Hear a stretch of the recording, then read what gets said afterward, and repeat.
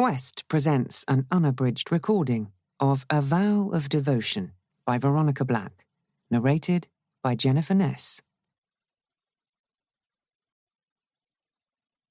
Chapter 1. It was a day for feeling hopeful and optimistic.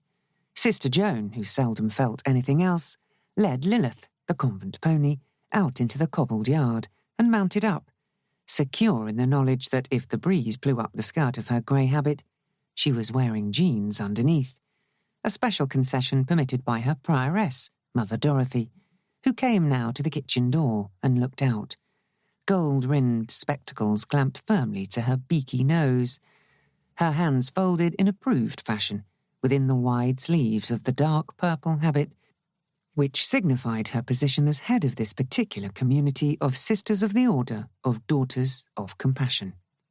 When her 5-year term was over, she would wear a purple band on the right sleeve of her grey habit to remind her of the office she had held, rather like a sergeant's stripes, Sister Joan thought, with an inward grin, composing her face as she turned dark blue eyes towards her superior. "Do you want me to pick up anything else for you in town?" she asked. "I don't think so, sister. You'll check the velvet is good quality?" "Yes, of course, Mother. Sister Teresa is going to look beautiful, isn't she?" "And velvet is such a sensible choice," Mother Dorothy said briskly. "It can be quite chilly at this time of year, and one doesn't want to see a bride of Christ shiver her way through her final vows. You'll look in on Father Malone?" "Yes, Mother." Sister Joan bowed her veiled head for the swift blessing sketched upon the air and trotted beneath the arch and down the side path to the drive, which curved between lawn and shrubbery to the moorland track. In Cornwall, spring often came sooner than in other parts of the country, and this spring was no exception. The turf was starred with wildflowers, and there was a faint golden haze on the horizon that hinted at a fine day to come. "Come, Lilith!" Sister Joan slapped the pony on her rump and broke into a canter. Behind her she heard a doleful whining from Ellis, the year-old Alsatian bitch, acquired originally as a guard dog for the isolated community. Sister Joan had taken the precaution of tying Alice up before she set out, since a gambling dog wasn't the most desirable companion for a trip into town. Her conscience was less stricken than it might have been, since she knew perfectly well that Sister Perpetua would take Alice's mind off her imprisonment with a few choice titbits. The infirmarian had a soft spot for animals, though she would have been unwilling to admit it, having long since cast herself in the role of a red-haired, peppery individual with no time for sentiment. "And what role do I see myself in?" Sister Joan thought, checking her speed and holding Lilith to a more decorous pace.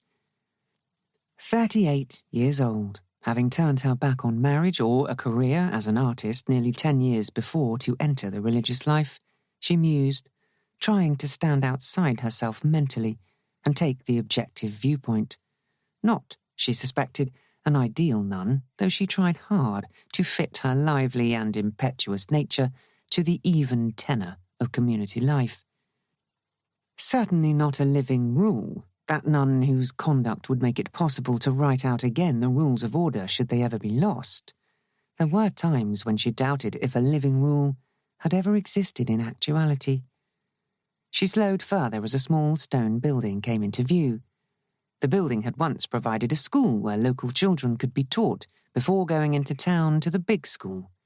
She herself had been the teacher, with a small class composed of local children and a few from the Romany camp high on the moor. She had enjoyed her period of teaching until new regulations had forced the school to close. Now the stone building stood mute and locked, its windows boarded up. It was still convent property, but nobody had thought of a proper use for it. As she turned into the main street of the town, she decided she would call first on Father Malone. Sister Jerome, who had kept house for him, and the curate, Father Stevens, since the former's return from his sabbatical abroad, couldn't be said to be an amiable woman, but she made splendid coffee.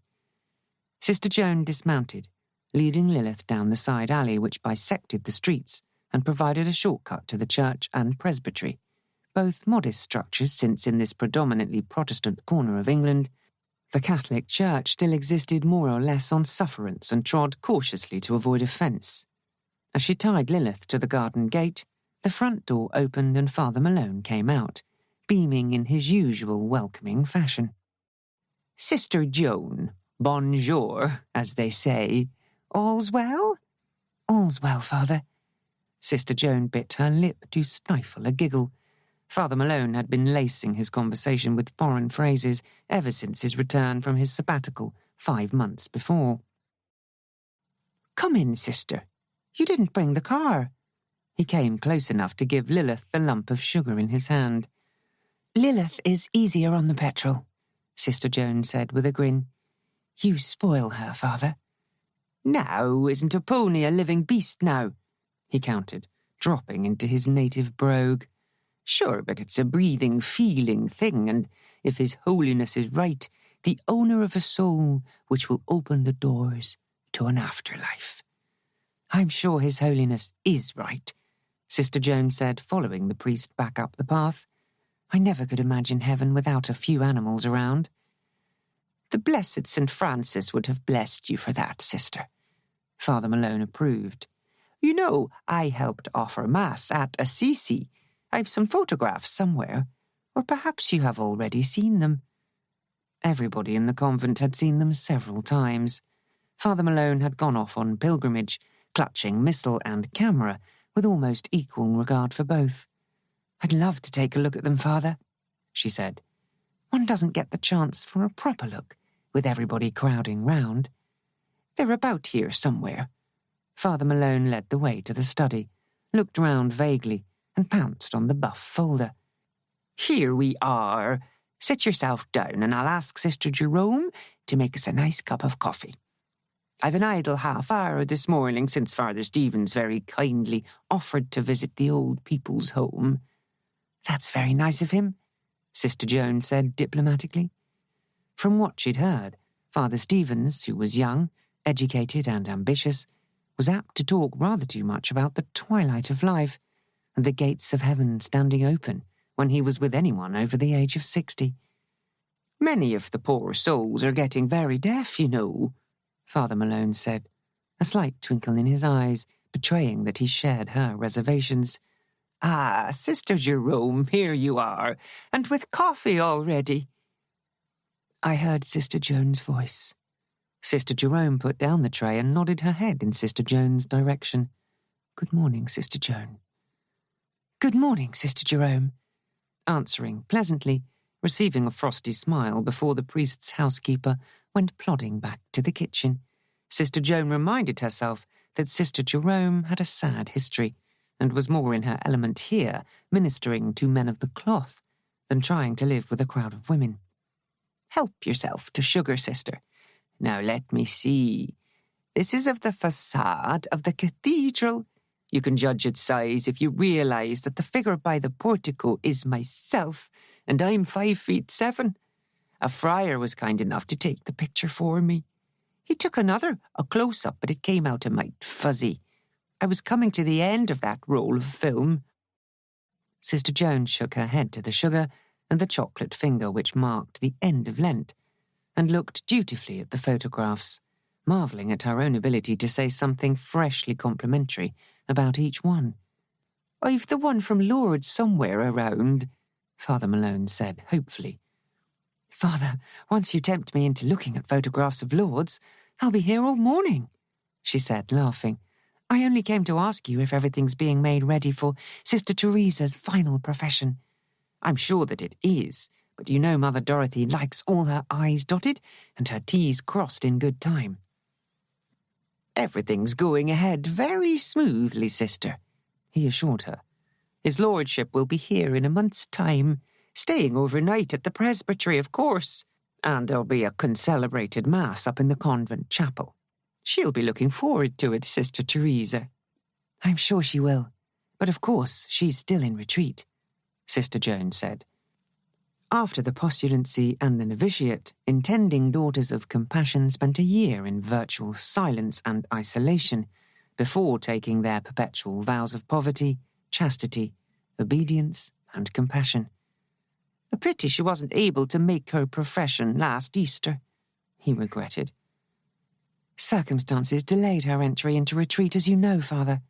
In a way, the delay will work to our advantage, I think, Sister Joan said, rising. Not being able to join fully in the celebrations at Easter with the rest of us means she starts out with a sacrifice, and then, having her own ceremony after Easter, will make it a real landmark day. Without having to compete with the risen Christ for the attention of the community. Father Malone shook his grey head at her reproachfully. I didn't mean it quite like that, Father, she protested. I'm sure you didn't. Whatever the circumstances, I'm sure Sister Teresa's day will be a wonderfully happy one. You have errands to do? I'm collecting the material for Sister Teresa's dress. Is it all right if I leave Lilith here? She dislikes being ridden through traffic. As long as you please, Sister. The traffic will be getting worse here soon, I'm afraid. He rose to accompany her to the door. Tourists so early? Sister Joan looked at him. New Age travellers, Father Malone said, giving each word a large, doleful capital letter. Apparently, a large group are headed this way. They'll probably camp out of town, on the moor, she said. One hopes so. Father Malone, who liked his fellow human beings to be in neat categories, sighed. It's very difficult to draw the line between freedom and license, isn't it? We shall just have to pray that they don't cause too much damage.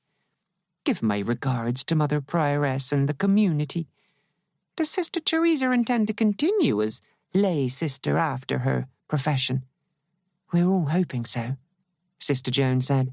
A year of my cooking is about as much as the community can endure. Goodbye, Sister Jerome. From the kitchen door, Sister Jerome offered her a curt nod before returning to the sink. The line between lay and semi-enclosed sister was, in the Daughters of Compassion, as fine as between the freedom and licence the priest had remarked upon, she mused, as she strode off down the main street, the ends of her short white veil fluttering in the spring breeze. Within the community, the nuns remained within the confines of the enclosure, earning their living as far as was possible from their home base. Only the lay sisters went out to do the marketing, and in return for that small freedom, lived more separately than their sisters, taking their meals and recreation separately, the Marthas of the community. Sister Teresa's year-long retreat had imposed a certain loneliness on Sister Joan too. Mother Prioress had hinted that if Sister Teresa chose to continue as lay sister, she herself might be considered as assistant mistress of novices. Not that she considered herself a suitable mistress of anyone, but it would be nice to write home and tell her family about it. Her mother would certainly regard it as a promotion. In her letters, she frequently hinted what a thrill it would be if her only daughter got elected as prioress one day. To which dizzy heights I am unlikely to aspire, Sister Joan muttered, and walked full tilt into a tall man walking in the opposite direction. Talking to yourself, Sister Joan? Times must be desperate. Detective Sergeant Alan Mill took a pace backwards and looked down at her, one dark eyebrow raised in amusement. It's probably the onset of my twilight years, Sister Joan said. How are you, Detective Sergeant Mill? Well enough. He gave her a second look. And you, sister? It's months since we've met. I don't come into town more than once a month, and then I'm usually in the car. I rode in today on Lilith. Not shopping? Sister Teresa makes her final profession next month, and I'm here to pick up the material for her dress. Dress? His eyebrow rose again. Wedding dress, she said provocatively, waiting for the scowl. It came, reminding her of Jacob, whom she seldom thought about these days except when she ran into the detective. Both were dark, lean men, Detective Sergeant Mill having the advantage in height and a chiselled profile, while Jacob had borne the palm for intensity of dark eyes and quick, nervous gesture. You can't expect an agnostic to be very thrilled at the prospect of a healthy young woman getting herself togged up to exchange marriage vows with someone who was executed nearly 2,000 years ago, he said. You must allow us our eccentricities, she said lightly, but there was a flash of concern at the back of her eyes. Detective Sergeant Mill had never spoken so sourly of religious matters before. He and she had, at the beginning of their acquaintanceship, tacitly agreed to beg to differ. He had always shown respect towards her beliefs, and she had gleaned the impression that he was more sympathetic than otherwise to the faith. Sorry, sister, he said quickly. That was rude and insensitive. The truth is that I'm not in the mood to talk about marriage today.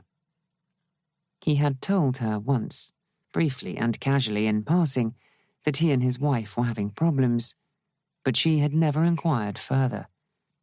Nor would she do so now.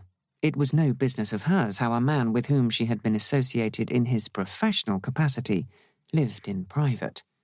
Before she could change the subject, however, he said, My wife's asked me for a divorce, and I've agreed. I'm truly sorry. Her expression had darkened slightly. Divorce was always a sad end to a relationship, and in this case there were children. We're merely closing the book on a tale that was told quite a long time ago, he said. She'll take the boys, but I'll have ample access. There's nobody else involved. Then couldn't you? Not unless I left the force, and I'm not prepared to do that. It's not her fault. When we first married, she didn't realise. Neither of us realised the inroads the job makes into one's private time. We've lived apart for 2 years, in fact, if not in name, so there won't be any difficulties. Aren't there places you can go for counselling these days? She ventured. We're neither of us interested, he said. Then I am sorry, she repeated gently. I can understand how you feel when I go on about Sister Teresa's final profession. It must seem like a medieval mockery to you. I wish her happiness anyway, he said. How's the dog getting on? Alice? Alice is a joy and a delight, Sister Joan said, relieved to have moved away from the personal. I gave her to the community as a guard dog. Oh, she's that too, or will be when she's completed her training, Sister Joan assured him. She's very intelligent and obedient. I'll call one of these days and see how she's getting on. You'll be very welcome, Detective Sergeant Mill. How are things apart from... On the work front, everything's very quiet, for the moment. We've just had word that a group of New Age travellers are headed in this direction. If we all keep very quiet, they might pass on by. You don't approve? Not much. You know, she said, smiling as the thought occurred to her, I suppose that our blessed Lord and his disciples were rather like New Age travellers in their day. A group of men with a sprinkling of women journeying about in the Holy Land, not staying quietly in their homes and minding their own business. I doubt if Jesus and his friends smoked hash or claimed social security benefits, Detective Sergeant Mill said dryly. Probably not. Will you try to move them on then? I'll try to persuade them not to stay too long, he said grimly. You don't mind the gypsies? There's been a Romany camp up on the moor for nearly 300 years, sister. They earn a living of a sort, pay their fines or serve their time if they fall foul of the law, and don't interfere with the rest of us. We've a live and let live policy towards them. The other lot are different. If they give you any trouble at the convent, let us know. Oh, Alice will see them off, Sister Joan said cheerfully. It was nice seeing you again. You too, sister. Take care now. He saluted her with a slight lifting of his hand and went on past her down the street. She turned to stare after him, frowning a little. From the beginning there had been an unspoken understanding between them that anything in the nature of a personal friendship was out of the question. She had helped him in a couple of cases in which she had become innocently involved, and when the last report had been written, they went their separate ways. That he should speak so readily of his impending divorce demonstrated his bitterness. That might indicate there was some feeling left in him for his estranged wife. She resolved to pray about it, and went on briskly. The smooth folds of velvet were a soft ivory in shade. There would be sufficient over for a heart-shaped cap, from which a plain white veil would descend. Sister Teresa had chosen to carry lilies and white rosebuds. With her dark hair and brown eyes, she was going to look lovely. Paying for the material, watching the assistant parcel it up, she remembered her own dress, of white muslin with a ruffled hem, and white carnations because it had been summer, and anything heavier than muslin would have swamped her small, slight frame. Her parents and both her brothers had been there, looking unfamiliar in their best go-to-church clothes, her mother's face shaded by a white-brimmed hat so that it was impossible to see if she was shedding a few tears or not. Jacob hadn't come. No point in prolonging the agony, Jacob had said, when they'd finally decided that he couldn't bring himself to marry a Gentile, and she had known that she couldn't bring herself to convert to Judaism, much as she respected that ancient faith.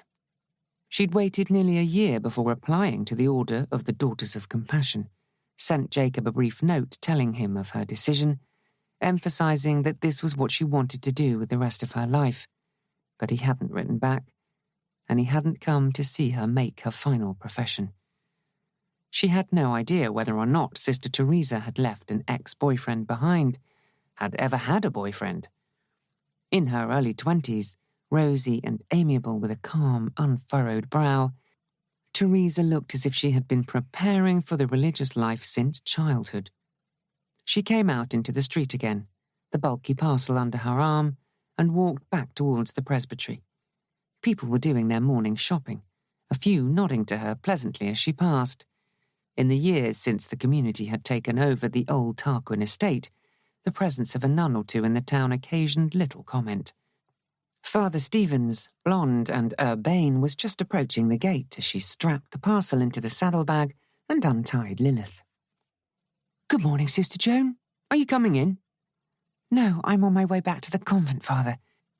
Did you have a good visit at the old people's home?" "Inspiring," he said. "Being with old people humbles one, don't you find? Such experience, such nobility." "I'm sure you're right, Father," Sister Joan said kindly. In her opinion, age didn't always confirm either experience or nobility. Bad-tempered young people simply became more so as they aged. But Father Stevens was still an idealist, with no glimmerings of any sense of humour. He would probably end up as a bishop, she thought, and mounted Lilith hastily, lest her twinkling eyes betray the course her thoughts were taking. "You've heard the news, I suppose, about the New Age travellers coming?" In such sepulchral tones might a Saxon monk have announced that Viking longships were on the horizon. "Yes, but they're not here yet, are they?" she said aloud. "One hopes they will go elsewhere," he said. "But then someone else will have the inconvenience." "You're right, sister. That was a selfish thought, though I fear I'm not the only one thinking it," he said. "Perhaps one should welcome them. Many must feel rootless, seeking their pleasure in drugs and, other things." "Sex, do you mean?" Sister Joan gathered up the reins. Father Stevens betrayed his youth by blushing bright red. "I tried it once," he said. "Good Lord, Father!" She stared at him, and he went, if possible, a deeper shade of scarlet, as he said hastily, "Marijuana, sister. What they call hash. A few of us got hold of some in school and smoked it. Well, I only had a couple of puffs before I felt sick, but I feel I have some experience of being high." "Indeed you have, Father.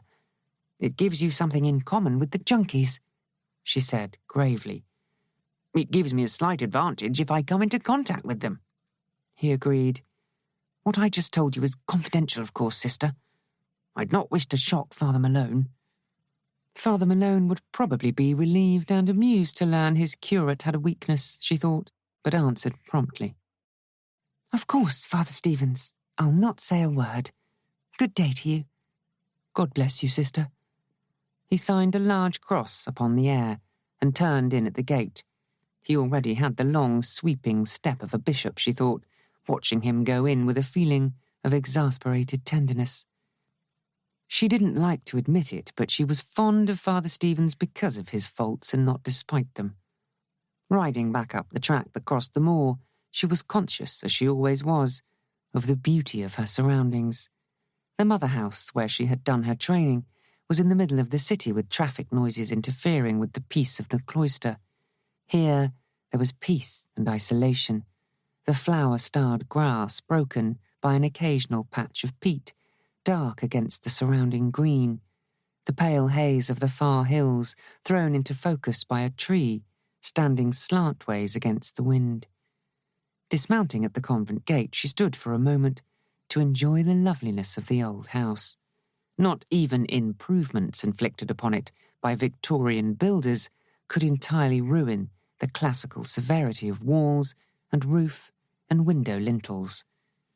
The great house had been built of granite, its tiled roof now worn by age to a silvery grey, its chimneys smokeless since there was heating only in the infirmary, and then only in the coldest part of the winter.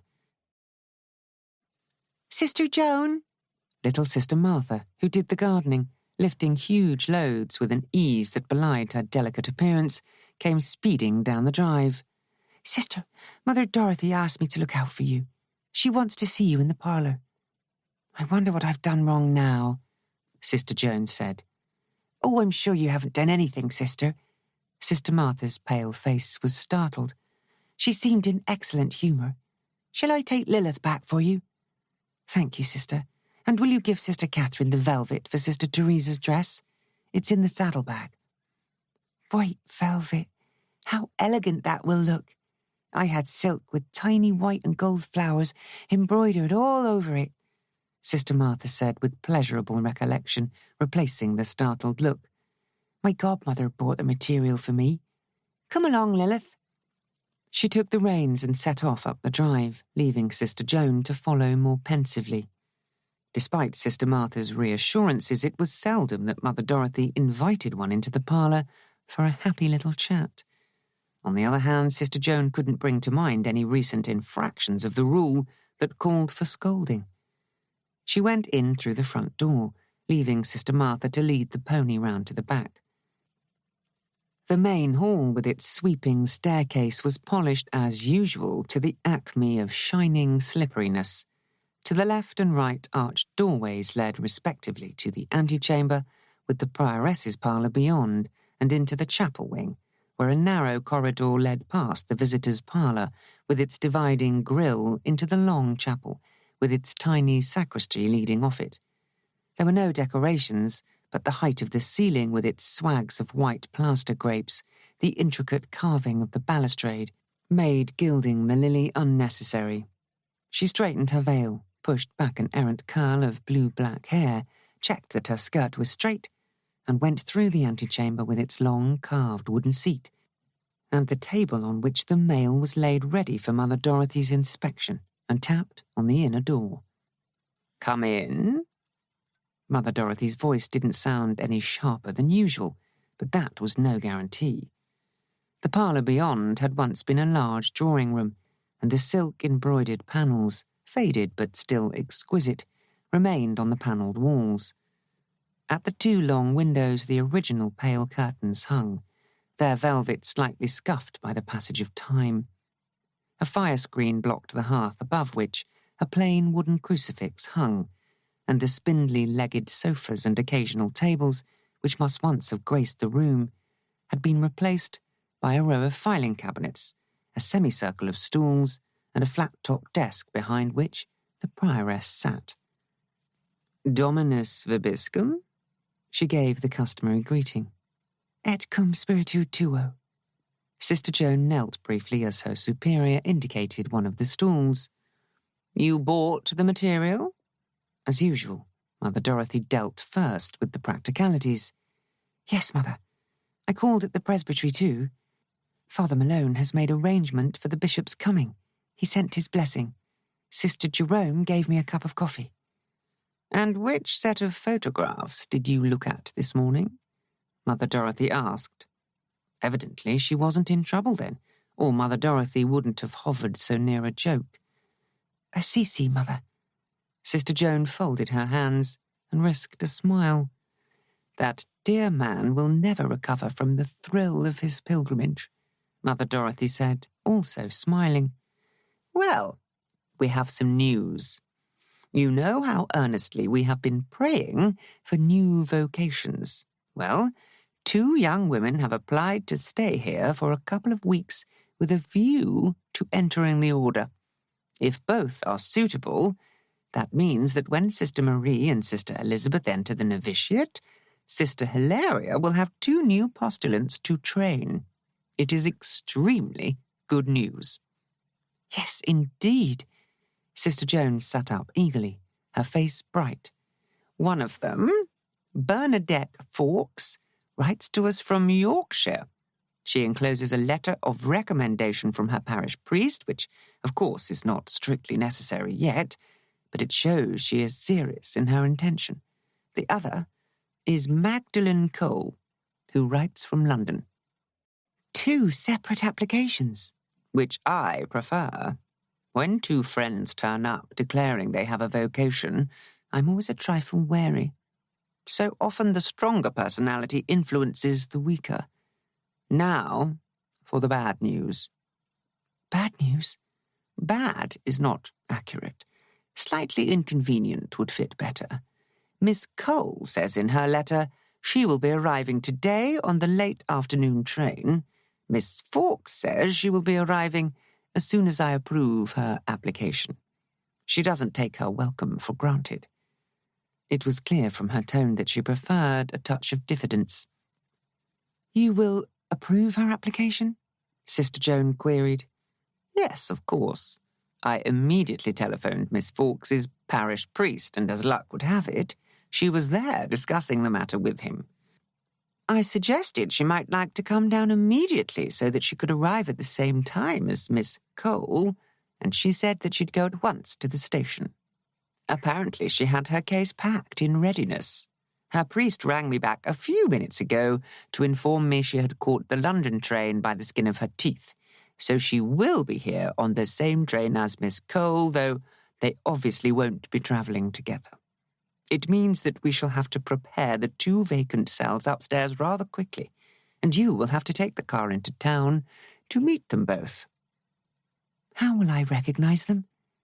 If I were you, I'd station myself at the station exit and wait for them to recognise you, Mother Dorothy said. Bernadette Fawkes is 22. Magdalen Cole doesn't give her age. I'll see they get a good welcome, Sister Joan said. Will they join in with the life of the community? As far as their lay status permits, they will be paying a modest fee for bed and board, but they will, of course, be guests while they're with us. It will give them the chance to observe the routine of the convent at first hand and help them to decide whether or not the religious life might be for them. As much as we wish for new vocations, that is no reason for lowering our standards. I think it might be a nice gesture if we were to put flowers in the 2 cells and see if Sister Perpetua can provide a couple of hot water bottles. They may find it cold here at night, with no heating. They're not the only ones, Sister Joan thought irreverently, as she rose and knelt, saying aloud, I'll see about it, Mother. May I be excused now to get on with lunch? Yes, of course. I'll announce the imminent arrival of our 2 guests at the meal. Thank you, Sister. 2 intending postulants marked the day as a red-letter one. In the hall, Sister Joan paused to smile at the prospect. The front door was still open, but the sunlight had fled from the lawn beyond. The breeze must have sharpened, since there was no other reason for the long shiver that suddenly racked her from head to foot. Chapter 2. Sister Perpetua had started off the soup and cut the bread for the cheese sandwiches that accompanied it. Lunch, even on non-fast days, was a modest affair. It matched her own culinary skills, she thought wryly, wondering if her own artistic talents would ever be fully utilised. An occasional painting, a piece of embroidery, were all she had been permitted to do since her entry into the religious life. She knew the reason for it, which didn't make it any easier to bear. She took a personal pride in her talents, unlike Sister Catherine, who produced exquisite lace without thinking for one moment that she had achieved anything out of the common run. Personal pride in one's accomplishments wasn't to be encouraged, lest it led to singularity. But oh, for the swishing motion of a brush, loaded with paint, in her fingers. "Sister, you're spilling the soup!" Sister Gabriel, 86 years old and proud of every moment of her years, had come from the infirmary where she and Sister Mary Concepta slept, and stood, looking triumphant, in the kitchen doorway. "I'm very sorry, Sister Gabriel. I was dreaming." "You generally are," Sister Gabriel remarked. "I hear we're to have guests." "How on earth did you hear that?" "Mother Dorothy came to tell Sister Mary Concepta and me. She knows we like to be kept informed of events. It will be agreeable to see a couple of new faces here for a while. If they're suitable, that could mean a couple of new postulants for Sister Hilaria to train. Sister Marie and Sister Elizabeth ought to have been admitted to the novitiate months ago." "Yes, one doesn't like to ask, but—" "Oh, they both said they felt they needed more time in the postulancy," Sister Gabriel said. "As novices, they'd come more directly under Mother Dorothy's rules, and Sister Hilaria would be quite lost without a couple of postulants to trail after her. Sister Marie and Sister Elizabeth are two very kind-hearted girls." "Yes." Sister Joan wondered if she could have endured to spend longer as lowly postulant out of the kindness of her heart, and was glad that she had never had to make the decision. "The soup," said Sister Gabriel, "will be stone cold." "It's gazpacho, Sister." "In my experience," said Sister Gabriel, stumping back towards the infirmary, "cold tomato soup is cold tomato soup in any language." Sister Joan chuckled as she carried the heavy tureen down the narrow passage and up the stairs. At the head of the staircase, the two back-sweeping wings of the building were at left and right, with double doors at the head of the stairs leading into the former ballroom, which was built out over the back courtyard. Ballroom was probably an exaggeration in terms, since it could never have held more than 6 couples comfortably, but the 2 rooms that now occupied this space and were used as dining room and recreation room were handsome enough, divided by a further wall with double doors. Setting her tray down on the serving table, Sister Joan wished, not for the first time, that the original owners had seen fit to install a dumbwaiter for the convenience of the servants. There was a back staircase, but carrying the food up there would still entail a longish trip down the passage that led between the sleeping quarters in the left-hand wing.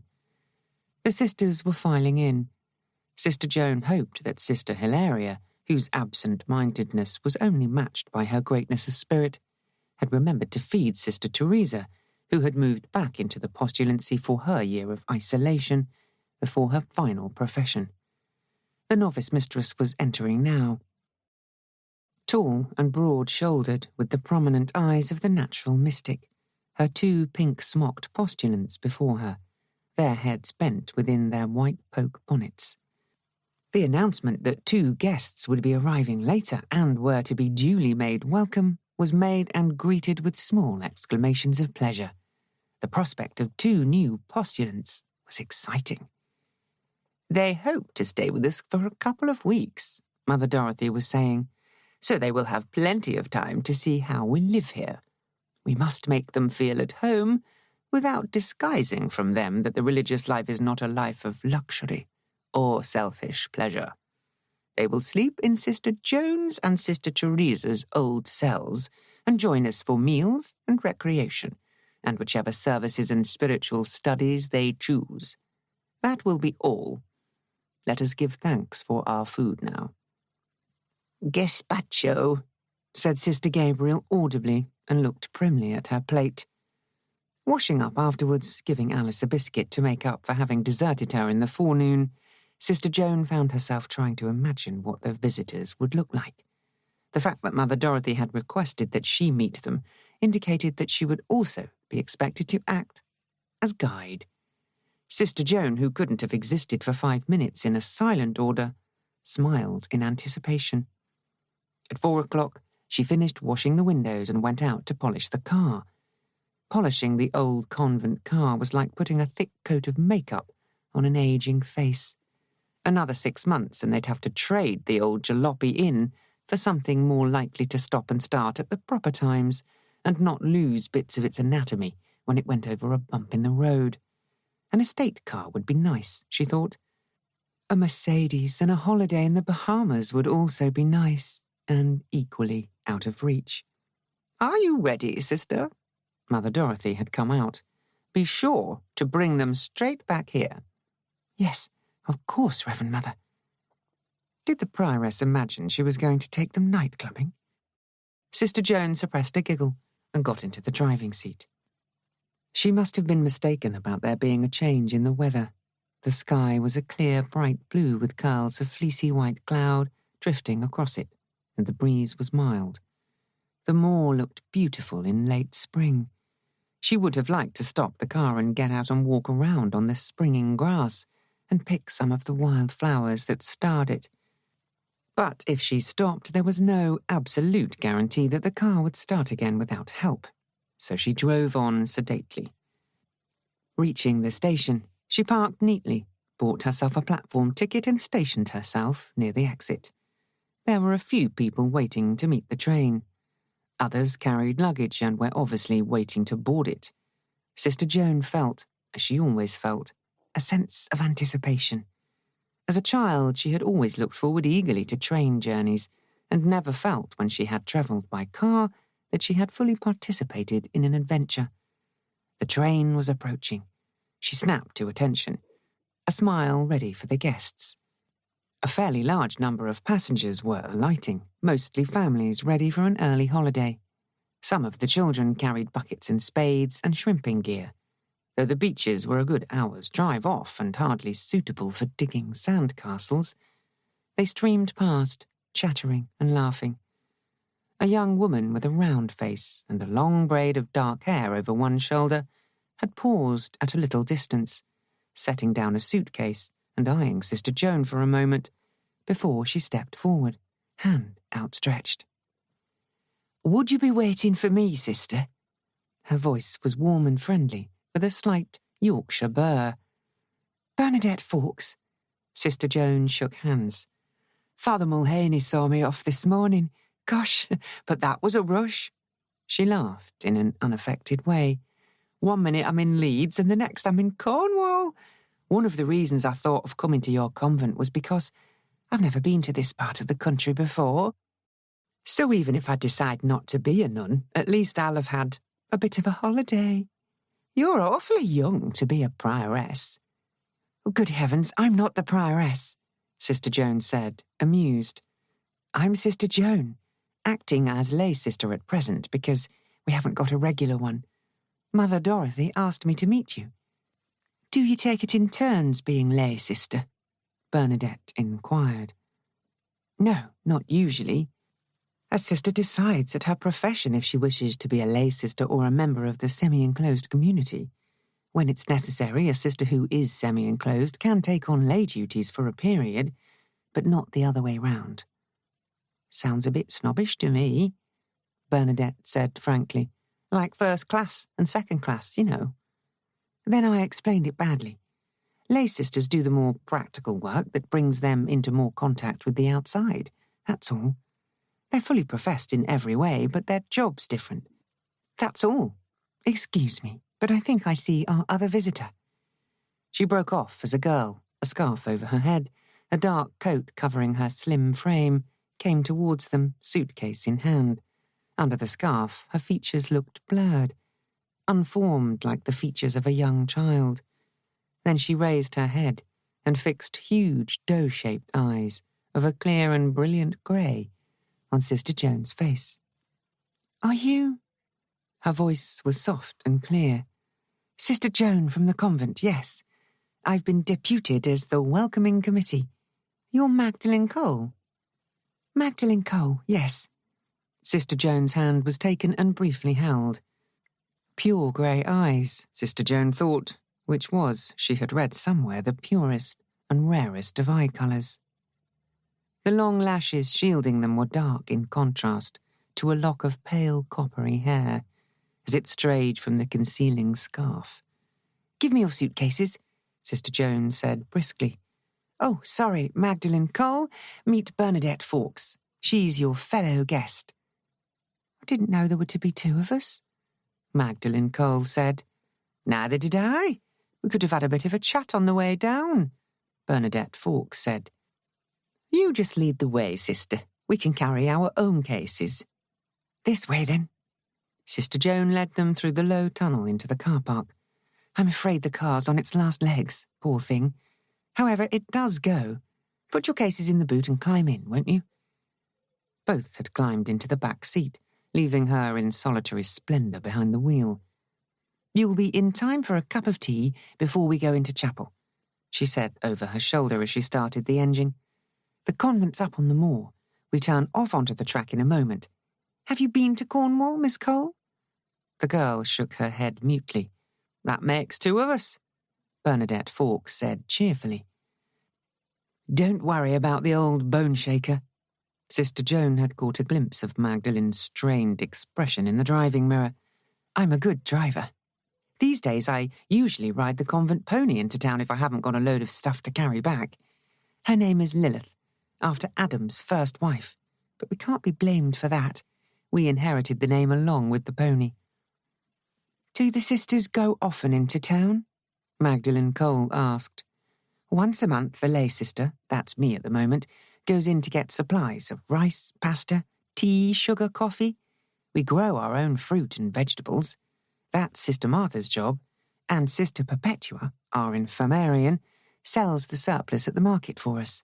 We collect dairy foods from a local farm, and the Romanis bring us gifts of fish from time to time."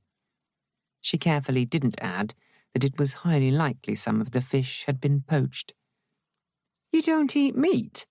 Bernadette Fawkes asked. "Not at all. Will that be a problem for you? If one's health demands it, then we do make exceptions for medical reasons." "I can live without chops," Bernadette Fawkes said, laughter in her voice. "I'm a vegetarian," the other said primly. "What's that?" There was a sudden note of alarm in her voice. "The old school building. It used to be part of the original Tarquin estate, so it now belongs to the convent. The local authorities laid on a bus for the kids from outlying districts, so the place isn't used now." "Then there aren't any neighbours?" "Not within a mile or so." Sister Joan wondered at the anxiety in Magdalene Cole's soft voice. "There's a housing estate a couple of miles past the convent, and the permanent Romany settlement over the hill, but that's about all. Here we are." They drove slowly through the gates, Alice's excited yelping reaching them as they turned into the cobbled yard. "That's Alice. She's an Alsatian, but very friendly." Sister Joan unclipped her seatbelt. "Leave your luggage in the car for now. Someone will take it up for you." "Alice, down. You're supposed to be a guard dog. We'll go round to the front door and introduce you to Mother Dorothy." "It's very posh," Bernadette Fawkes said as they rounded the corner again. "The Tarquins were posh and built accordingly," Sister Joan said. "This is the main hall, with the prioress's parlour there on the left, and the door on the right leading to the chapel wing. The door at the foot of the stairs leads to the infirmary and the kitchen. The lay cells are off the kitchen and the other cells directly above. You'll soon find your way around." "Who were the Tarquins?" Bernadette Fawkes inquired. "The local squires. They sold off their property to our order, and the family died out. Come and meet Mother Dorothy. We elect a new prioress every 5 years, so Mother Dorothy still has nearly 3 years of her term of office to go." She went through the antechamber, tapped on the door, opened it, in response to Mother Dorothy's invitation, ushered the visitors within, and at a glance from her superior, went out again.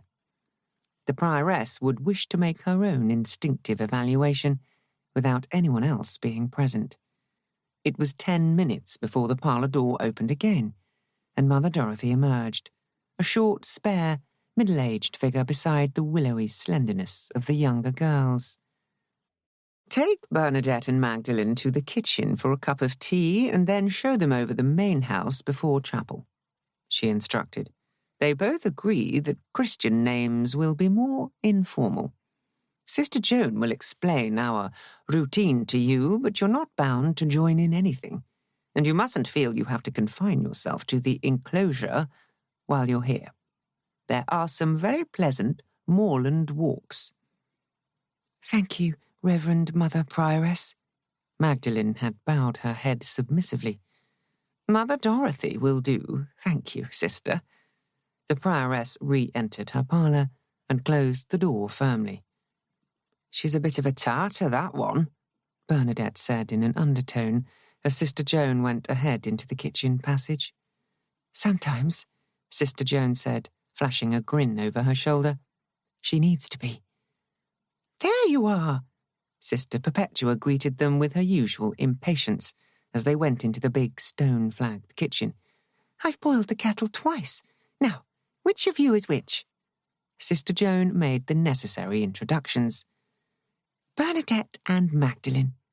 Sister Perpetua handed round mugs. "Two decent Catholic names for a change. Take off your coats and make yourself comfortable. Sister Martha took up the cases." Bernadette pulled off her wind-cheater to reveal a dark green sweater, which picked up the fleck in her tweed skirt. Magdalene was also wearing green, a shapeless dress of a muddy olive colour, both execrable. Her headscarf was untied with what Sister Joan interpreted as a marked reluctance to reveal shining coils of coppery hair with strands escaping from their pins to feather her face.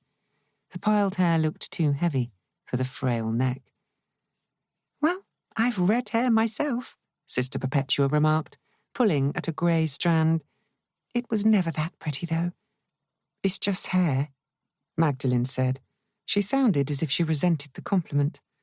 The tea was drunk, Sister Perpetua thanked, and Sister Joan stood up, sounding in her own ears slightly over-hearty, as she said, "It'll be a quick tour.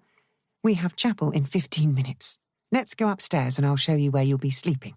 This way."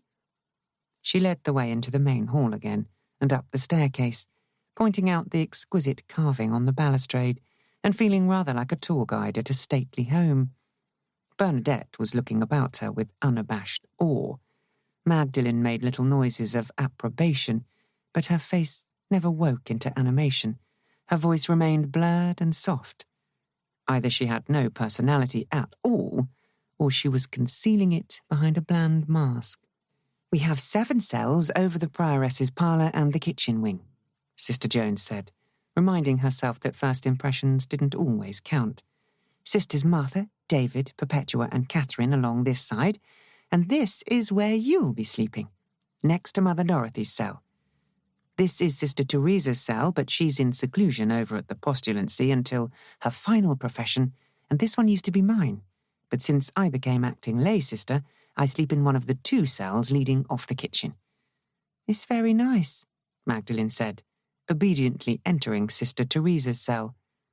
Nice seemed an odd word to use about the rectangle of whitewashed walls, the small white-curtained window, the single bed with its dark blanket, the shelf on which books could be ranged but which now held a glass vase with flowers in it, the hooks at the back of the door where garments could be hung, the 2-drawer locker for more intimate garments, the basin and wash jug, on the bare wooden floor. "If you'd like to unpack," she said aloud, "and then come down to chapel, I'll wait for you in the main hall." Leaving them to it, she went downstairs again, as Sister Perpetua approached. "They seem like pleasant girls." The infirmarian paused to exchange a few words. Yes, they do. Mind you, they'll both be on their best behaviour," Sister Perpetua was continuing. "The red-haired one, Magdalene, seems very shy." Shy. Sister Joan considered the word. Shy sounded wrong. Reserved. Inhibited. Those were the words she would have chosen herself. "I'd better go and give Mother Dorothy a hand. She's been telephoning most of the afternoon," Sister Perpetua said, "trying to find a few legal ways of making some money. It seems a pity that we have to pay bills, doesn't it?" "Especially when they get bigger all the time," Sister Joan agreed. Shortage of funds was a perennial problem. The rule allowed nuns to work outside the enclosure if it was necessary, but it was difficult even for lay people to find work these days. Produce from the gardens was sold cheaply in the marketplace, and Sister Catherine did well with her lace and needlework. Sister David worked on translations and was compiling a series of short books for children on the saints, dealing with them in alphabetical order, but no publisher had yet been found. Mother Dorothy came out of the parlour. "Nothing to do, Sister Joan?" Her eyebrows had risen slightly. "The guests are getting ready for chapel, Reverend Mother." Sister Joan automatically straightened up, reflecting not for the first time that Mother Dorothy had that effect on most people. "I'm sure I can count on you to show them round and make them welcome." Mother Dorothy's tone had mellowed slightly. "It is never easy for lay people when they come into such a different environment." "No, it isn't." Sister Joan's mind flew back to the first time she had entered the Mother House in London and breathed in for the first time the scent of beeswax, incense and soap that had been the prevailing perfume in every convent she had entered since. "Yes, very pleasant girls," Mother Dorothy repeated. She seemed to be following her own private train of thought, since she added a moment later in a voice that didn't seem to be directed at anyone in particular, "Something doesn't fit." "Mother?" Sister Joan looked at her. "Nothing, sister. You had better go and hurry them up." Mother Dorothy went back into the parlour and closed the door. It wasn't like the prioress to be obtuse. Sister Joan frowned after her for a moment, then turned as the two visitors came down the stairs. Magdalene had resumed her dark headscarf.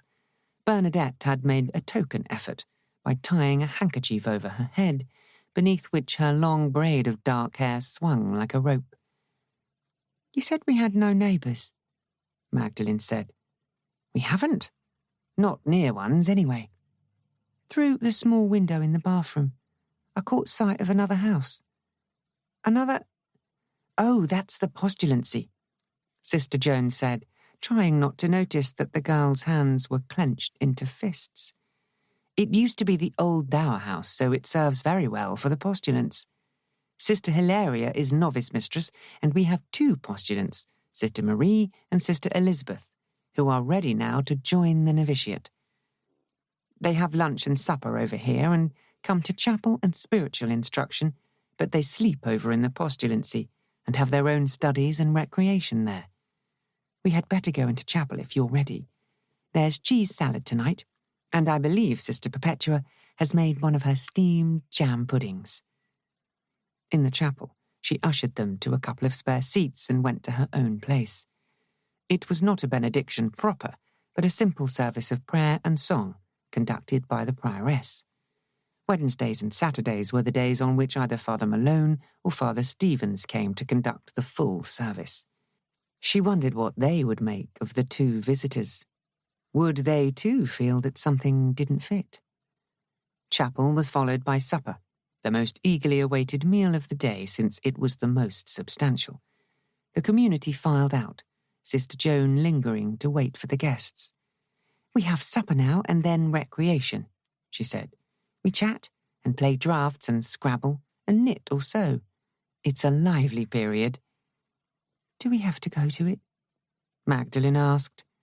"No, of course not. You can go up to the library over the chapel and borrow a book if you like. Sister David is our librarian and she likes us to sign the book there when we take anything out. There's quite a wide selection. Or you can help me with the dishes if you're feeling self-sacrificing." "I'll help with the dishes," Magdalene said. "Bernadette?" Sister Joan looked at her. "I'll be self-sacrificing tomorrow," Bernadette said brightly. I'd like to go to recreation, sister. Fine. Let's go up to supper then. Shepherding them up the stairs, she wished that she could look forward to Magdalen's prospective company a little more. The girl was unsure of herself, wanting to create a good impression. That was all. Sister, can you take up the bread? I've done everything else, but I have to help Sister Mary Concepta upstairs, Sister Martha asked as she approached. Sister, I'm sorry. That was my responsibility. Sister Joan dived back through to the kitchen, thinking ruefully that she must be getting old if she couldn't keep more than one thing in her head at a time, and picked up the bread basket and the jug of dressing. Alice growled suddenly, deep in her throat, raising her head from the basket where she was curled. What is it, girl? Sister Joan put down the dishes and went to the kitchen window. In the courtyard, a soft twilight was stealing in, and the shadows were growing longer. Nothing moved, but a restless whinny came from the stable. Standing at the window wasn't going to achieve much. Sister Joan opened the door and said loudly, Hello? Is anybody there? There was only the echo of her own voice. The breeze had freshened, blustering round the corner in a flurry of dust motes. Is there someone there? She took another couple of steps forward, the breeze lifting the edge of her veil. Alice had put her head down again for a nap.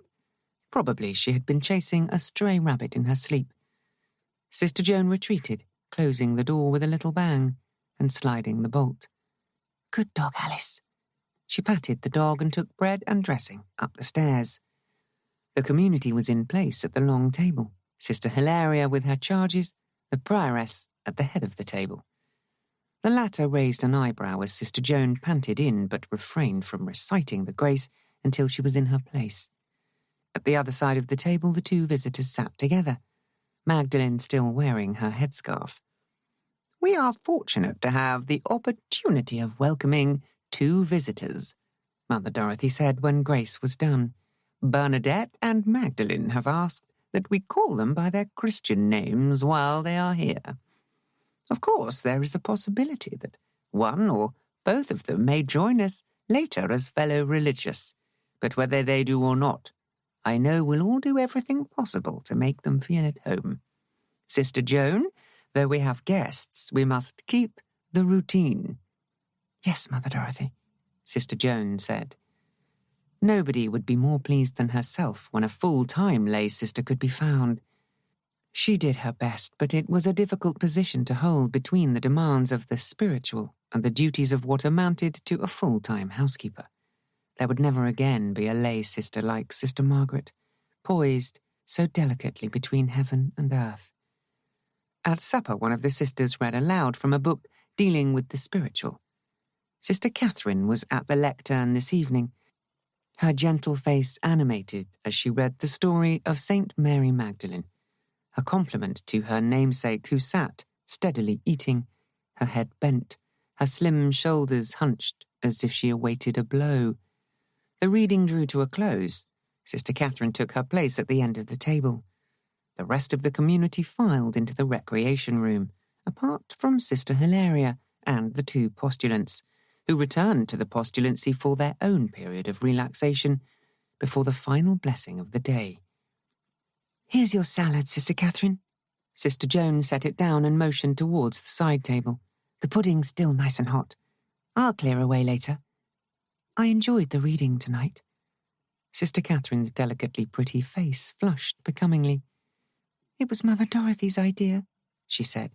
Tomorrow I'm to read something about St. Bernadette of Lourdes. And steal Father Malone's thunder. Shame on you. Sister Joan picked up the heavy tray and looked round. Oh, where did Magdalen go? To recreation, perhaps, Sister Catherine suggested. She said she preferred to help me in the kitchen. Oh well, she's entitled to change her mind. Glancing towards the adjoining door, she decided not to interrupt. She would probably get on faster alone.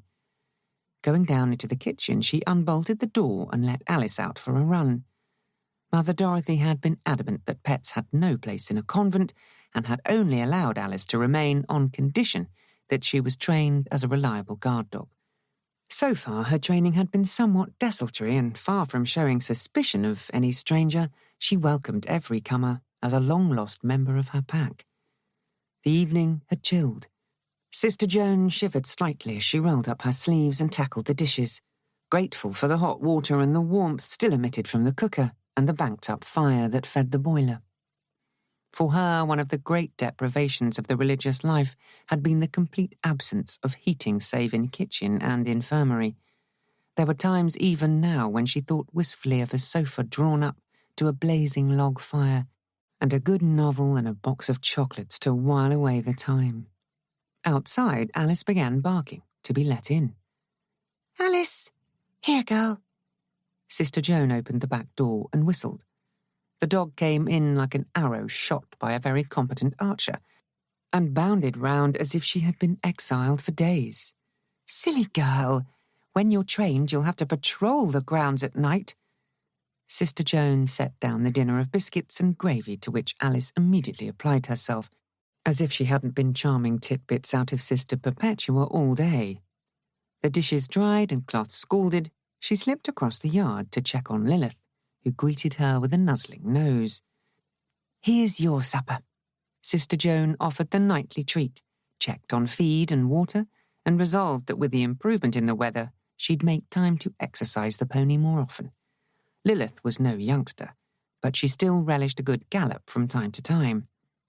"And so do I," Sister Joan questioned aloud and laughed as she bolted the stable door, patted the old jalopy in the yard, and went back inside.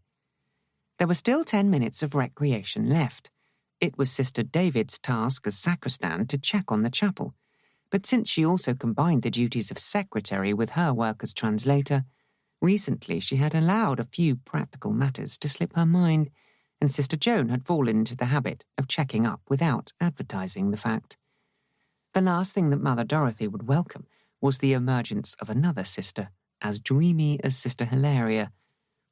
"She is a great soul and may be permitted a little wool-gathering," she had once informed Sister Joan, "but we are not blessed with her particular gifts, sister, so it behoves us to keep our feet on the ground." She had not, of course, been talking about Sister David, but scolding Sister Joan for absent-mindedly putting bicarbonate of soda instead of cornflour in the sponge cake. The memory of that made her grin ruefully again as she bolted the back door and went across the main hall to the chapel wing. In the chapel, the sanctuary light burned as it always burned, with a steady, deep crimson flame that cast a rosy glow over the main altar, above which the carved figure of Christ brooded, haloed by the first starlight piercing the circular window behind. A slender shape stood just beyond the lady altar, looking up the narrow stairs, as if deciding whether or not to mount. Magdalene had obviously gone exploring by herself, but there was something about her strained, listening attitude that seemed to beg for company. "Is there anything I can—" Sister Joan gulped as Magdalene swung round, her face alight with panic. That was ironic, Sister Joan thought. Why did Magdalene look so terrified when she was the one holding the open flick knife? Chapter 3. "I'm sorry, sister." The knife was withdrawn as swiftly as it had appeared. "You startled me." Evidently. Sister Joan took a grip on herself. "Isn't it illegal to carry a flick knife these days?" "Sometimes one is followed," Magdalene said. "Even so." Sister Joan hesitated, wondering what on earth to do. There was nothing in the rule about carrying weapons. "In the city, I imagine it can be quite dangerous for a lone woman. But here, there's really nothing to worry about. The only person who's liable to trail after you is Luther from the Romany camp. He's a bit simple in the head, but completely harmless. Perhaps you'd better let me take care of it. I feel safer with some protection," Magdalene said. "Look, we can go into town tomorrow and buy a personal alarm if you like," Sister Joan suggested. "One of those that screams if you press it. Believe me, we'd all come running." "I won't come into town," Magdalene said. but I'd be grateful for the alarm. I can give you the money for it now." She dug in the pocket of her dress and thrust a number of notes into Sister Joan's hand. "I'll see you get a receipt," Sister Joan said, wondering what on earth she was letting herself in for. "Honestly, you've no need to worry. Is the library up there?" Magdalene indicated the stairs. "The library and the storerooms, yes. Did you want to borrow a book? We have lights out at 9:30, but of course you may keep yours on to read if you wish. I'll do as the community does. Are the windows up there locked?" "No, they don't have locks," Sister Joan said. "Look, if you're worried about any burglars, there's no need to be. We leave the outside door to the chapel open all the time because we like to feel that anyone in need of spiritual comfort can come in to pray at any hour of the day or night. But we lock the inner door that divides this wing from the hall last thing at night. And though anyone coming into the chapel could go up to the library, the upper wing is blocked off from the main wing. They'd have to break down a brick wall in order to get through to the rest of us. Shall we go and start clearing up in the kitchen, or would you like to join the others at recreation?" "I'll help you, sister." The panic, the hint of violence were gone. Magdalene genuflected to the altar and went meekly out, pausing only to bless herself from the holy water stoop. Something had frightened the girl, frightened her so badly that she carried a knife with which to defend herself. Her drab appearance, so much at variance with her delicate patrician colouring, her beautifully manicured nails, her refusal to contemplate a trip into town, her checking out of neighbouring buildings and of locks, all pointed one way. Magdalene Cole was hiding. From an enemy or from the law? Sister Joan, wiping up dishes as the other washed them, was visited by doubt. Ought she to tell Mother Dorothy immediately about what had transpired, or should she keep her own counsel for the moment, watch and wait? Magdalene might be having delusions or choosing a rather odd way in which to make herself seem interesting to the community. For the time being, she would wait. She would also, she decided firmly, get hold of that flick knife as quickly as possible. The chapel bell rang the signal for the last prayers of the day.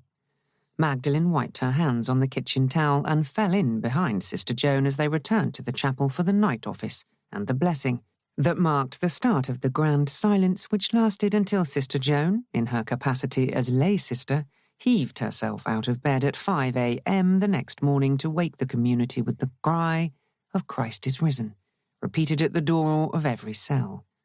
For the next few hours she could put the problem of the visitor at the back of her mind and sleep. Or not sleep. 2 hours later she sat up in bed, thumped her pillow, and decided that she must have been infected by Magdalene's apprehension, since she needed to check that the locks were all secure.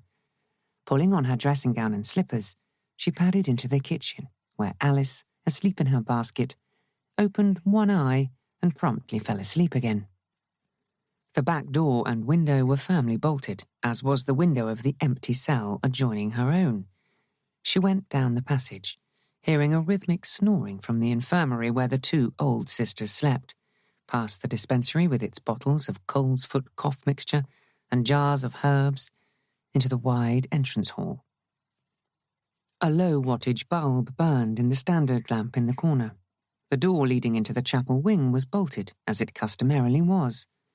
She stepped across and drew the bolt back softly. When one couldn't sleep, something that happened only rarely to herself, a few minutes in church calmed one's spirit. She opened the door, closed it, and went along the unlit corridor towards the chapel door, where the perpetual lamp threw a beam of comfort. Lowering herself into her usual seat, she closed her eyes, letting the peace lap round her. Perhaps the wisest course of action at this stage was to keep silent, to persuade Magdalene to give up the knife and trust that the conventual routine, the friendliness of the community, and the presence in the chapel itself would remove the fear that clearly affected the young woman. Someone was walking about, overhead. The soft tread of feet over bare boards beat a regular rhythm over her head. Sister Joan's eyes flew open, and she sat upright, the last faint desire for sleep disappearing. One of the other sisters? Surely not. When anyone found sleep impossible, the chapel was the first recourse, not the darkened library and storerooms above. There was nothing worth stealing in the upstairs story. The only items of value were here, in the chapel. An ordinary thief could come in, load his bag with silver candlesticks and chalice, use the small key to unlock the monstrance with its star panels of silver and pearl hidden behind the curtain of the sanctuary. Not an ordinary thief, she corrected herself mentally. Only a man without sensitivity would rob a chapel. And this chapel hadn't been robbed. Everything was in place, dim and shadowed by the night. Rising, her slippers making no noise on the carpet, she moved to the lady altar, where the narrow staircase spiraled upwards into blackness. Had there been a door at the top, she might have crept up and bolted it, but the stairs came out onto a square landing, with library and storerooms opening off it. If she went and woke up the rest of the community, there would be general panic, and if she tried to rouse Sister Perpetua, who was the tallest and most vigorous of the sisters, the infirmarian would make so much noise getting into the chapel that any intruder would be alerted. Sister Joan picked up an empty candlestick from the altar, breathed a silent prayer to Our Lady of Compassion, whose plaster statue held a smiling baby Jesus, and went up the spiral stairs, wishing she had confiscated the flick knife. A thin pencil of light moved across the landing past the open doors of the storerooms. Sister Joan hesitated, then stepped within the library and stood, close pressed against the half-open door, listening. The tread of the pacing feet was clear up here. She listened for some sound of breathing, but there was none, though that was probably because her own heart was beating like a drum in her ears. Someone was coming closer. She heard the footsteps stop, held her breath as the pencil of light steadied, then moved slowly across the landing. A shadow, grotesque and bat-like, filled the wall, swelled and diminished. Someone? Something went past down the stairs in a swirl of blackness, and the light was gone before she could cry out. She took a couple of deep breaths and eased herself away from the doorframe, a candlestick jerking nervously in her hand. Below, a door closed softly, galvanizing her into action. Which way had the intruder gone? Through the door that led into the main hall and thence to the rest of the convent? Please God, no. In the chapel she stood for a fraction of a second, not sure which way to turn. Then she was opening the inner door just as the long pencil of light shone outside one of the windows, making the diamond panes glitter. Whoever had paced the storerooms had gone through the outer door. Sister Joan turned and ran down the narrow passage, her hand shooting home the bolt on the outer door. Should any poor soul need prayer or spiritual comfort this night, they would have to sit on the doorstep until she came at dawn to unlock the entrance door. The candlestick was still in her hand. She looked at it stupidly before moving back into the chapel and replacing it on the lady altar. Her legs were shaking as if she had been running for miles. Lowering herself gingerly to the floor, she rested her head against the wooden base of the altar and tried to collect her thoughts. Someone had been hanging round the convent earlier. She remembered Alice's warning growl, the high, snickering whinny of the pony. Whoever had been there had waited until all was quiet, and then entered the chapel by way of the outside door and gone upstairs. Clearly they had found the inner door locked and sought another way into the convent. For the first time, Sister Joan blessed the snobbishness of the Tarquin family, who had blocked off the access between family rooms and staff quarters. She rose at last, fright giving way to weariness, and made her way through the inner door, bolting it carefully, before padding across the hall into the antechamber beyond which was the prioress's parlour. The bay windows here were always locked at night, but it would do no harm to check them. She did so, her eyes straying to the dark lawn outside, but no pencil of light pierced the gloom. The intruder had gone, swirled away into blackness as if they had been no more than the figment of a nightmare. By the time she had reached her cell again, she was aching with weariness. If the intruder returned, then at least every door would be bolted now. She pulled off her dressing gown, stepped out of her slippers, and was asleep as her head hit the pillow. Habit woke her only a few minutes after time. She dressed hastily, splashed her face with cold water, tugged a comb through her short mop of black curls, pinned her short veil, and went to open the inner and outer doors of the chapel. The early morning air had a soft grey quality like the inside of an oyster. Dew sparkled on the turf beyond the door, and the trees that bordered the path rustled in a rising breeze. On the step lay a red rose, its petals still tightly curled, its stem stripped of thorns, only the little cluster of leaves holding a faint prickliness. A rose before summer had unfolded all its blossoms. Stooping to pick it up, she held it for a moment, its heady perfume reaching her through the cold damp of dawn. It certainly hadn't come from the convent garden.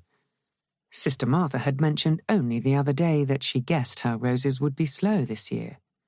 Sister Teresa's white rosebuds would have to come from a local florist. This was a hothouse flower, one most carefully chosen to bloom a day or two after it had been received. She took it back into the chapel and put it into the vase on the lady altar, with the soft mass of grey-green catkins already there. At least the rose had solved one problem for her. Burglars didn't arrive bearing the gift of a flower. There was no need as yet to alarm the community with her story. She would make sure the outer door of the chapel was locked and double-check the window fastenings every night from now on. It would be easy enough to unbolt the door first thing in the mornings without any of the community being the wiser. And she would do her utmost to gain Magdalen's confidence and find out what that enigmatic young woman could tell her about any of this. Moving briskly and feeling more herself again now that she had some plan of action, she picked up the bell and went up the main staircase, ringing the clapper and raising her voice in the morning greeting. "Christ is risen! Thanks be to God." One by one came the answering voices. The normal routine of the day had begun. Now there was the morning meditation, from which she was excused early in order to get the bread cut and the coffee ready for the simple breakfast that came after Mass. It was Father Malone who would offer Mass this morning. No doubt he'd bring another batch of photographs with him. Her lips curved as she hurried downstairs to let Alice out. "And some guard dog you are," she scolded affectionately. "Not a peep out of you all night long." Alice wriggled joyously, wagging her tail with delight as she was patted, then bounding out with a series of barks designed to convey her opinion of the morning. She really ought to start her training soon, Sister Joan thought. Nobody in the convent had sufficient experience or time to see about it. She would ask Detective Sergeant Mill how to go about it the next time she saw him. And that, she decided, would be as soon as possible. Magdalen, wearing a neat grey dress, a white scarf hiding her hair, came into chapel as if she belonged there. Her clothes were almost indistinguishable from the grey habits and white veils all around her. From the back, she looked exactly like a member of the community. Sister Joan preferred Bernadette's bright red sweater and pleated skirt. There was no time to speculate. Sister Joan, slipping out to complete the preparations for breakfast, wondered wryly how many lay people imagined that nuns did nothing but pray all day. They ought to see Sister Martha lugging a sack of potatoes, or Sister Catherine struggling with the laundry. Breakfast was eaten standing, the last of the stored apples being added to the dry bread and coffee that comprised the meal. Father Malone had joined them as usual, shaking hands cordially with the visitors, and clearly anxious to display the sheaf of photographs he just happened to have in his pocket. This morning they were of Knock, a place of pilgrimage dear to his Irish heart. "Mother Dorothy, may I have leave to go into town again?" she asked. "There are a few things I forgot to get yesterday." "If you wish." Thankfully, the prioress didn't ask what things were needed. "I'll ride Lilith in," Sister Joan said. There were still the dishes to be washed and the passages swept before she was free to leave. Rather to her relief, she saw Bernadette and Magdalene going off with Sister Perpetua, very likely to chat with the old ladies.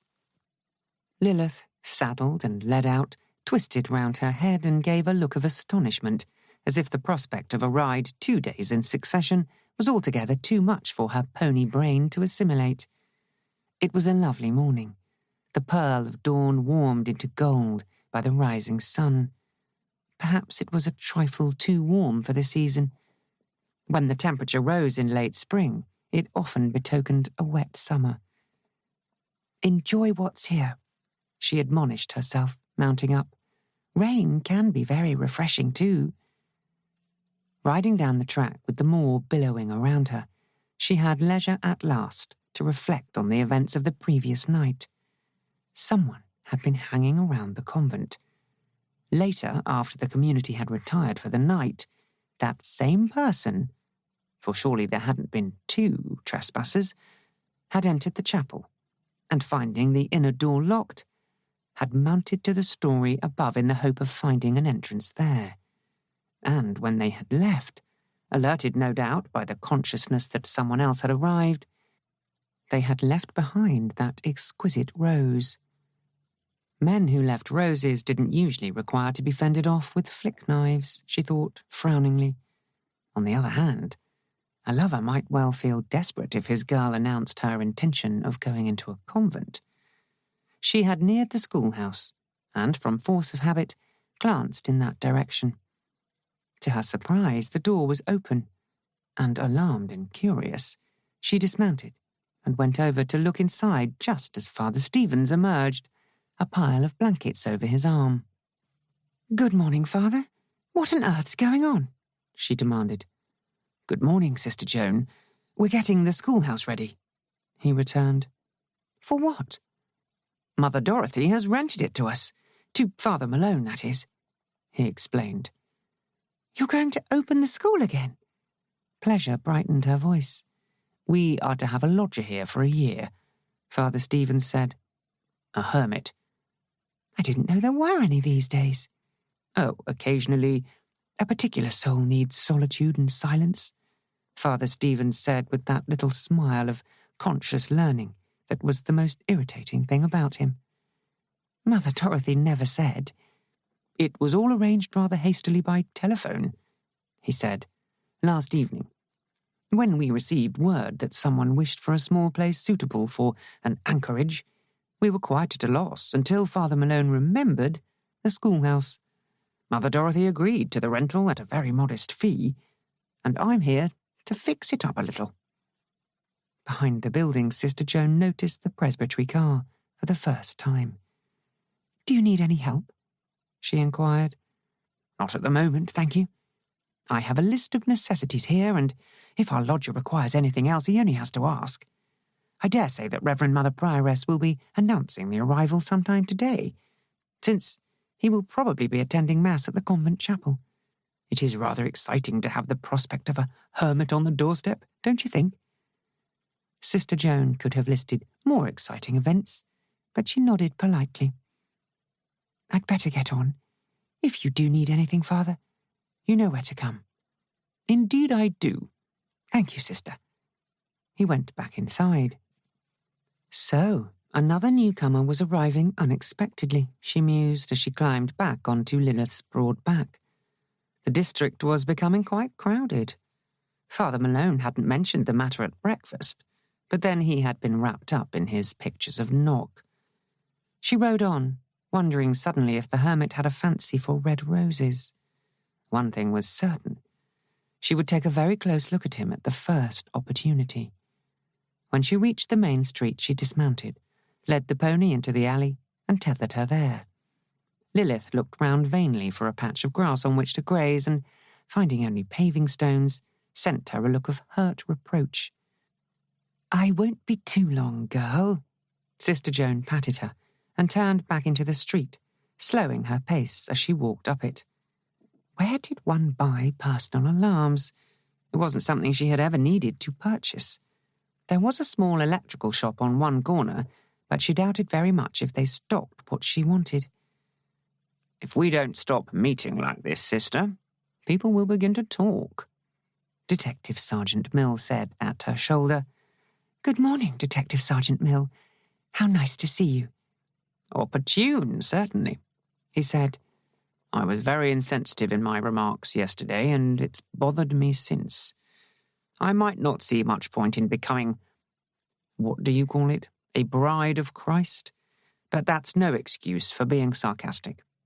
I hope you'll accept my apology. Accepted. She held out her hand with a smile. Your own situation had cast a cloud over your thinking, that's all. I hope things improve for you. There's no law against hoping, he said with a slight shrug. What brings you into town again so soon? I want to buy a personal alarm, she said. For your own protection? His dark eyebrows had risen slightly. I never set you down as the nervous type. Or is it the prospect of the New Age travellers? It's not for me, Sister Joan said. It's for an acquaintance of mine. She would feel much safer if she had one of those alarms that sort of screams when you press it. They're not very likely to stock them here, he said. We might have a couple down at the station. The manufacturers often send us a model to check that as a deterrent it lies within the law. Come along and we'll see. Providence might be fickle, but she generally produced Detective Sergeant Mill when he was needed. Sister Joan trotted along at his side, feeling more cheerful than before. Come in, sister. He ushered her past the desk sergeant into his office. It was an office that gave no clue about the personality of the man who occupied it. There were a few posters on the buff-coloured walls, a nondescript carpet, a flat-topped desk with a swivel chair behind it, papers piled high on the tops of the filing cabinets, a small coffee maker in one corner, 2 straight-backed chairs placed at an angle to the desk. The only personal item in the room was the photograph of 2 smiling little boys on the desk. Sister Joan glanced at them. His sons must be about 12 and 10 by now. The photograph was about 5 years old. Perhaps he kept it as a memento of the time when he and their mother had still been in love. Take a seat, sister. Coffee? No, thank you. She seated herself neatly on the chair. He pressed the bell at the side of the desk and a constable came in. Do we have any of those personal rape alarms left? Detective Sergeant Mill asked. Yes, sir. We have one left from the free samples. The constable had a poker face that betrayed nothing. He merely nodded and said, Right, sir, and went out again, without seeming to notice Sister Joan. I didn't know that any alarms were outside the law, she said. Canisters of CS gas are, he informed her. In France they're legal, but not here. Sometimes I think the dice are loaded in the criminal's favour. Ah, thank you, Grant. The constable put the small box on the desk, saluted, and went out. This is quite neat. Detective Sergeant Mill opened the box. It runs on battery, can be carried easily in the palm of your hand. There's a wrist strap so nobody can knock it away, and when you squeeze on the red spot... Here, try it. Sister Joan did so, and hastily removed her finger as an ear-piercing scream rent the air. It certainly works, she said, seeing with amusement that a couple of helmeted heads had come into view behind the glazed upper half of the door. It's not infallible, he said. The noise stops when you remove the pressure, but by the time an attacker has figured out where the din is coming from, the neighbours will certainly have been alerted. If you feel safer carrying it, then have it, by all means. It's not for me, Sister Joan said, and saw from the slight twitch of his lips that he didn't believe it for a moment. And of course I'll pay. It was a free sample. Compliments of the force. Can I get you anything else while you're here? A shotgun, perhaps?" "This will do very nicely," she said, suppressing a grin. "Anyway, I doubt if I could shoot straight. Thank you." "Are you really worried about these New Age travellers?" he inquired, rising as she rose. "Most of them are fairly harmless, you know." "They just mess up the countryside from what I've heard. No, I'm not scared of them. Thank you again." "I'll see you out." He moved to the door. "There's nothing wrong up at the convent, I hope?" "Nothing that can't be handled," Sister Joan said, hoping that it was true. "Oh, one thing, if you please. If one wished to buy a red rose here in town, where would one go? Our regular florist would have to send away for out-of-season blooms if we required something that wasn't growing in the enclosure garden." Detective Sergeant Mill had stopped to give her a long, thoughtful look. After a moment, he said, "So there's nothing you can't handle going on at the convent? Rape alarms and an unseasonable red rose? You're piquing my curiosity, sister." "And it isn't really up to me to satisfy it yet," she said. "I will if and when I can, of course." "Of course." His mouth twitched again. "If you're inquiring after red roses, sister, there's a specialist rose grower a few miles up the line. They show at Chelsea and other important events.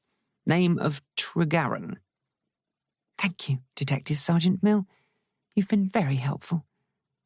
She went off, aware that he had paused on the steps of the station to look after her.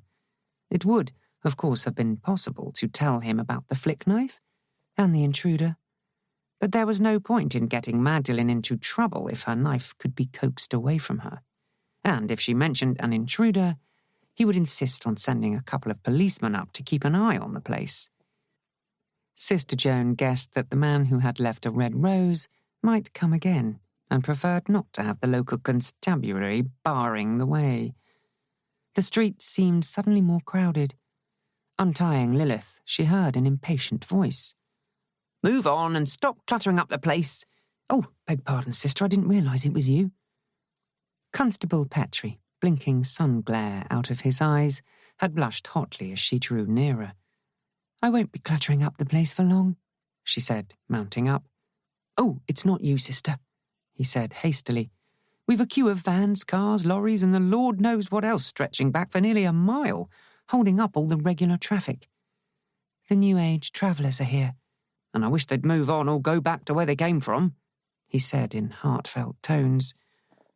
"Not that I'd wish them on anyone else, but they have to go somewhere, I suppose. Before we know where we are, they'll be selling crack and holding rave-ups outside the town hall. I'm sure you'll cope with it all," she said, raising her hand in salute as she walked Lilith off, holding the reins tightly, since the pony showed a tendency to dash off. There were a couple of extra policemen out, chivying on the traffic which was threatening to create a bottleneck. Sister Joan weaved a way between them, trying not to look shocked at the condition of some of the vehicles.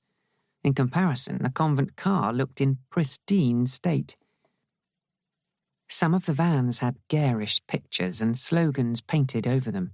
There seemed to be a horde of shaggy-haired children hanging out of the window, and the barking of dogs followed her as she gained a clear space and rode Lilith at a faster pace onto the moorland track. Perhaps she was getting middle-aged and narrow-minded.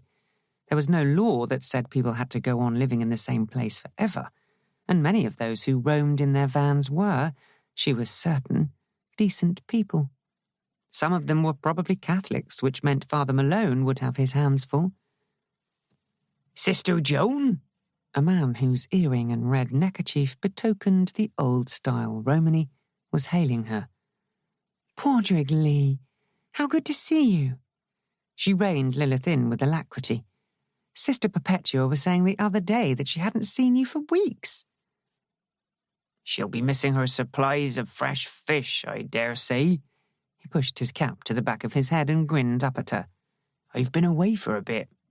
"What was the charge?" "No charge at all, sister. You talk as if I was a criminal." he said in injured innocence. No, my good wife went into hospital for a while, and since I wanted to be near her, I took myself and the kids up to Birmingham to stay with her brother and his wife for a bit. He's doing a nice line in second-hand cars, so I helped him out there while we waited. Got back yesterday. How is your wife? She inquired. A new woman, he declared. Or rather, the old one came again. She was a rare, pretty bird when we first met. Now she's looking trim as a bluebell again. I'm very pleased for you, Sister Joan said warmly. There was no point in reminding him that his wife had taken the cure before and lapsed after a shorter or longer time into her drinking. Padraig was devoted to his pretty bird and fiercely protective of her reputation, though her alcoholism meant that he was forced to carry on his scrap metal business and rear his twin daughters practically single-handed. Yet his caravan was always clean, his little girls neat and polite. She would remind herself that appearances weren't always what they seemed the next time she saw a gaudy car with the side hanging off and the sweetish scent of grass drifting in heavy white clouds through the windows. I'll be over with some nice fresh trout tomorrow, sister, he said, standing back. Sister Perpetua will be over the moon. Thanks, Padraig. She clicked her tongue and let Lilith bound ahead. There was no sign of the car outside the schoolhouse.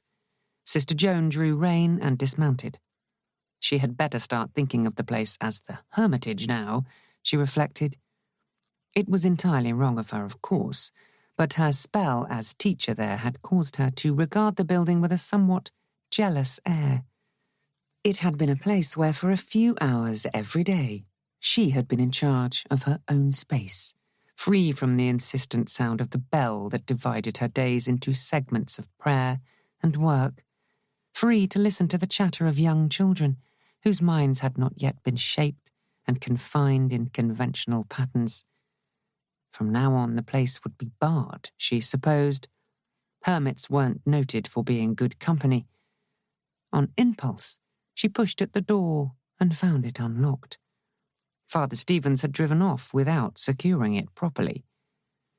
Inside was the square hallway with doors to left and right. The tiled cloakroom with its 2 chemical toilets had been scrubbed and swept. A basin and jug placed on a trestle table. There were pots and pans hanging where coats had once been draped. Clearly the cloakroom had become the kitchen with adjoining toilets. Presumably hermits weren't too fussy. She pushed open the right-hand door which led into the larger room, where she had held her classes. The chairs and flat-top desks had been ranged against one wall, and a camp bed placed where her own desk had been. The table where her pupils had sat drawing pictures or eating their sandwiches on wet days had been scrubbed clean and placed near the chair on which she had sat. Father Stevens had obviously been working hard to make the place welcoming, even to the extent of placing a china jug on the table with a flower in it. A perfect red rose with its petals beginning to uncurl slowly in the warmth of the day. Sister Joan stared at it for a moment, and then as she was backing out onto the moor again, her palms slippery as she seized Lilith's rein, scrambled to the saddle and set off at full gallop for the convent grounds. Chapter 4. Do you have to ride like Paul Revere, or is the town on fire? Sister Perpetua inquired as Sister Joan drew rein in the yard. It's a lovely morning for a gallop, Sister Joan said somewhat weakly. When you've finished playing cowboys, Sister Perpetua said, Magdalen's waiting for you to show her round the grounds. Bernadette went off to give Sister Martha a hand with the weeding, but Magdalen said she'd wait until you returned. Clearly the request had irritated her. Sister Joan led Lilith into her stall and unsaddled her. Until the pony had been rubbed down and watered, Magdalen Cole would have to wait. You're back, Sister Joan. Magdalen's soft voice had sounded from the yard. I'll be with you in a moment. She went on with her task, giving herself a little time in which to work out what questions to ask the visitor. When she emerged from the stable, Magdalene was standing on the cobbles, the sunlight turning her eyes to silver, a strand of pale, coppery hair escaping from beneath her white scarf. "Come along, then." She spoke briskly. "We'll take a walk round the grounds." "Did you get it?" Magdalene asked the question eagerly as they went beneath the stone arch towards the low wall of the enclosure gardens. "Yes. A policeman friend gave me one, so you may have your money back."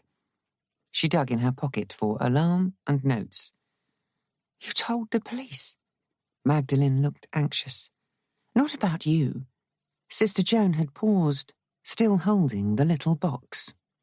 "I'll take the knife, please," she said firmly. "One needs protection these days," Magdalene said uneasily. "Not to the extent of carrying illegal weapons.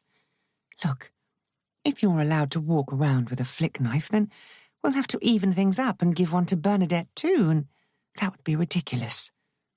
"Yes, it would," Magdalene said. "Bernadette doesn't care about protecting her virtue. To tell you the truth, sister, I don't think she's a virgin." "You can tell by looking, can you?" For the life of her, she couldn't stop distaste from colouring her voice. "The knife, please." "Here." Magdalene handed it over reluctantly. "May I have the alarm?" "Of course, but don't test it out because it makes a dreadful screaming noise.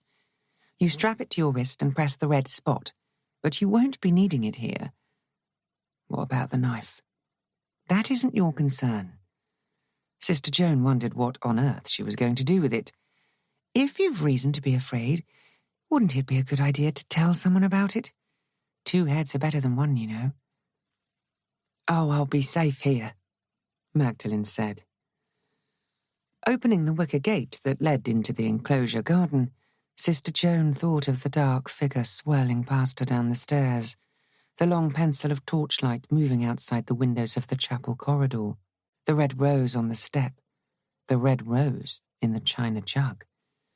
Mentioning these things might panic the girl completely, so for the moment she'd let it lie.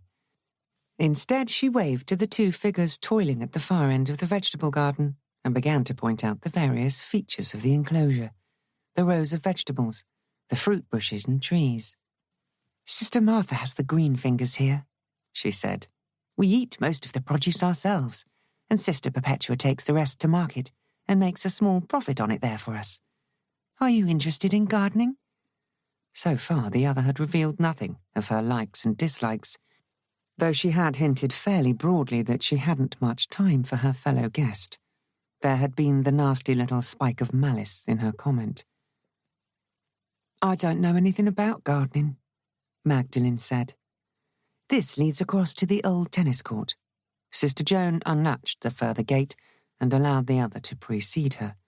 "I'm afraid that the courts haven't been used for years, though we could utilise them in some way. The postulancy is over there. Did you see the novice mistress, Sister Hilaria, with her charges? Both of them enter the novitiate proper after Sister Teresa is professed. But they'll very probably go on sleeping in the postulancy because there aren't so many cells in the main house. You see, we're given loads of time in which to make absolutely sure that we do have a vocation." "I won't need any time," Magdalene said. "I'm going to join the order." "Well, that's something for you to discuss with Mother Dorothy," Sister Joan said, wondering if the other thought that walking into the religious life was as easy as walking in to sign on the dole. "We have to be sure that you stood a chance of fitting into our particular community or not. It takes a minimum of 4 years before one can be professed. How do your family feel about it? You're becoming a nun, I mean." "My parents are dead," Magdalene said. "I've no other relatives." "Surely that's unusual," Sister Joan said in surprise. "They were both the only children of only children." Magdalene sounded dismissive. "So you've no aunts, uncles, cousins?" "Nobody at all," Magdalene said serenely. "I'll be able to provide a dowry, though, for the convent. I understand one needs a dowry." "Whatever one can afford," Sister Joan said. "Sometimes, in cases of extreme poverty, the rule is waived, of course. A vocation certainly doesn't depend on one's ability to pay for it. Here comes Alice, hunting rabbits as usual. She hasn't managed to catch one yet, but she lives in hope. She whistled, and Alice came bounding out of the shrubbery, flinging herself upon them with excited little yaps. The enclosure doesn't seem to be very securely guarded, Magdalene said. A convent is a spiritual centre. There's such a thing as divine protection too, you know. I wish you would tell me what's really troubling you. She had gone too far, too fast. Magdalene turned abruptly, saying, Hadn't we better get back? You must have chores to do. I'm very willing to help. I don't mind domestic work at all.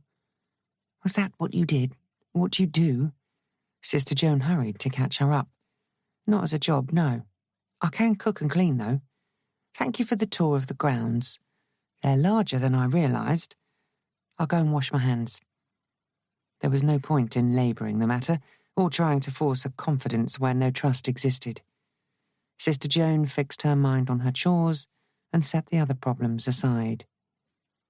She doubted if anything had been taken from the library or the storeroom, but when she had a spare moment, she'd slip up and have a quick look round. The day trundled on peacefully. Magdalene, to give her credit, seemed to have fitted readily into the routine. Slim and silent, she ate her lunch, helped with the washing up, wound wool for Sister Mary Concepta, who was beginning on a scarf, sat meekly on a stool in the parlour while Mother Dorothy led discussion on the disciples required in the religious life. Some fit very easily into community life. Others have to be tempered in the flame that they may become shining steel. Mother Dorothy was reading. And some, like me, have to be knocked in shape over and over again, Sister Joan thought, catching her superior's eye as she rose and quietly slipped from the room. In the library, Sister David was bent over a catalogue of new classical translations. One of Sister David's greatest pleasures was to pick out the books that she firmly intended to buy for the library when she had enough money. That she never would have sufficient money, and that few were as crazy about the ancient tongues as she was, had never occurred to her. She looked up as Sister Joan arrived on the landing, pushing her spectacles further up her tip-tilted nose as she breathed. Would you believe it, Sister? St. Augustine's Confessions have been translated into Mandarin. That would be quite an acquisition to the library, don't you think? I didn't know you read Mandarin, Sister David, Sister Joan said, startled. Oh, I don't. But to have the volume here, it would be most interesting, don't you think? How much does it cost? £45, Sister David said with regret. It's printed on silk paper with illuminated capital letters. That makes it quite a bargain at the price. However, as you say, did you come to borrow a book, Sister? Just to have a poke around in the storeroom. Sister David was the least inquisitive person in the world, despite her eager nose. Poking about in storerooms amid piles of ancient newspapers and boxes crammed with unidentifiable rubbish would have seemed to her a splendid way of passing the time. They have a new translation of Virgil, too, she said, her eyes feasting on the catalogue again. If I ever inherit a fortune, Sister Joan said, I'll give you enough money to restock the library. Oh, that's very generous of you, Sister. Sister David beamed as if dream had become fact. That would be wonderful. Sister Joan smiled as she went out again. For some people, the thought of the almost impossible gave as much joy as the actual. She wished she were more like that herself. There were footsteps in the dust on the storeroom floor, but they were smudged and blurred and might even have been her own. She had already spent a year sorting through the stacks of old newspapers here, with the intention of eventually compiling a scrapbook on the history of the district. But her spare time was limited, and not only did the labour go slowly, but she frequently found herself absorbed in some old newspaper account that had nothing to do with the scrapbook. The intruder had walked here, paced back and forth, perhaps trying to decide what next to do. She breathed a prayer of thankfulness for the fact that he had gone out into the grounds and not turned towards the inner door, which she had left unbolted as she crept up the spiral stairs. "Did you have a nice poke around, sister?" Sister David had laid aside the catalogue and was carefully recovering an old paperback. "And got exceedingly dusty. I'll rinse my hands before I go down again." "Fine." Sister David put her head down and regarded her work critically. The washroom and toilet were handy for anyone working in the library. Sister Joan snapped on the light, took a step towards the sink, and let out an exclamation of dismay. "What's wrong, sister? Have you hurt yourself?" Sister David came fluttering in. "There's a red rose in the sink," Sister Joan said. "Yes, I know. I put it there so it wouldn't wilt before I put it on the altar," Sister David said calmly. "You put it there?" "It was on the desk in the library. I thought it would look better on the altar, but I had some tasks to finish here, so I ran some water into the sink and propped it there. You didn't prick yourself, did you? I didn't realize there were any thorns on the stem." "They've been stripped off." "That's all right, then." Placid and incurious, Sister David reached for the glue brush again. "I'll put it in the vase on the lady altar," Sister Joan said, going back to pick it up. It was as perfect a shape, as deep a crimson as the other two. She carried it with care, its tip dripping, down the stairs and thrust it with the first one amid the catkins. The deep scarlet was almost concealed among the feathery catkins. It was better so, she thought grimly. The intruder had left the roses for someone to find, most probably Magdalene. Someone wanted Magdalene to find out that he had been here. Someone wanted her to be afraid. Perhaps, after all, she had good reason to carry a knife. She genuflected to the altar and went back into the hall. The discussion was just winding to a close. Mother Dorothy expected her nuns to attend at least 2 of her lecture sessions a week. Those who were absent from any, writing up their own spiritual diaries or meditating in the chapel. "Sister Joan, a moment of your time, if you please." She had turned back from the door of her parlour as those who had been at the discussion filed out, Magdalene among them. "Yes, Reverend Mother?"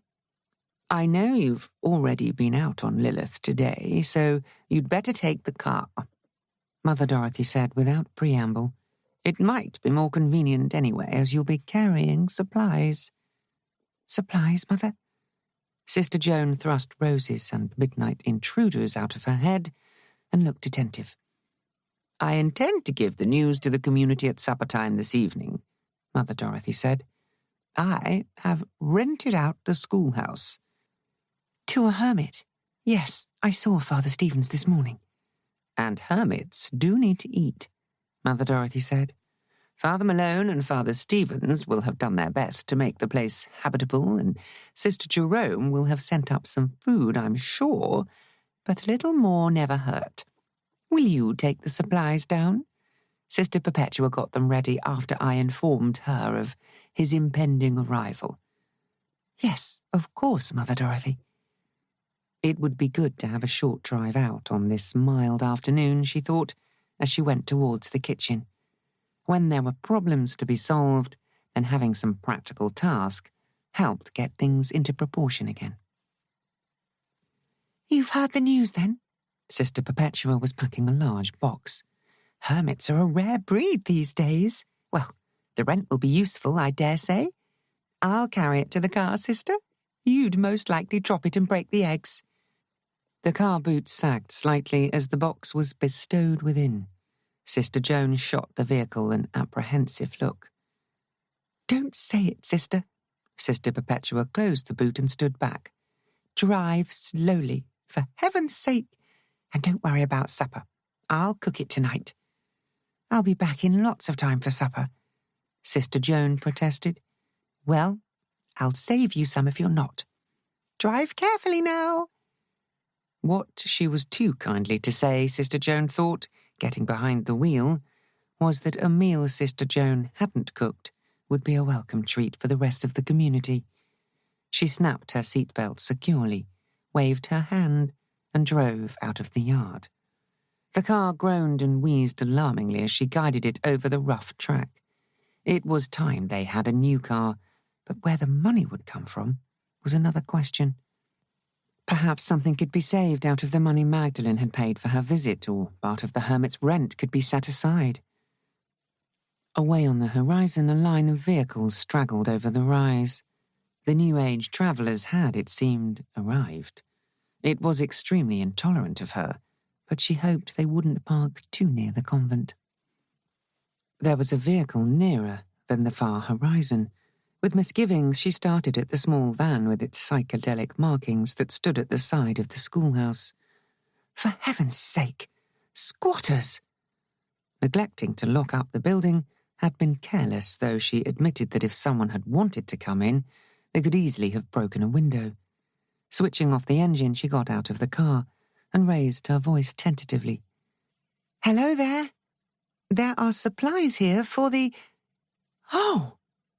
Her gasp was one of pure astonishment as the tall, brown-habited figure came around the corner and stood staring at her, mouth curving into a smile of recognition. "Brother Cuthbert!" The young monk with the flaming red hair, haloing his tonsure, uttered a delighted shout. "Sister Joan! What a wonderful surprise! Nobody mentioned it to me either," Sister Joan said, shaking hands cordially. "What are you doing here? You're not the hermit." "Only for a year. Father Prior considered I needed a bit of a break from the monastery," Brother Cuthbert said. "I was getting too comfortable there, sister. Too complacent, if you know what I mean. No new challenges to test me. So I asked leave for a year's absence, somewhere I could be quite alone without any social activity." Sister Joan thought briefly of the island in the Scottish Loch, where Brother Cuthbert lived in company with his fellow religious. It hadn't struck her as a hotbed of social dissipation. "It must be nearly 2 years since you came up on retreat there," he was continuing. 2 years this autumn. You were very helpful to me then." "All part of the service, sister?" He laughed again, as if the joy of living were too overwhelming to be contained in a smile. "And you've come down here to be a hermit?" "Father Prior agreed that a change would benefit me spiritually. I'd completely forgotten that your convent was in this area. Well, this is marvellous. To arrive in a strange place and meet an old friend straight off." "You're supposed to be here as a hermit," Sister Joan reminded him. "Very true, sister. You do well to remind me." He looked as contrite as a large young man with a perennially cheerful expression could look. "However, I don't start being a hermit proper until tomorrow, and I've not taken any vow of silence. So, how can I help you?" "Mother Dorothy, our prioress, sent down supplies for you. They're in the boot of the car." "I say, that was kind." "Everybody has been marvellous. I called in at the presbytery in town to get the key, but the place was unlocked when I got here."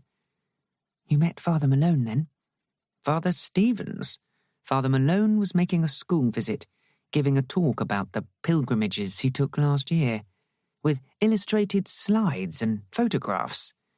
"Which Father Malone will show you the first chance he gets."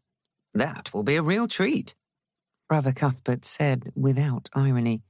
"Shall I carry in the supplies, sister?" "Thank you." Sister Joan opened the boot and watched him heave up the big box. Since meeting this particular monk, she had ceased to regard Cuthbert as a somewhat wimpish name for a saint. "Come along inside, sister," he invited over his shoulder. "The good fathers have taken immense trouble over the place. A shower and 2 toilets and a Calagas stove to cook on, and a marvellous bunk bed. My only worry is that I shall be too comfy here. A hermit's life should be more ascetic, I feel." "You'll find it pretty lonely here, all by yourself," she answered. "Then that will be a new experience for me," he said cheerfully, setting the box down. I've been round congenial people all my life, so it will be interesting to find out how I manage by myself. Oh, apples and pears, and spaghetti and potatoes and dried milk and tea. How much do I owe you for this, sister? It's a gift. That really is kind, Brother Cuthbert said. Do you fancy a cup of tea now, sister? It's been a long drive down from Scotland. I slept in the van last night and it was quite comfortable, but I'm out of practice behind a wheel. That's your van. She looked at the gaudily painted vehicle. Father Prior thought that it would be a good idea to have some transport. I bought that in Peebles. £200, and the engine goes beautifully. Not that I expect to use it much. Stand back, sister, while I light the gas. No, I shall emulate the hermits of old and walk everywhere. Stride across the moors early in the morning with the breeze sweet as honey. And the rain dripping down the back of your habit, Sister Joan scolded. Brother Cuthbert, you're a romantic. And wouldn't it be a dull, grey world if all the romance was drained out of it? He said. Sit yourself down, sister. It's a real treat to play host. Have you been keeping well since we met? Very well. Sister Joan pulled up a chair. And everybody up at the lock? Are they all well too? It would have been useless to mention individuals. Her time in Scotland had been marked by sinister and threatening events of which the young monk remained serenely unaware.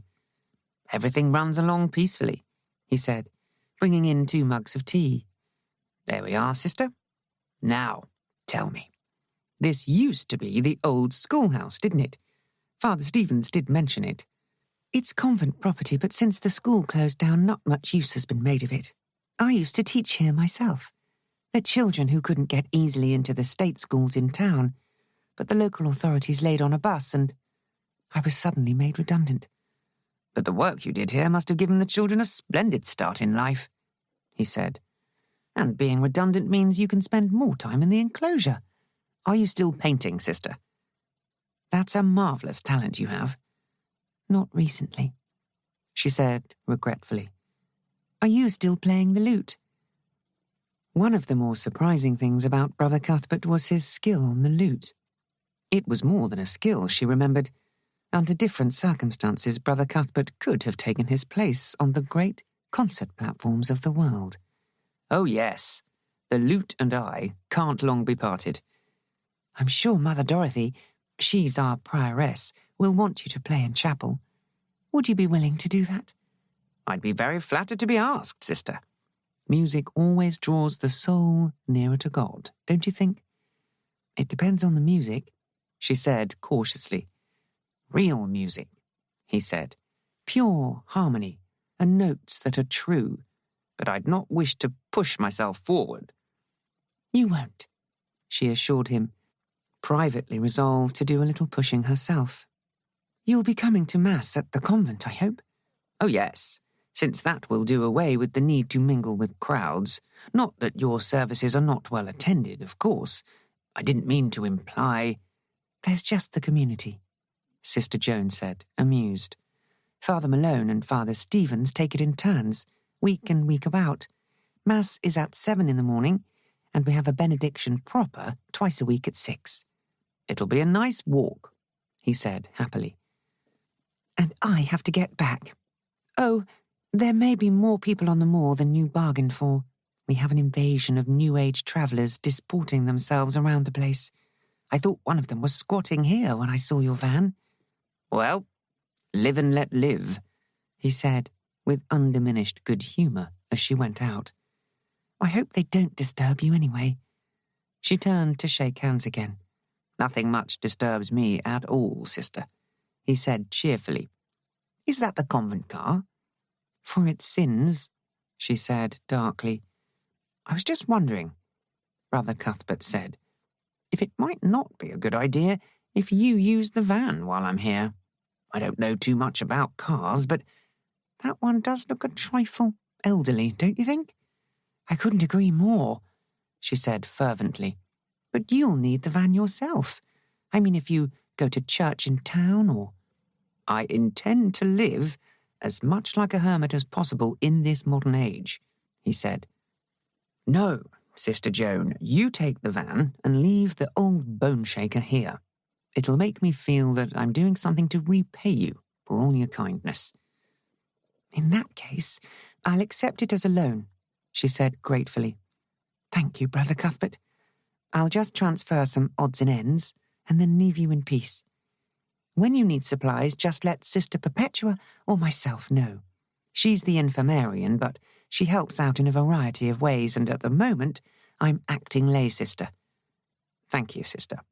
I'm hoping to grow some foodstuffs myself, he said, looking round optimistically at the uneven turf and its patches of heather and bracken, and its farther stretches of dark peat.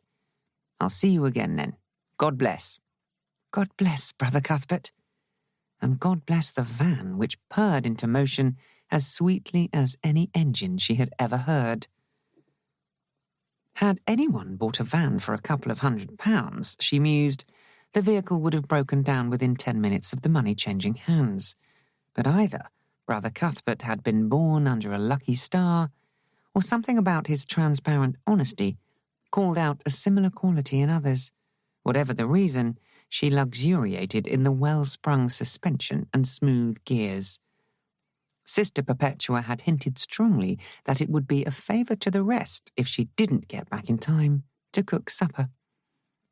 And who am I, said Sister Joan aloud, veering off the track, to disappoint dear Sister Perpetua? It would do no harm to take a closer look at the invaders. The cars and caravans had stopped, and as she drew nearer, the sounds of dogs barking, children crying, and someone playing guitar rather badly reached her ears. There must have been about 150 of them, she reckoned, stopping to wind down the window. They merely seemed to be more. They were not all young either. She noticed several elderly men, even an elderly woman, seated on the steps of a trailer and smoking.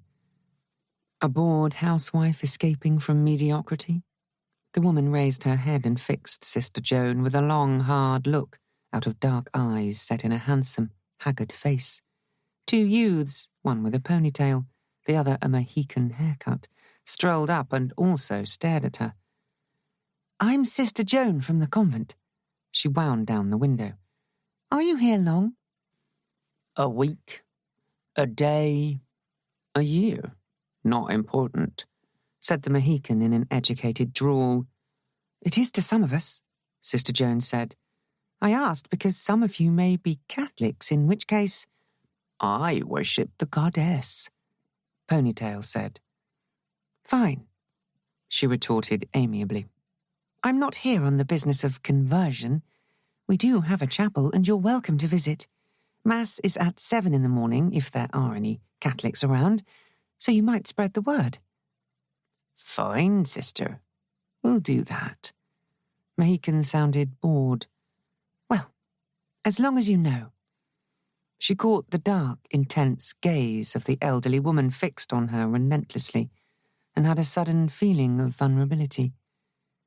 Hey, are you really a nun? Ponytail demanded. He probably didn't mean to sound aggressive.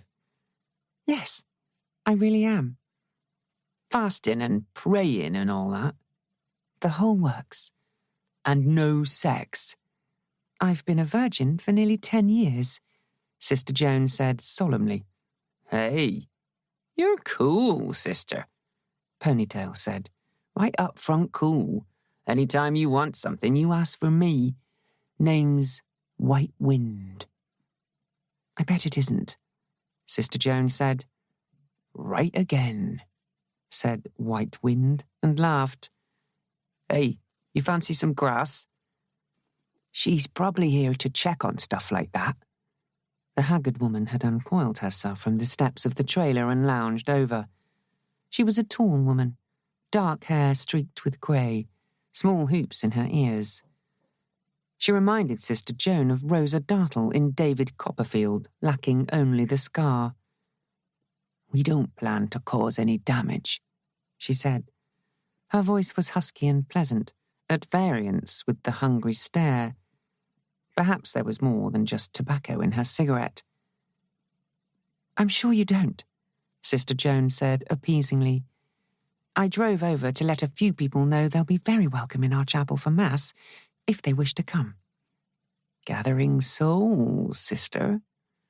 There was a slyness in the woman's smile at variance with her voice. "You'll need a long fishing rod." She moved away, pulling her long shawl round herself. Under it she wore jeans and a long knitted tunic that emphasized her gaunt figure. "Take the grass and have a good life," White Wind said, thrusting it at her. If she accepted it, that meant less for someone else. Sister Joan put the small packet in her pocket, repressed a crazy impulse to give him the flick knife in exchange, and drove off. Mother Dorothy and Sister Perpetua were standing on the front steps, clearly enjoying the early evening cool when she drove up and swerved to a halt. Their faces would remain in her memory for a long time. "What," said Mother Dorothy when she had caught her breath, "is that?" "It's a van, Reverend Mother." Sister Joan switched off the engine and sat meekly. "We can see it's a van, girl," Sister Perpetua said impatiently. "Where did you get it? Good Lord, you haven't joined up with those New Age travellers we've been hearing rumours about, have you?" "It's a loan from the hermit, Mother," Sister Joan said. "He drove down from Scotland in it, and he's determined to go everywhere on his own 2 feet, and our car has almost given up the ghost, and he made the offer. I said I'd accept subject to your approval." "But good heavens, child, we can't drive round the district in that," Sister Perpetua exclaimed. "Actually, it looks rather cheerful," Mother Dorothy said unexpectedly. "The colours are too bright, but the designs aren't actually offensive." "They knock your eyes out," Sister Perpetua said. "What sort of hermit are we harbouring?" "An old acquaintance of mine." Sister Joan smiled at them both. "When I went to Scotland to spend a month at our retreat there—" "A very peaceful month," Sister Perpetua said wistfully. "Brother Cuthbert is one of the monks from the monastery there. He's a very nice young man, Mother, and has chosen to spend a year in virtual seclusion away from his order. Oh, and he plays the lute beautifully, and would be happy to play at Mass if you wished." "And he drove down in that. He must be colourblind," Sister Perpetua said darkly. "Take the van round to the yard, sister, and then make ready for chapel," Mother Dorothy instructed. "Yes, Mother. Sister." Starting the engine up again, she drove decorously round to the yard and parked there. It was, she thought, a splendid van. Sister Perpetua would get used to it in time. Meanwhile, she'd better get rid of the grass she'd been given. She opened the glove compartment and leaned to check there was space inside. There was plenty of space. The only thing the glove compartment held was a dark red rose, wilted now from the heat of the engine, but still retaining the essence of its perfume. The thorns stripped neatly from its stem. Chapter 5. The roses were a series of messages meant, she guessed, for Magdalen Cole. A lover trying to lure her back from the religious life? It was the logical answer, but would Magdalen be so terrified of a lover as to want to protect herself with a flick knife and carry a rape alarm? One rose had been left on the step of the chapel door, the second in the library, which linked them to the intruder. The third had been in Brother Cuthbert's van. That argued that the lover— it was reassuring to picture him as a suitor rather than an intruder— had slipped it into the glove compartment while she and Brother Cuthbert were enjoying their cup of tea in the old schoolhouse. But why put it there? If he had wanted to bring it to Magdalen's attention, it would have made more sense to put it in the convent car. What was certain was that she needed to talk to someone pretty soon. At supper, Mother Dorothy waved aside the reader and beckoned her. "Sister Joan, Instead of the usual extract from a book, perhaps you would tell the community something of the hermit, she invited. There really isn't very much to tell. Sister Joan obediently took Sister Catherine's place at the lectern. The year before last, as most of you know, I went up to our retreat in Scotland for a month. The retreat is built into the side of a cliff, overlooking the loch, and in the loch is an island where monks have lived since the days of the Saxons. Brother Cuthbert was deputed to give me any help that I required, and he was very helpful. Nothing was ever too much trouble for him.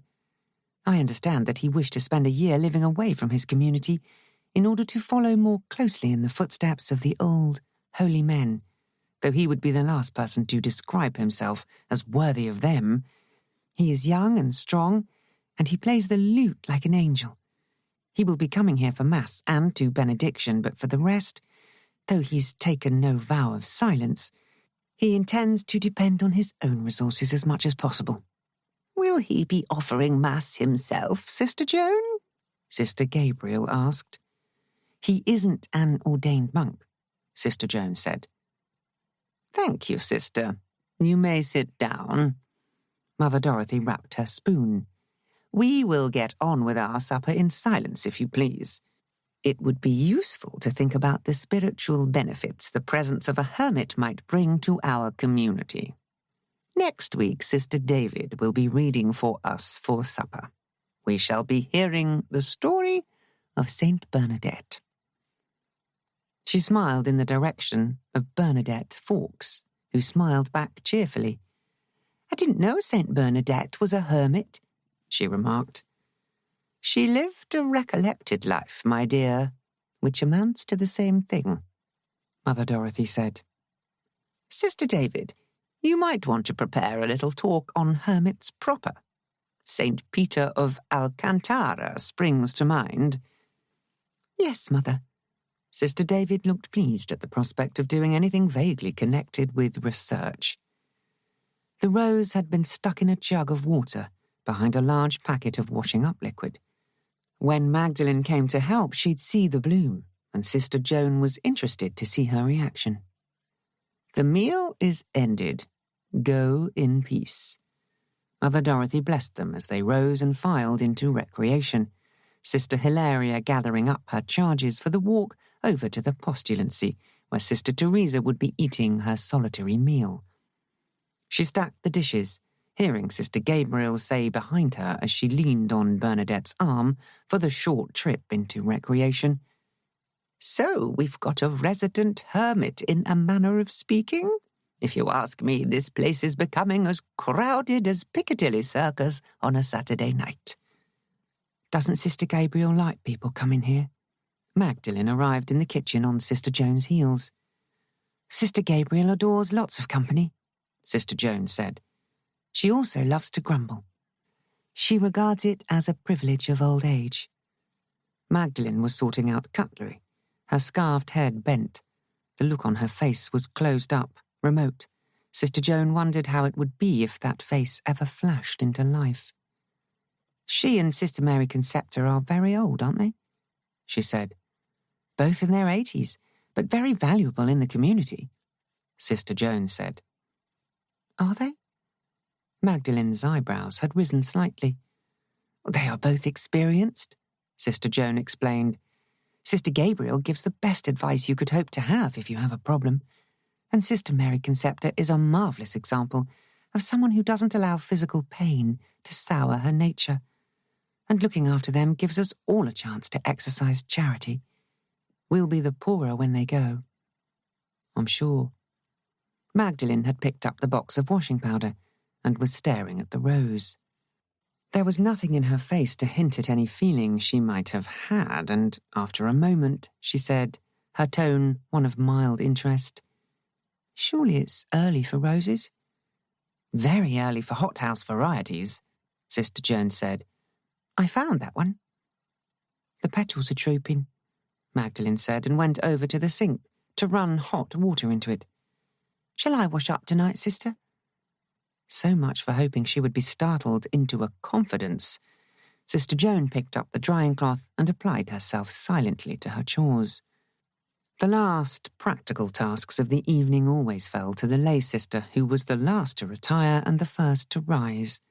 Alice had to be let out for her final scurry round, Lilith in her stall to be provided with feed in case she fancied a midnight snack, doors and windows to be checked and, where necessary, locked, the lights that were left burning to be turned low.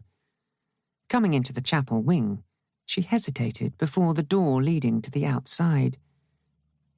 She had resolved to bolt it, but there was no access to the main building, and to close the chapel door against an intruder who left red roses seemed undue caution, quite apart from being contrary to Mother Dorothy's wishes. She left the outer door unbolted, bolted the inner door, and went into the cell leading off the kitchen with a far from tranquil mind. What she needed to do was talk to somebody about the recent sequence of events. If she talked to Mother Dorothy or any of the sisters, she might well prejudice Magdalen's chances of entry into the order. Postulants who were pursued by lovesick young men were liable to be a nuisance. If she talked to Detective Sergeant Mill, he might take action about the flick knife. Her last conscious thought as she slid into a dreamless sleep was that she ought to be awake and worrying. Morning brought nothing out of the ordinary at all. Looking round the chapel when she had unbolted the inner door, she was relieved to see that no extra flowers had joined those already in the vases. Everything was as it had been, and with a suddenly light heart, she went blithely up the main staircase, ringing the little bell and informing the community that Christ was risen. By the time Father Malone had arrived to offer Mass, the early morning sun was climbing higher up the cloudless sky. Long rays of sunlight pierced the rose window above the crucifix behind the altar and patterned Father Malone's green surplice with dancing motes of gold. On such a day it was easy to think well of the human race. Raising her head briefly, she felt eyes on her, considering, critical eyes. The short hairs at the back of her neck prickled slightly. Someone was watching her, but it was impossible to tell who. Magdalen sat further along the row. Sister Joan risked a quick sideways glance and bit her lip. Magdalen's seat was empty. She must have come in a few minutes late and was now kneeling behind from where that cold, intense stare originated. Sister Joan frowned, trying to concentrate on the familiar ritual, but the words were sliding away from her, even as the sunlight retreated and a faint pattering of rain could be heard on the roof. As the angel of the presence was dismissed, the sound of Brother Cuthbert's lute stole into the darkening chapel. She hadn't noticed him there, but Brother Cuthbert, she recalled, had a way of blending into the surroundings of a religious ceremony as if he were part of the fabric of the worship. There was a little stir of pleasure in the community, and the sense of being watched and weighed was gone. By the time the last note fell softly on the air, the shower of rain had ceased and the sun had come out again. Father Malone went into the sacristy. Brother Cuthbert slung his lute across his broad back and went out, face shielded by his cowl. Mother Dorothy led the way back into the main hall, but stayed by the door, watching the others file in. As Sister Joan reached her, she detained her briefly. "Run after Brother Cuthbert and ask him if he would like to join Father Malone and the rest of us at breakfast, will you?" she murmured. "I think he was too shy to stay behind." Sister Joan doubted it. Brother Cuthbert wasn't so conscious of himself as to be shy, but the errand was a welcome one. She had a sudden need to run, to shake off the unnerving sensation that had overcome her in the chapel. Brother Cuthbert was tall, with long legs and an apparently inexhaustible supply of breath. By the time she reached the front gate, he was already a small figure on the moor ahead. "Brother Cuthbert! Brother Cuthbert!" Sister Joan sped after him. "Who?" The young monk had turned at her to shout as she panted up. "Sister Joan. Nothing wrong, I hope?" "Reverend Mother asks if you'd like to take breakfast with us." Sister Joan put her hand to her side, where a stitch threatened. "Was I expected to stay?" he asked. "I'm very sorry, sister. I had no idea." It's entirely up to you, Brother Cuthbert. Sister Joan let out a breath in a whoop. Heavens! Are you in training for a marathon or something? It's a bad habit of mine to rush about everywhere. Father Prior is always telling me about it. That's very kind of your prioress, but if I'm going to be a hermit, then I feel I ought to start as soon as possible, he said earnestly. The supplies at the schoolhouse will last me for a very long time. You have a beautiful chapel, sister. I know one can pray anywhere, but it's always nicer to have a lovely place to do it in. The moor's not looking so bad this morning, she said. You're absolutely right, sister. Brother Cuthbert beamed at her. The moor looks grand after the rain. One could pray here easily. Now, will you please give Mother Dorothy my regrets and apologies? Yes, of course. She'll quite understand. Brother Cuthbert, did you give anyone a lift down here in your van? She sounded as casual as she could as she tacked on the question. Yes, as a matter of fact, I did. Brother Cuthbert looked surprised. Not all the way down, but there was a young man I picked up just this side of London. He was hoping to meet up with a friend at Falmouth. What was he like? I got the impression his friend was a Red Indian or something. His name was Julian. Julian... I don't think he gave me a surname. I mean, the one I gave a lift, not the friend. He didn't talk much. Why? Did he mention that his friend was called White Wind? She asked. Yes, he did. That was what made me think of Red Indians. I suppose they're called Native Americans now, though. This one, Sister Joan said dryly, is of the British variety. Thank you, Brother Cuthbert. I'll probably see you around, sister. He raised his hand, gave a cheerful wave, and strode off again, whistling. So now she had a lead. Turning and walking back at a more sedate pace, she wondered what good it did her. Obviously, Magdalene had a boyfriend who'd followed her and brought with him 3 expensive hothouse roses. He'd have done better to give her the roses openly and been frank about his feelings instead of sneaking around, leaving other people to find them. She was late for breakfast. Father Malone drove past her as she entered the main gates, slowing for long enough to call, "Nice young man, sister, and doesn't he play beautifully? An illustrated talk with music might be arranged later on." He was passed in a screech of tyres. Father Malone alternated between driving like a nervous old lady and imagining he was competing in a Grand Prix. Sister Joan sent up a hasty prayer on his behalf and went up the drive in time to see Sister Hilaria coming round from the back, a covered dish in her hands. "Good morning, Sister Joan." She paused, looking at her burden. "Would you have any idea where I'm off to with this?" "Is it Sister Teresa's breakfast?" Sister Joan guessed. "Of course it is. I went to the kitchen to collect it for her. Not very long before she joins us again as a fully professed sister of the Daughters of Compassion. Such lovely music this morning. A talent like that is quite rare.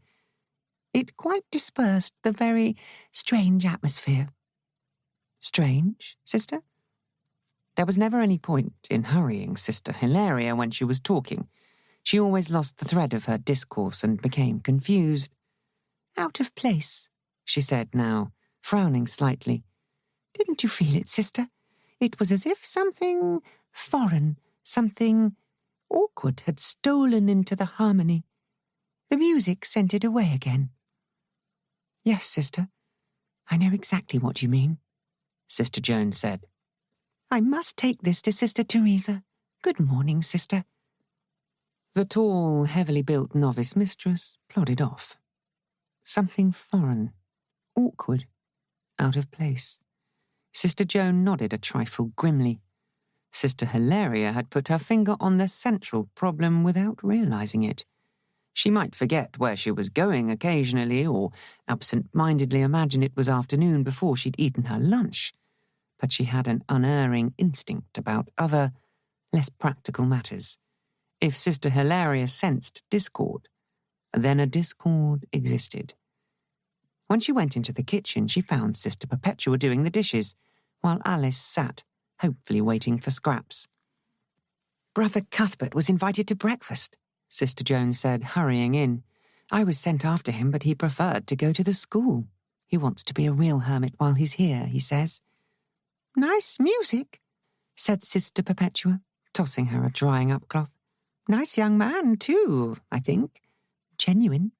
I like genuine types. Oh, Magdalene went up with Sister Catherine to help with Sister Teresa's dress. She does make herself useful, I must admit." "But you don't like her?" Sister Joan shot the older woman a look. "There's nothing to dislike. Sister Hilaria put her finger on something last evening. She came over to see me about something or other and said, 'Ah, you're alone,' without noticing that Magdalene was here. I know Sister Hilaria is apt to be vague, but her eyesight's perfectly sound. It was as if Magdalene had simply faded out of consciousness. Very odd. Aren't nuns supposed to avoid singularity? Not to the extent of becoming invisible," Sister Perpetua said, splashing water into the sink. "Now, the Bernadette child is a lively spark, good sense of humour, and no nonsense about being holy. Anyway, the two of them haven't been here 5 minutes, so we shall have to see. Pass me that coffee pot, sister. If I know you, it'll not have been cleaned out properly in a month." Which was Sister Perpetua's way of saying she didn't want to gossip. Sister Joan, taking her cue, got on with the chores, then put Alice on her lead and took her out to the tennis courts to do some training. The session progressed slowly, probably because she and the dog couldn't take it too seriously. Alice had learned to come on command, but she usually came anyway if she was anywhere in the vicinity in the confident expectation of a welcome and possibly a biscuit. The problem was trying to impress on her that being friendly to the whole world wasn't the mark of a trained guard dog. "Stay! Stay, Alice!" She backed off slowly, willing the dog to remain in her alert sitting position. "Are you training her?" Magdalene's soft inquiry came from the top of the moss-grown steps where she stood, peering down, her eyes silvered by the sun. "I was." Sister Joan spoke curtly as Alice leapt up the steps, all wagging tail and licking tongue. "I'm sorry. I didn't mean to interrupt." Magdalene came down the steps. "Sister Catherine and Bernadette are sorting out the linen, so I came out for a walk. I don't think one should make a nuisance of oneself, do you?" "I'm sure Bernadette wasn't making a nuisance of herself," Sister Joan said. "No, of course not, sister. And guests really aren't forced to help out with anything. I want to be more than a guest.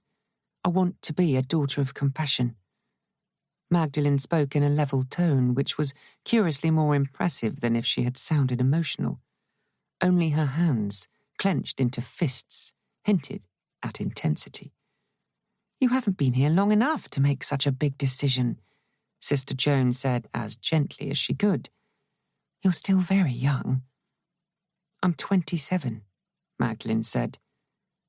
"But I thought—" "Everybody thinks I'm about 20, so I don't bother to contradict them. Does it make it difficult, my being older, or easier?" "Easier, probably." Sister Joan was trying to readjust her thinking. 27 was young still, but Magdalene's face was smooth as a teenager's without even the beginnings of laughter lines at eyes and mouth. She looked untouched was the word that came into her mind. She wondered suddenly if Magdalene could possibly still be a virgin. "So, you see, I am mature in my outlook," the other said. "I've thought for a long time about this step. You need postulants, don't you?" "The right ones, yes. But we're not a big community. Our foundress advised that no more than 15 nuns should comprise one convent."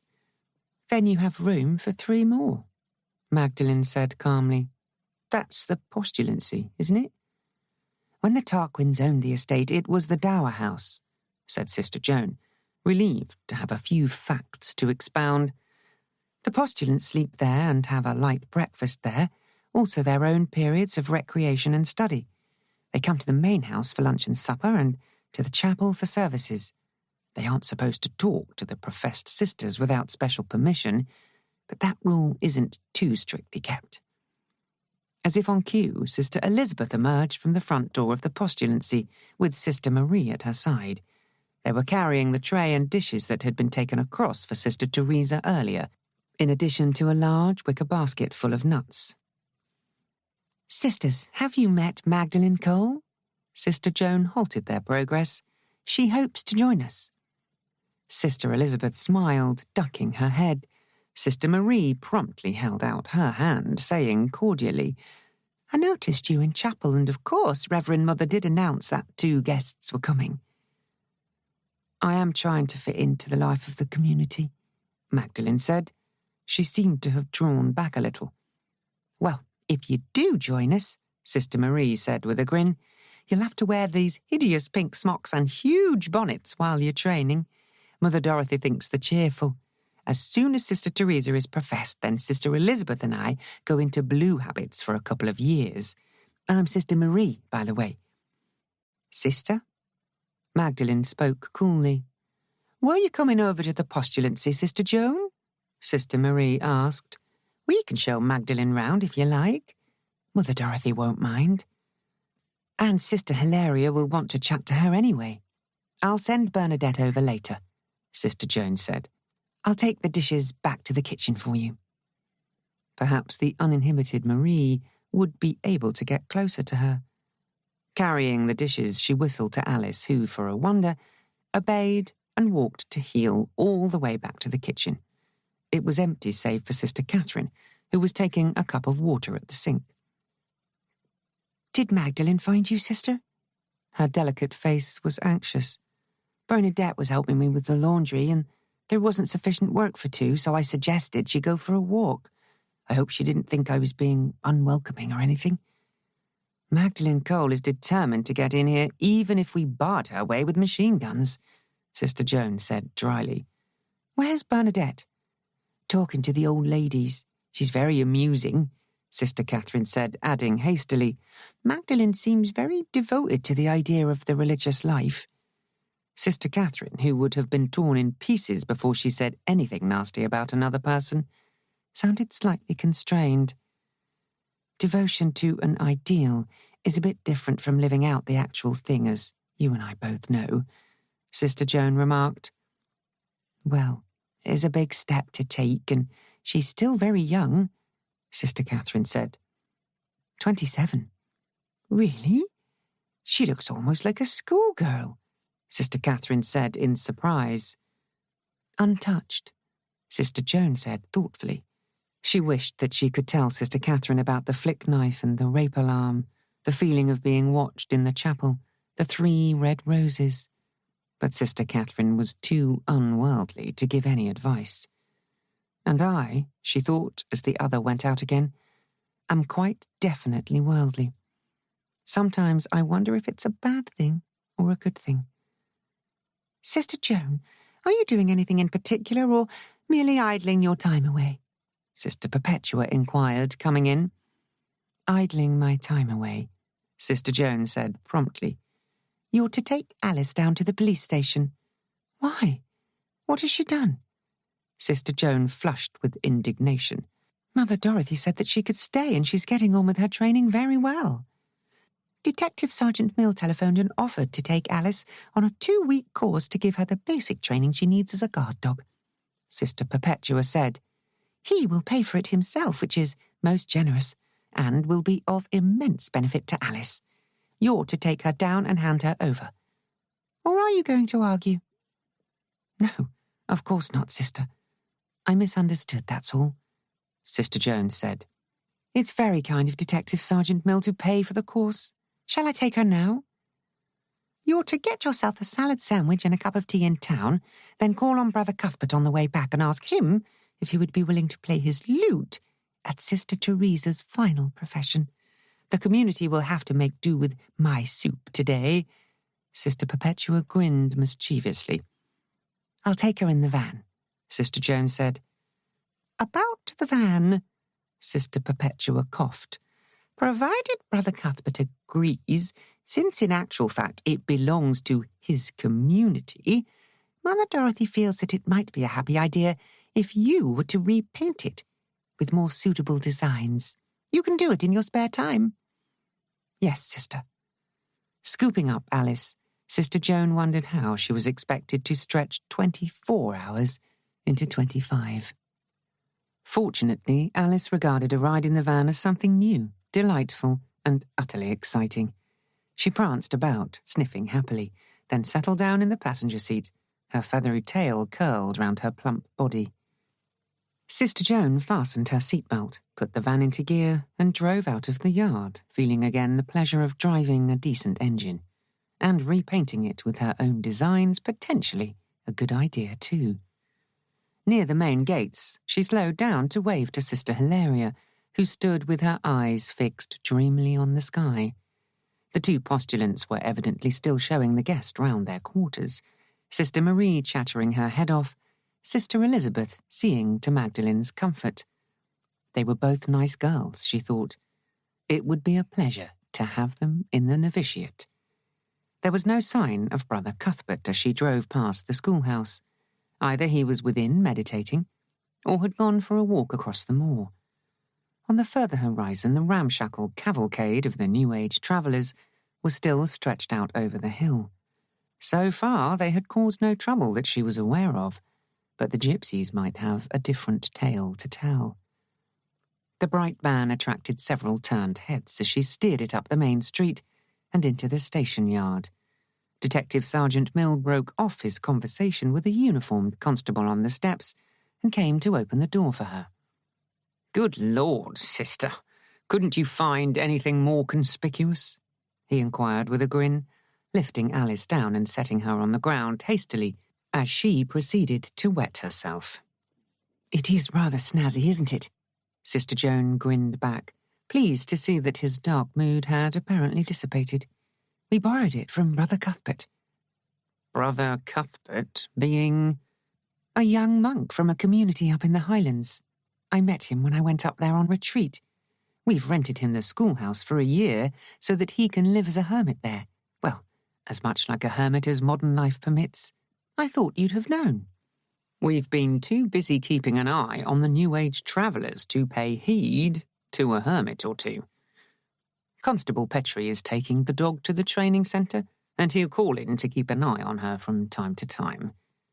She's going to fret terribly, Sister Joan said. For about 5 minutes. We're not sending her to approved school, you know, he said, amused. In a fortnight she'll be back. Not a fully trained guard dog, but at least inclined to listen to orders. Petrie, the dog's here. Constable Petrie loped up, looking with his boyishly pink cheeks, rather like a large puppy himself. Her name is Alice, Sister Joan reminded him sternly. Hi, Alice.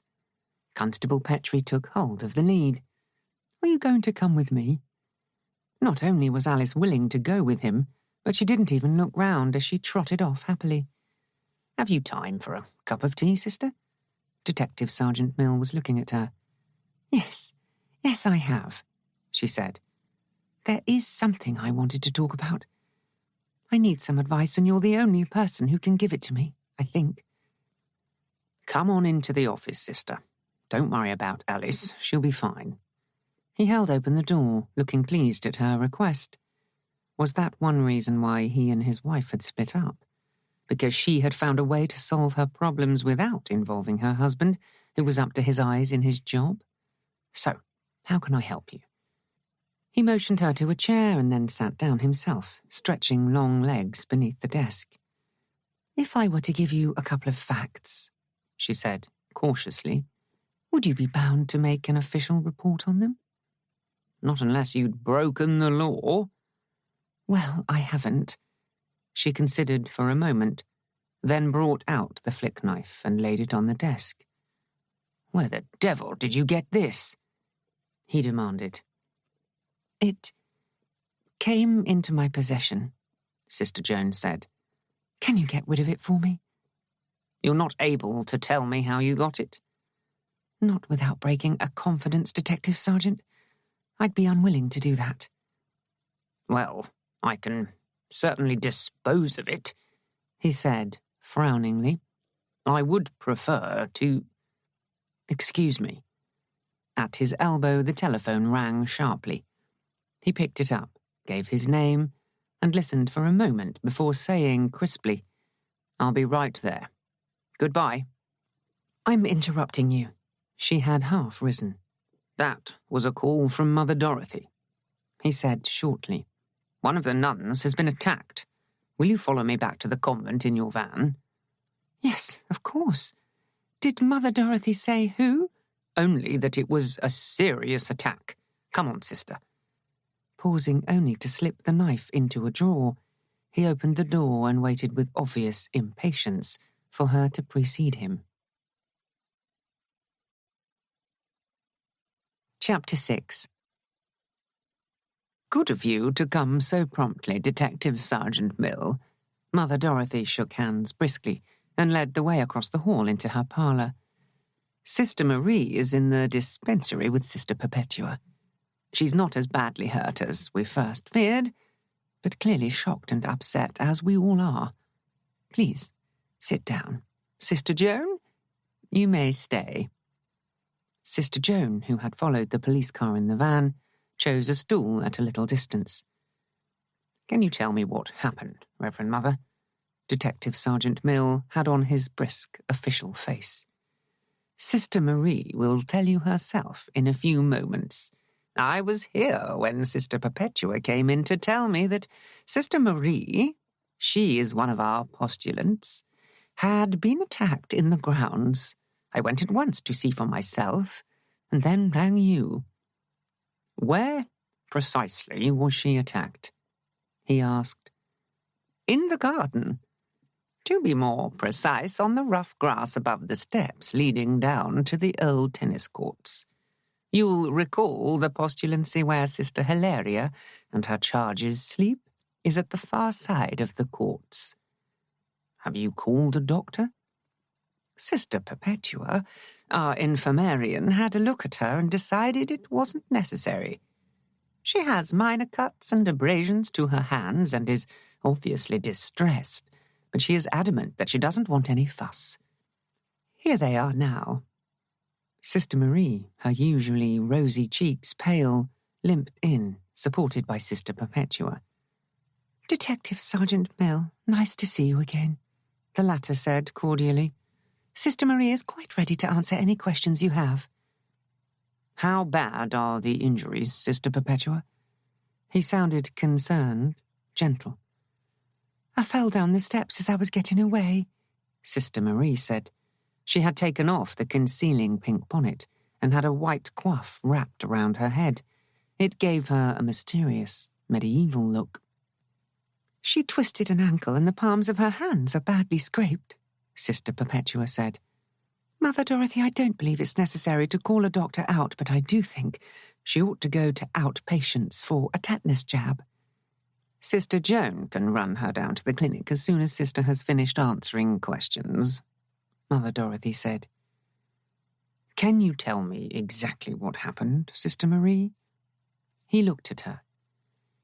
We were showing one of our visitors, Miss Cole, round the postulancy, Sister Marie said. Sister Hilaria asked if we would like a cup of mint tea before we came over to the main house for lunch. I remembered seeing some wild mint in the shrubbery, so I offered to go and pick some at the head of the steps that lead down into the old tennis courts. I knelt down to gather the mint when I heard something. Someone behind me in the shrubbery. I stood up and started to turn round, then someone grabbed my shoulder. I pulled away, skidded on loose stone and fell. I must have put my hands out to save myself, and I landed in a heap at the foot of the steps. She glanced wincingly at her bandaged hands. Did you see who grabbed you? Detective Sergeant Mill asked. No. Sister Marie shook her head. I was dazed for a moment after I fell, and by the time I got to my feet, whoever it was had gone. I did get the impression that it was a man, but that was just an impression. He didn't follow you down the steps? Didn't check on whether or not you were badly hurt?" She shook her head again. "I don't think so. No, I'm sure he didn't. I scrambled to my feet. My ankle was hurting and the palms of my hands were stinging, and made my way as fat as I could back to the postulancy. Sister Hilaria came with us over to the main house, but nobody had seen anything. They'd been in the little kitchen at the back of the postulancy boiling water for the tea." "You mentioned that you had visitors." He slightly stressed the plural. "Bernadette Fawkes and Magdalene Cole," Mother Dorothy said. "Both of them wrote to me expressing an interest in the order and are staying with us for a short period in order to learn more about it." "And nobody at the main house noticed anything?" He looked from one face to the next. "Nobody, Detective Sergeant Mill," she replied. "I was here with Sister David going over some accounts. Sister Perpetua was in the infirmary with Sister Gabriel and Sister Mary Concepta. Sister Martha and Sister Catherine had just completed their separate chores and gone into the chapel with Bernadette to pray together. Oh, and Sister Teresa is still in seclusion at the postulancy in preparation for her final profession. None of them saw anything at all. But if you wish to see them, that won't be necessary, Reverend Mother." He was rising. "It's fairly obvious that a trespasser isn't going to march boldly up the main driveway. Sisters, I can run you down to the clinic myself and send you back in a police car if you like. It might be more comfortable than the van for Sister Marie." "That's very kind of you, but since we have our own transport, it would be a pity not to use it," Mother Dorothy said, also rising. "Sister Joan, when Sister Marie has had her injection, may I suggest you stay in town for a cup of tea and a salad sandwich? Lunch here will be long over by the time you get back." "Yes, Mother Dorothy. Come on, Sister." Sister Joan helped the postulant to her feet, relieved to see that some of the colour had returned to her cheeks. "I'll have a look around the shrubbery and the tennis courts, if I may, before I go?" Detective Sergeant Mill said. "Yes, of course. And I hope you don't feel I called you out for nothing," she said. "Any incident of this type ought to be reported immediately," he assured her. "I can send a constable up to keep an eye on things if you wish, but we are somewhat short in the manpower department as usual. I will advise the sisters to take precautions and not wander in the grounds alone," she allowed. "There's no need to send anyone over. This is a convent after all, not a fortress. As you wish. Good day, sisters." He went out, striding towards the side path, as Sister Joan settled Sister Marie in the van's passenger seat. "I'll drive carefully," she said as she climbed behind the wheel. "You're looking better already, but a tetanus shot is a wise precaution." "It really wasn't much hurt," Sister Marie said. "Honestly, I feel a bit of a fraud for making such a fuss, but it did give me a shock." "I'd have screamed my head off," Sister Joan said. "It happened too fast for me to scream." Sister Marie told her. "My throat just closed up. That was the frightening part of it." "I can imagine." Sister Joan drove as steadily as the undulating track allowed towards the town. Sister Marie had closed her eyes and leaned her head against the seat rest. The incident had probably upset her more than she liked to admit. At the clinic, she was startled to find 2 nurses waiting at the door to shepherd them into the surgery. "Mother Dorothy from the convent just telephoned us to expect you," one of the nurses said cordially. "We'll whisk you in to save waiting." Sister Joan settled herself in the waiting room and ignored the temptation of a shiny magazine in favour of a quick and silent rosary, her fingers sliding over the beads and half hidden in the folds of her grey habit. When Sister Marie limped out, having been provided with a rubber-tipped stick, the nurse with her spoke cheerfully. "Not too much damage. The tetanus jab will take care of any infection. Your Sister Perpetua did a good job of the bandaging. We could do with her down here. Go and have something to eat now, sister, and keep off that foot for a couple of days. There's a cafe just round the corner if you can walk that far, Sister Joan began. I'll be fine, Sister Marie said. Honestly, sister, it's nothing at all, really. Nothing, it might be, but she was breathing hard by the time they had rounded the corner and entered the cafe, gay with its red and white checked tablecloths and vase of plastic flowers. A pot of tea for two, and 2 cheese and tomato sandwiches. Sister Joan smiled at the girl who came from the back to serve them. Oh, and a glass of water, please. Sister Marie, did they give you any painkillers? I'm to take 2 every 6 hours, Sister Marie said. Take a couple now with the water, and then we'll have our snack. Have you had an accident, sister? It is sister, isn't it? The woman who had paused at the open door of the cafe came in, her shawl wrapped tightly about her gaunt person. A slight mishap. Miss... Sister Joan looked a question. Ducker. Sylvia Ducker. Miss, though I prefer Ms. Sister Marie slipped down some steps, Sister Joan said, censoring the details. I saw you coming out of the clinic. You're Sister Joan. You gave your name when you were talking to the 2 young men. They're travelling with you? I give them house room. The woman's lip curled slightly. I'm glad it was nothing serious, she said abruptly, and turned on her heel, striding out again. Odd woman. Sister Marie gulped down her pills with a grimace and picked up the sandwich the waitress had just set down. She's with the New Age travellers, Sister Joan said. Eccentric, I dare say. It's nearly 2 years since I was in town, Sister Marie confided, biting with relish into her sandwich. Is it all right to chat like this? I mean, you're a professed nun, and we're not supposed to talk to the professed sisters as a general rule. You'll be a novice very soon, Sister Joan reminded her, and this is an unusual occasion. Thank goodness for that. You're sure you didn't see anybody? Sister Joan asked. Nobody. I never got the chance to turn round. Sister Marie paused, the sandwich halfway to her mouth again as she said, Have you got any idea who it could be? I don't have any enemies I can think of, but perhaps it was just a random attack. Probably. Sister Joan frowned slightly. Random attackers didn't, of course, follow any rules, but it seemed a long way to walk in the hope of catching a nun unawares.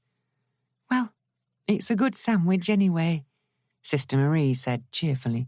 Nearly as nice as the ones you make. Didn't anyone ever tell you the devil is father of all lies? Sister Joan said, amused. My sandwiches are improving, but they're not cordon bleu. When I'm a novice, Sister Marie said, that means I get to help out with lay duties, which is something I've always wanted to do. When I'm professed, I shall volunteer as lay sister. That'll be a burden off my shoulders, Sister Joan said. Being a lay sister is hard, you know, having to balance so carefully the practical and the spiritual. It wasn't until I took over as lay sister that I realised we just don't appreciate them sufficiently. But I've a feeling you'll make a good one. Sister Elizabeth prefers the contemplative side of religious life, Sister Marie informed her. She's devoted to Sister Hilaria. Well, we both are, but Elizabeth wants to be exactly like her.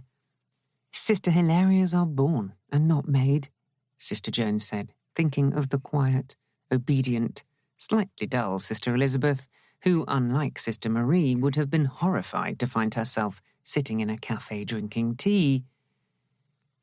Is Magdalene Cole really going to enter the religious life? Sister Marie sipped her tea and fixed questioning eyes on her companion. She seems very keen on the idea, but that's something for Mother Dorothy to decide, Sister Joan said. Reverend Mother has always bemoaning the lack of vocations. Bemoaning didn't sound much like Mother Dorothy's style, but Sister Joan caught the general idea and nodded. Provided they're good, strong vocations, she said, Yes. Sister Marie started on the second half of her sandwich, her face troubled. What do you think of Magdalene Cole? Sister Joan asked bluntly. Sister Marie's round face flushed and her eyes shifted slightly. We made her very welcome, she evaded. We showed her round the postulancy and told her something of our daily routine, and she was very interested, very eager to find out everything we could tell her. Why don't you like her? Sister Marie blushed more hotly. We're supposed to love everybody, she said. I said like, sister. Do you like her? Not much, Sister Marie admitted. I know it's dreadful of me, Sister Joan. Since I've only had fleeting glimpses of her and Bernadette before today, she's very pleasant and quiet, and yet she's actually quite pushy. That's how I came to lend her my bonnet. You lent her your bonnet? Sister Joan stared at her. With Sister Hilaria's leave, of course. Magdalene said she'd love to wear one of the postulants' bonnets for an hour just to see how it felt. She looked straight at me as she spoke, and I felt obliged to offer. So you weren't wearing your bonnet when you went out to pick the mint? No. Magdalene lent me a white scarf, and I had that on. So you were wearing her scarf, and she was wearing your bonnet? Yes, but I don't. You think whoever jumped at me thought I was Magdalene Cole? It's possible, isn't it? Yes, but... Sister Marie's brows drew together into a frown. How would anyone know that somebody was going out to pick mint at that particular time? They didn't have to know. They were probably skulking about in the grounds, hoping to catch a glimpse of her. Then they saw the white scarf. And the pink smock, Sister Marie said. Magdalene Cole was wearing a grey dress. Sister Hilaria remarked she looked like one of the professed sisters. Maybe she has a pink dress too, Sister Joan said, unwilling to relinquish her theory. But why would anybody want to attack her personally? Sister Marie demurred.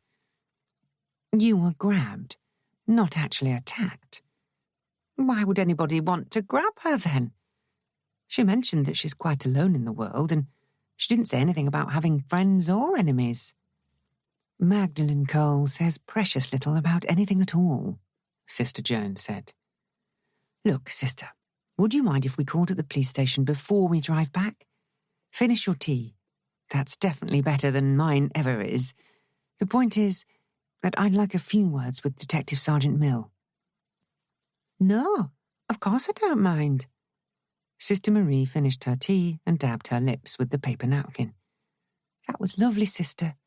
The throbbing in my ankles less, too. But are you sure that Magdalene is the one who was being followed? No, I'm not sure. There is another matter I ought to mention to him. I'll pay for this, sister, and then we can get started. Leaving the waitress beaming at the generous tip that Sister Joan had recklessly bestowed, they made their slow way round the corner to the van.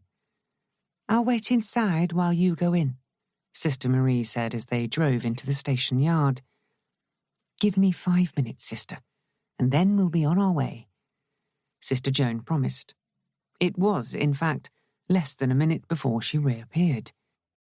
Detective Sergeant Mill was called out somewhere else, she said, climbing back into the van. Was it important, sister? What you wanted to tell him? I dare say it'll keep, Sister Joan said, hoping she was right. Magdalene Cole might not be the most charming of people, but she was entitled to the same consideration as anyone else.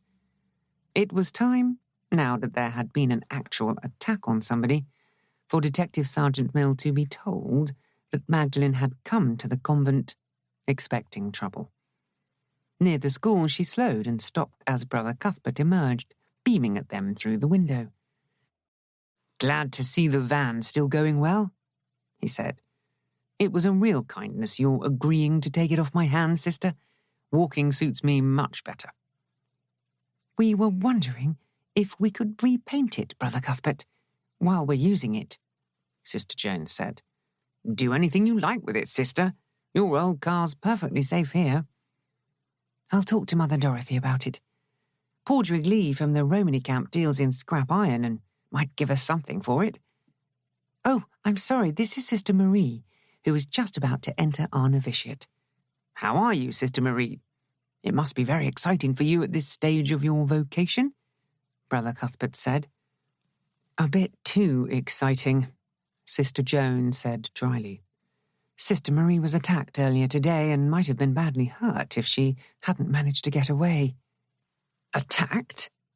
Brother Cuthbert's freckled countenance expressed the liveliest dismay. Who in the world would attack a holy sister? Someone who was hanging about in the grounds. I don't suppose you noticed anyone going in that direction? I'm afraid not, sister. He shook his head regretfully. I've been praying and meditating since this morning's mass, so I wouldn't have noticed if a legion marched past. I hope you reported it to the police. And got medical attention, Sister Joan said. There's such a lot of violence around these days, Brother Cuthbert said. In this city one almost expects it, I suppose, but not out here. Tell you what, sister, I'll keep an eye open for anything unusual. The next time I take a walk, I'll go in the direction of the convent. Reverend Mother won't mind if I enter the grounds? No, of course not, Sister Joan said warmly. She'll be happy to know there's a man keeping an eye on the premises. Oh, and she wants to know if you would be willing to play your lute at Sister Teresa's final profession. It's in just under a month. Oh, that would be super. Brother Cuthbert was beaming again. What an honour. You'll be wanting very happy music, of course. Tell Reverend Mother I'll be delighted. That, said Sister Marie, a quiver of laughter in her voice as they drove off, is a very large young man. I met him up in Scotland when I went there on retreat, Sister Joan told her. He has a degree in music and gave up a promising career as a concert performer to enter the religious life. He played beautifully at Mass, Sister Marie said, catching herself in a yawn. Oh, I beg your pardon, sister. What you need is a couple of hours' sleep, and then a quiet evening with your feet up, Sister Joan said, driving through the gates. I've a feeling that Mother Dorothy will wish to take a few extra precautions until this prowler is caught. Her surmise was correct. During the afternoon, with Sister Marie resting in the infirmary, if listening to Sister Gabriel fulminate about the increase in crimes of violence could be called resting, Sister Joan decided to catch up with the entries in her spiritual diary. Every nun, professed or not, was expected to keep such a diary which remained private until her death. Her own diary was, she suspected, hardly the stuff to inspire those who came after, being full of shabby little faults and usually several days out of date. Sister Joan, can you spare me a moment? Mother Dorothy had opened the parlour door. Sister Joan mentally consigned her spiritual diary into the bin marked "Things to do when I've got time," and followed her superior back into the wide, lovely room. Dominus vobiscum. Sit down, sister. Mother Dorothy resumed her seat behind her desk. Et cum spiritu tuo. Sister Joan obeyed. Sister Marie seems very much better. She's a resilient young woman. As usual, Mother Dorothy came immediately to the point. My own view is that this was probably an isolated attempt by some sick individual to grab a female, any female. One reads about such things far too often these days. However, until Alice is returned to us, I think it unwise for Sister Hilaria and her charges to sleep over in the postulancy. Sister Hilaria can double up with me, since my cell is large enough to hold a second bed. Sister Teresa will sleep in her old cell.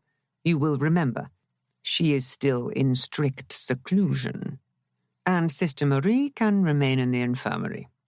Sister Elizabeth can occupy the lay cell next to your own, which leaves Magdalene without a room, since she is now in Sister Teresa's old cell.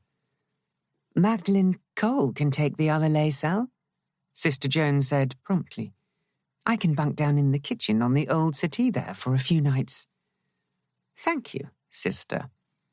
There was nothing found in the shrubbery, by the way, save a few broken branches, but Alice is always burying her bones there." "I'm sure she won't have any bad habits when she comes back," Sister Joan said. "Your optimism is very touching," Mother Dorothy said dryly. "There is another matter on which I'd like your opinion. Magdalen Cole." "Yes, Reverend Mother?" "As you know, sister, there is a sad shortage of vocations in every order, and when Sister Marie and Sister Elizabeth enter the novitiate, we shall have no postulants at all. I cannot, in conscience, hold them back any longer on that account, but the postulants represent the future of our order.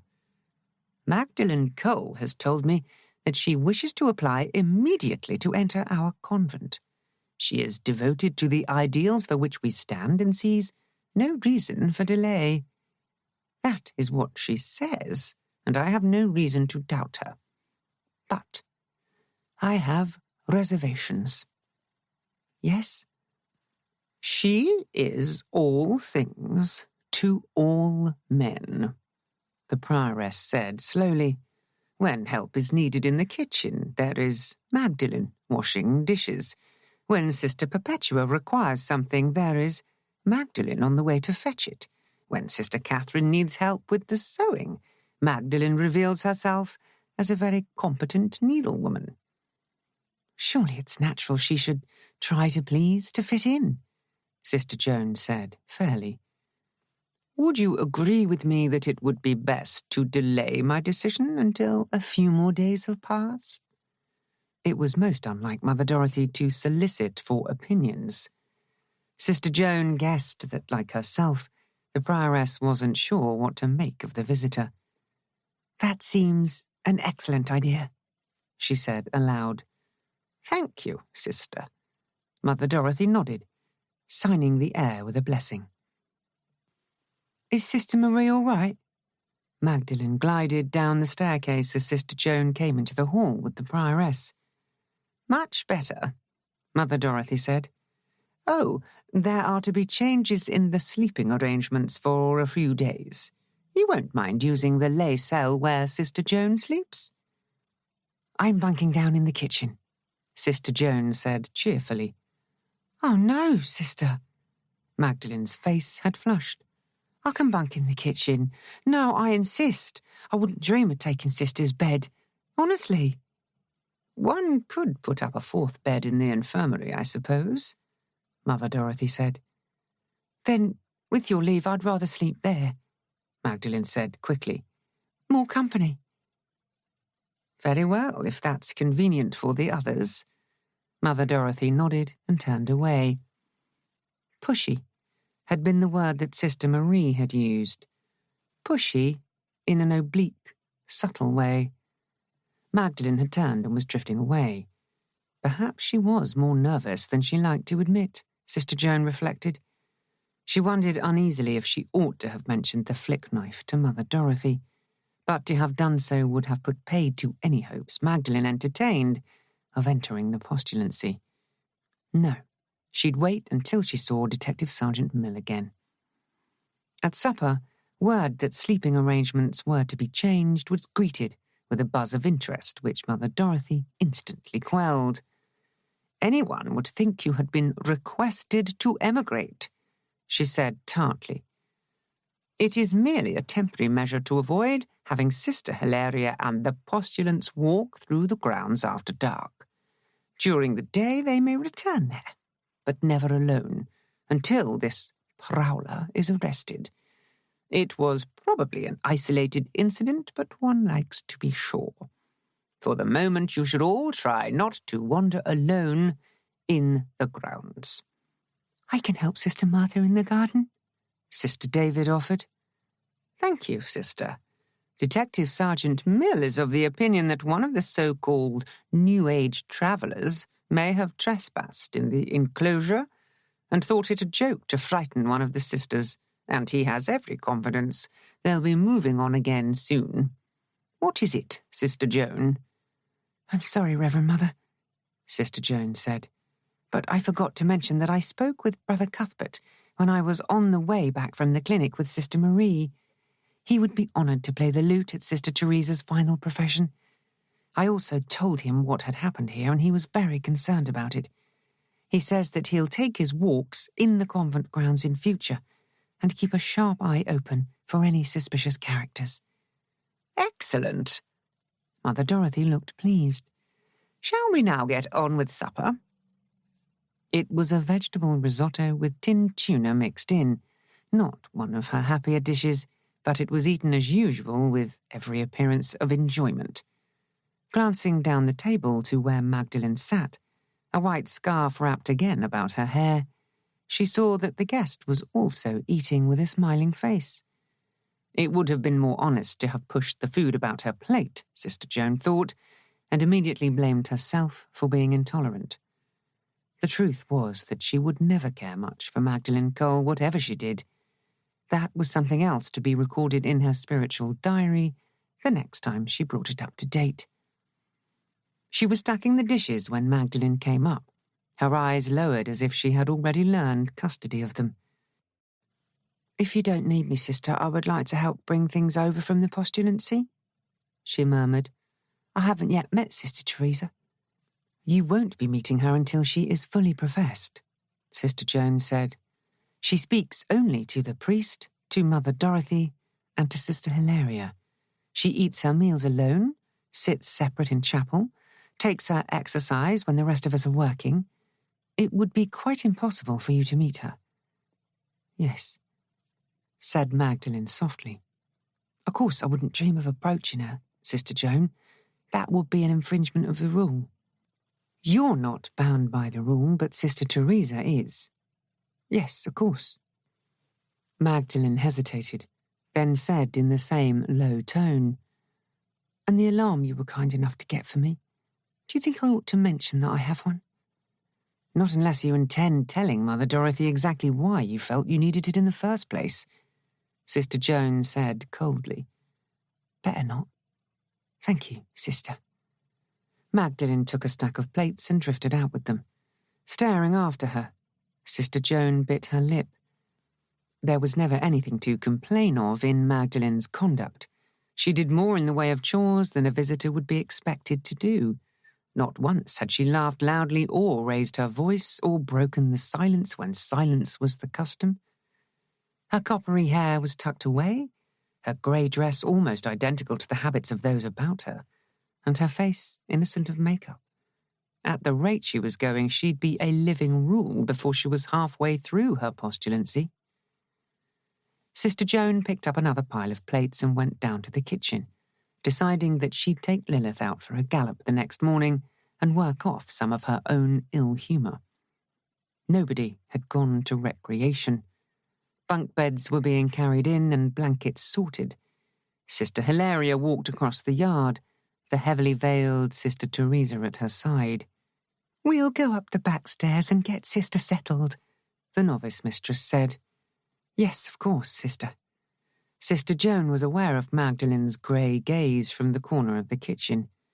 Sister Elizabeth came in, carrying her things, and bobbed her head in timid thanks as Sister Joan opened the door of the empty lay cell for her.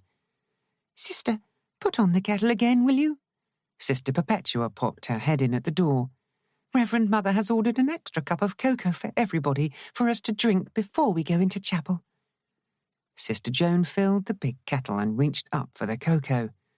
From the infirmary came a burst of laughter. Sister Gabriel was in fine form this evening, probably stimulated by Sister Marie's presence. The feeling that they were all together under one roof was a good feeling. She felt suddenly more cheerful and managed to give Magdalene a genuinely sincere smile as they started to take round the trays of brimming mugs. It had been a long day, or at least it seemed to have lasted several hours beyond the usual number. Sister Joan was, for almost the first time in her religious life, glad when prayers were done and she could kneel for the last blessing of the day, and then begin her final rounds. The lights were low, Alice's basket empty, a pale moon breasting the clouds. Getting wearily into bed, she went through the doors she had locked or bolted in her mind. Front door, back door, door leading into the chapel wing, door from the chapel onto the side path. She must open that first thing in the morning. Her lids fluttered down, and she slept. Waking was difficult. She lay for several minutes trying to persuade herself that her watch must be wrong. Unhappily, her watch was never wrong.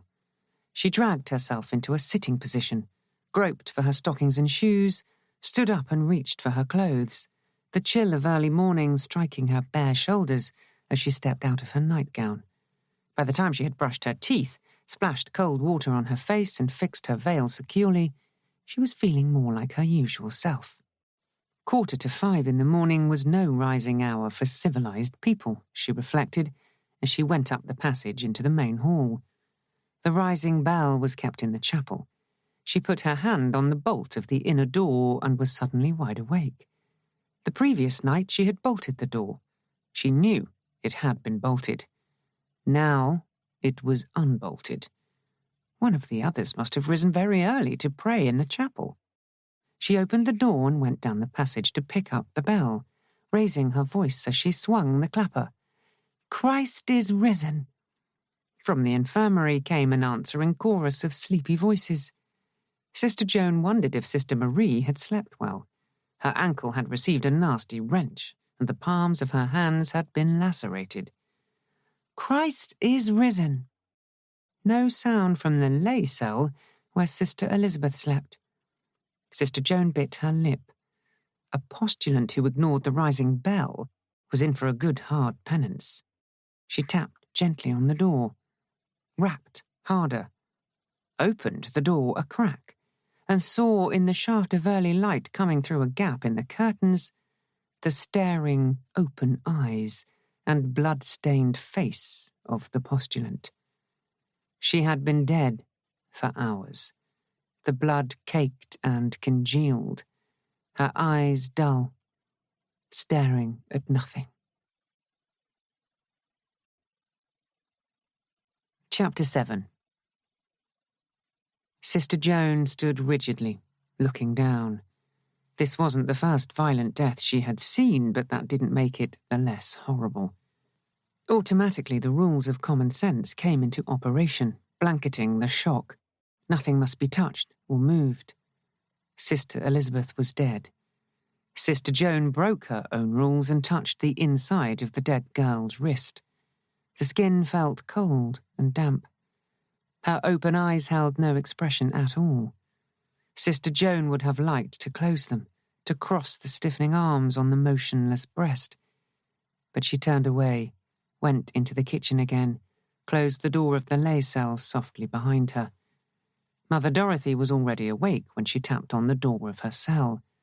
Her night-capped head was raised from the pillow, one hand reaching for her spectacles, her voice low as she said, "Something has happened, Sister Joan?" "Sister Elizabeth is dead, Mother." Sister Joan spoke bluntly, aware that the prioress was one of the few completely controlled people with whom one could be blunt. "She didn't respond to the morning salutation, so I looked in on her. Someone bludgeoned her across the forehead as she slept, I think." There was a slight intake of breath. Mother Dorothy glanced across to the other bed where Sister Hilaria still slept. "Rouse the rest of the community for chapel," she instructed quietly. "I will telephone the police and inform Father Malone what has happened as soon as he gets here. I will break the news after Mass. The police will be here by then and will wish to make the usual inquiries. You are sure Sister Elizabeth is beyond help?" "I'm certain, Mother Dorothy."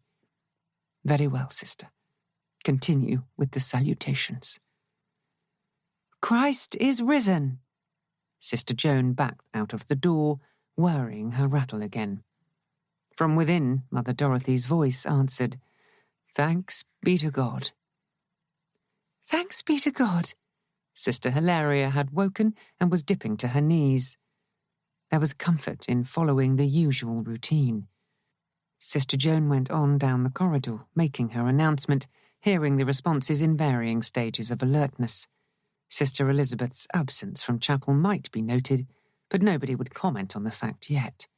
This early hour was for contemplation and worship. She had reached the foot of the staircase when Mother Dorothy went past her, heading for the parlour. She would be telephoning the police. Sister Joan went on into the kitchen and stood uncertainly there, looking at the closed door of the lay cell. She was tempted to look in again, to see if anything out of place there had escaped her first horrified glance, but that would be for the police to decide. "Sister Joan?" Mother Dorothy came in, her voice having regained its usual sharpness. "Yes, Reverend Mother?" "Did you unlock the door leading into the chapel wing?" "It was open when I came into the hall this morning," Sister Joan said. "Thank you, Sister. I've rung the police and also Father Malone. He will come at once to offer Mass so that the police can get on with their inquiries as quickly as possible. Go into chapel now." Sister Joan went across to the chapel, genuflecting, slipping into her place as if this were still an ordinary morning. The rest of the community was filing in. When Father Malone came from the sacristy, there was a faint stir of surprise. Mass was not due to begin for nearly an hour. One or two glanced surreptitiously at the fob watches pinned to their bodices. Father Malone looked pinched and cold. The news would have been a terrible shock, Sister Joan thought with a pang of sympathy. The priest took a fatherly interest in all the nuns, but had a particular tenderness for the postulants. Further along the row, Sister Hilaria knelt upright, her face calm.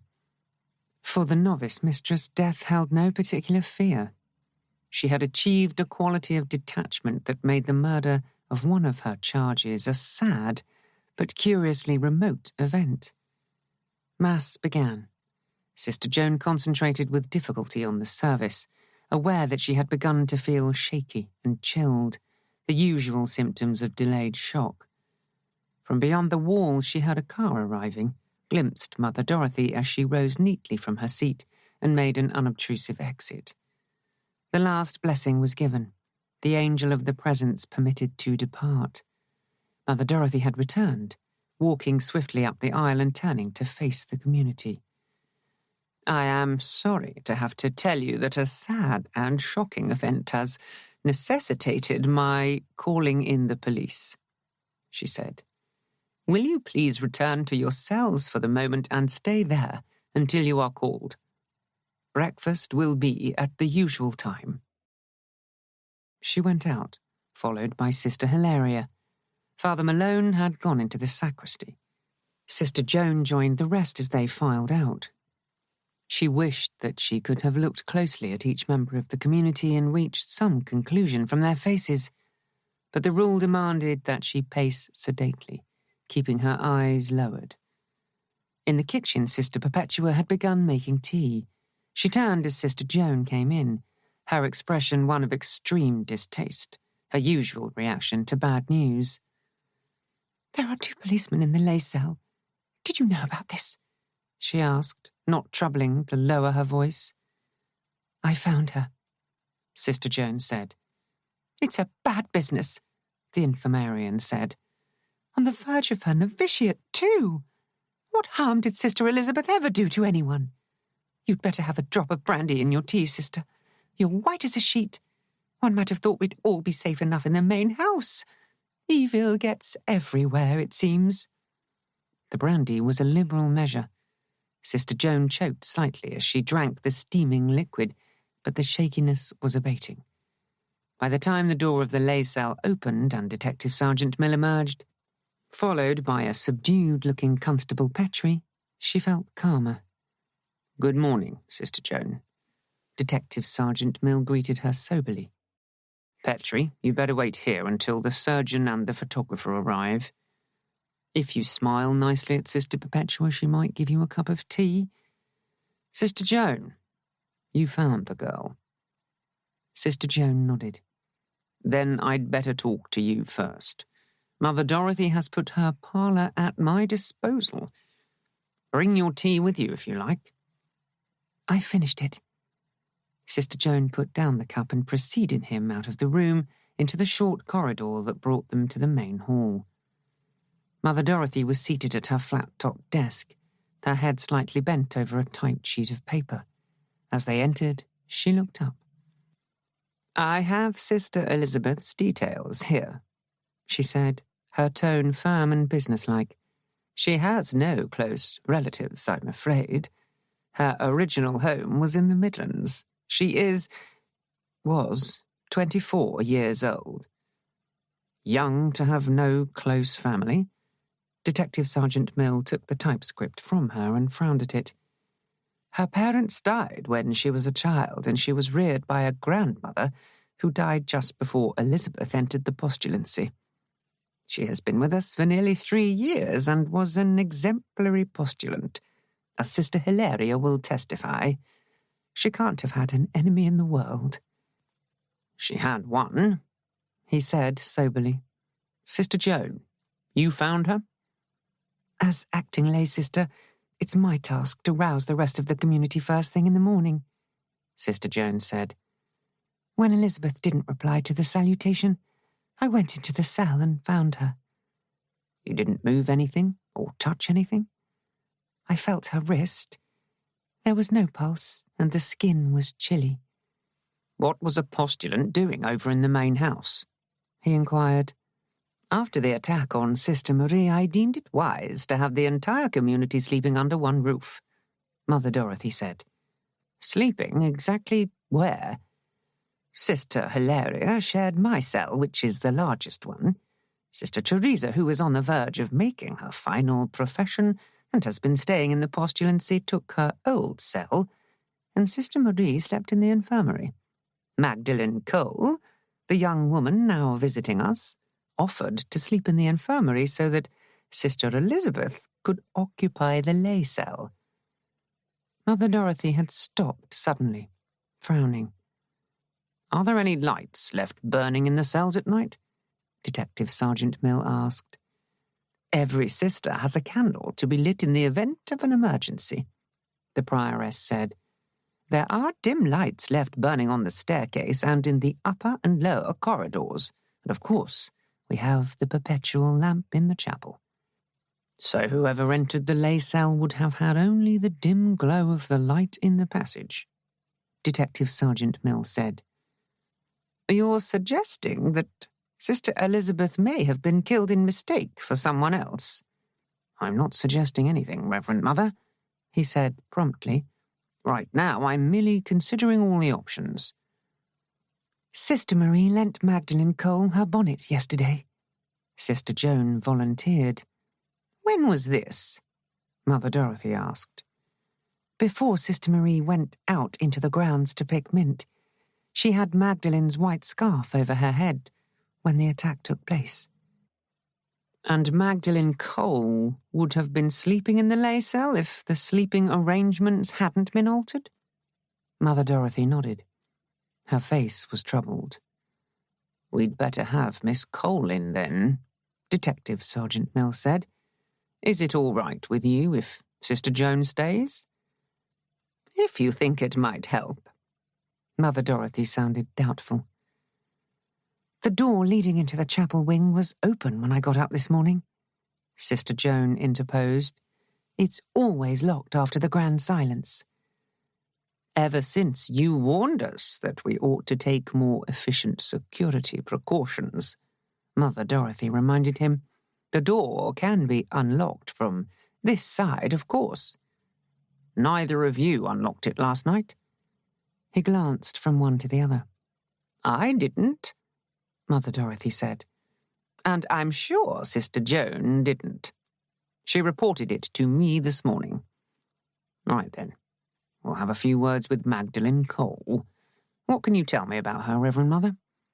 "Not a great deal." Mother Dorothy folded her hands together judicially. "She is from London, though she has no trace of an accent. Rather a quiet, reserved young woman, very devoted to the ideals of the religious life. Her priest sent a reference with her letter of application, but she comes from a large inner-city parish, so I have no idea how well he really knows her. Sister, bring Magdalene here, will you? It wasn't an errand she particularly relished, but she went obediently, tapping on the infirmary door before putting her head round it. The 4 occupants were talking, or rather Sister Gabriel was talking while the others listened. And someone has to tell us sometime exactly what. Sister, is it true that Sister Elizabeth's been murdered? Oh, it can't be. Sister Marie raised brimming eyes. I'm afraid she has, Sister Joan said, knowing that provocation never got one anywhere with Sister Gabriel. Magdalene, the detective would like a word with you. With me? Magdalene had risen, her already pale face whitening. I don't know one single thing about any of this. He'll want to talk to everybody, Sister Joan said. He has to start somewhere. Ought we not to be saying the prayers for the dead? Sister Mary Conceptor said in her gentle, old voice. The 2 old ladies had taken the news more calmly than the younger ones.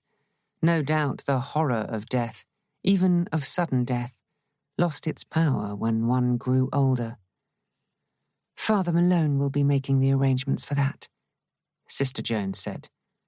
I can't tell him anything useful.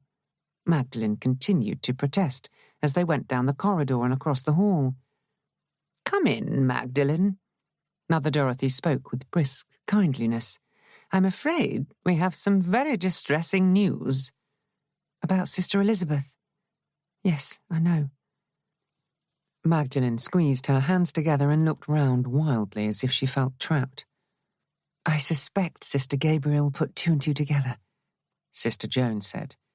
Yes, of course. Sit down, Magdalene. The detective sergeant wants to ask you a few questions. Sit down, sister. I don't know anything, Magdalene repeated, sinking onto a stool next to Sister Joan. These are just preliminary inquiries, Miss Cole. Detective Sergeant Mill had adopted his reassuring manner. As Sister Gabriel has surmised, Sister Elizabeth has been killed. Killed? Magdalene's voice was a whisper. She didn't just die then? Unfortunately, no, Miss Cole. Did you know Sister Elizabeth before you came here? Magdalene shook her head. She had swathed her pale hair in the inevitable white scarf. But you've talked to her? Only briefly. Magdalene sat up a little straighter, clearly trying to compose herself. Bernadette and I, she's the other guest here, went over to meet the 2 postulants yesterday but you know about Sister Marie being attacked. Sister Elizabeth was very quiet and scarcely said anything at all. Sister Marie lent you her bonnet. Only to try on for a little while, Magdalene said anxiously. I hope to enter the order here, so naturally I want to know how it feels to be a postulant. It takes rather more than the wearing of a bonnet, Mother Dorothy said dryly. And you lent Sister Marie your scarf? Detective Sergeant Mills sounded patient and plodding. Only while she went out to pick mint for some tea. And was attacked. But not badly hurt, thank God, Magdalene said. A trace of colour dyed her cheeks. And you offered to sleep in the infirmary so that Sister Elizabeth could sleep in the lay cell. I'm only a lay visitor, Magdalene said. I was very comfortable on the put-you-up-in-the-corner. But until last night, you'd been sleeping in the lay cell. It's next to the kitchen, so I can lend a hand with the breakfasts, Magdalene said earnestly. I want to enter into the life of the community. Oh, she broke off abruptly, her lower lip trembling. Miss Cole, can you think of anybody who'd wish you harm? He asked bluntly. The grey eyes were wide and troubled. I can't think of anybody who'd want to murder me, Magdalene said. Did you see or hear anything unusual during the night? After thinking for a moment, she shook her head, her eyes dropping. That seemed to be it for the moment. Detective Sergeant Mill nodded pleasantly. If there's anything at all I can do? Magdalen's voice was a soft murmur. Would you ask Bernadette to come to the parlour? Mother Dorothy said. She is our other lay visitor, Detective Sergeant Mill, so you may wish to have a few words with her next. That's an excellent idea, Reverend Mother, he said promptly. Magdalen glided out. The detective was looking over some notes he had jotted down. A tap on the door brought Bernadette, her long braids swinging, a slightly crumpled brown skirt and sweater on. I went back to change, she said slightly breathlessly. I haven't anything black with me, but I thought one should wear something a bit mournful. Is it true? Has Sister Elizabeth really been killed? I'm afraid so, Miss... Detective Sergeant Mill looked a polite inquiry. Fawkes. Bernadette Fawkes. I haven't, said Bernadette with a show of spirit, had a change of name since yesterday. No, of course not. Unfortunately, one has to follow the usual procedure, he said apologetically. You were in the postulancy yesterday when Miss Cole borrowed Sister Marie's bonnet? Yes, just before Sister Marie went out to pick some mint. I don't see what that has to do with Sister Elizabeth, though. And you were with Sister Elizabeth and Miss Cole when Sister Marie came back into the postulancy? With her hand scratched where she fell on the gravel and limping because she'd twisted her ankle. Yes, she said someone had grabbed her from behind. I said all that. Just checking, Miss Fawkes. Now, you were sleeping in one of the upstairs cells last night? In my old cell, Sister Joan volunteered. Now that I'm acting lay sister, I sleep in the cell off the kitchen. Sister Elizabeth took the other lay cell next to it. Did you hear anything unusual during the night? Detective Sergeant Mill asked. Bernadette shook her head. Not a thing, she answered after a moment. I always sleep like a log anyway. You come from Yorkshire? From Leeds, yes. Mother Dorothy has my address. You didn't meet Magdalen Cole until you arrived here? Sister Joan met us both at the station. We travelled on the same train from London without realising that we were coming up to the same place.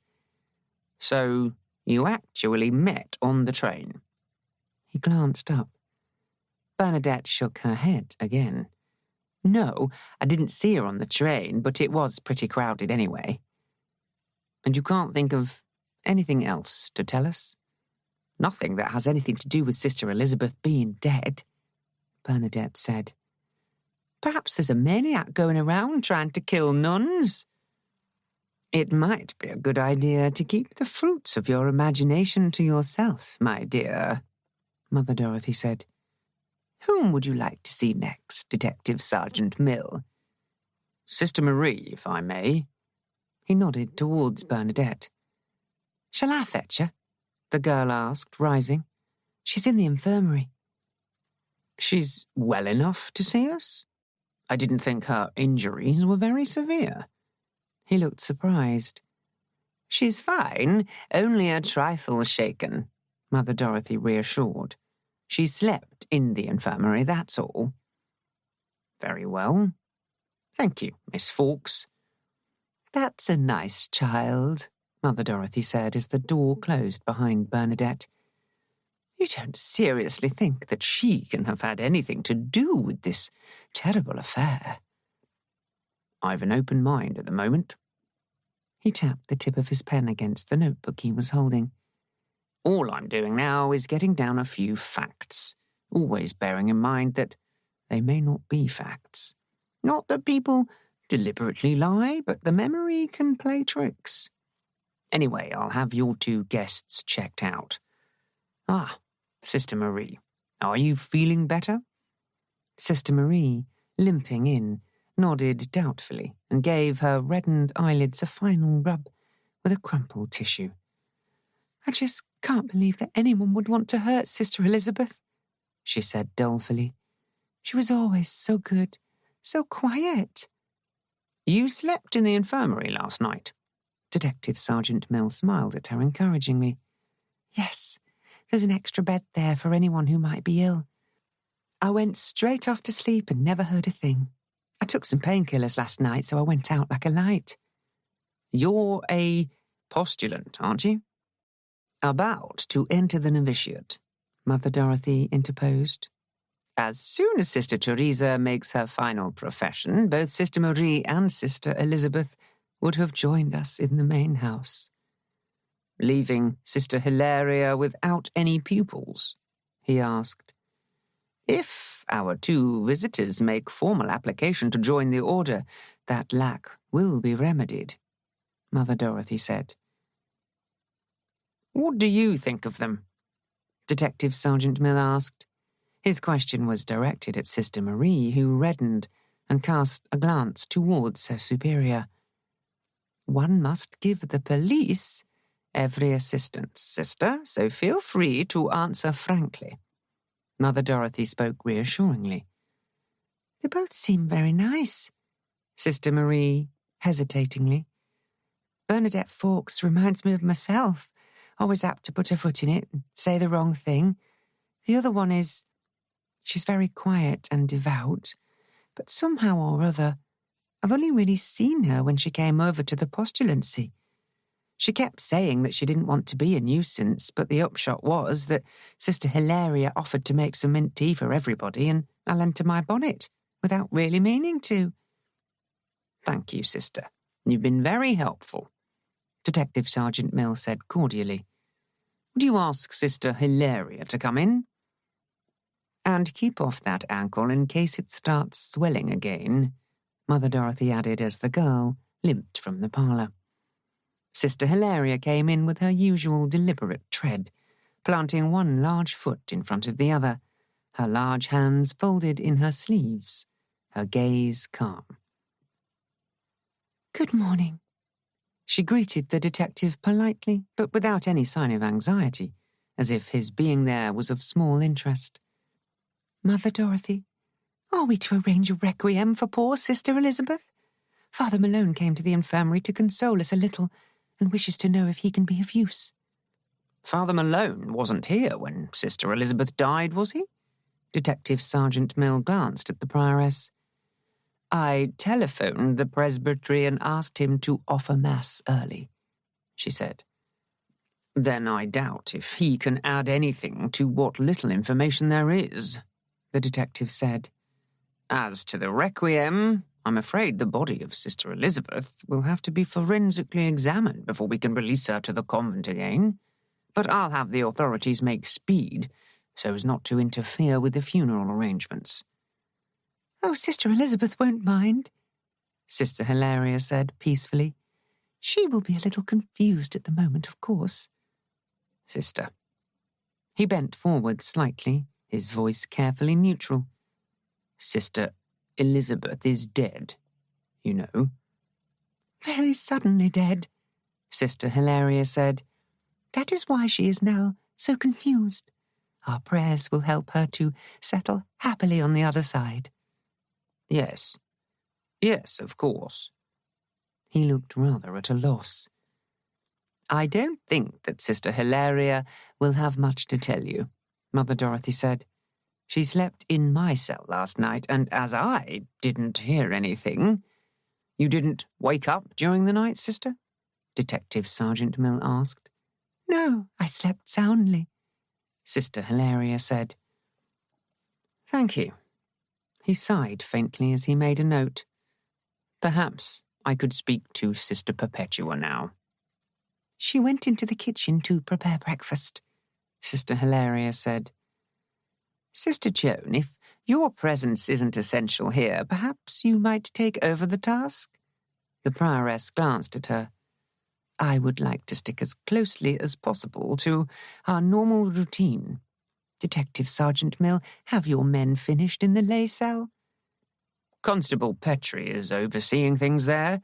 Sister Joan is free to go, of course."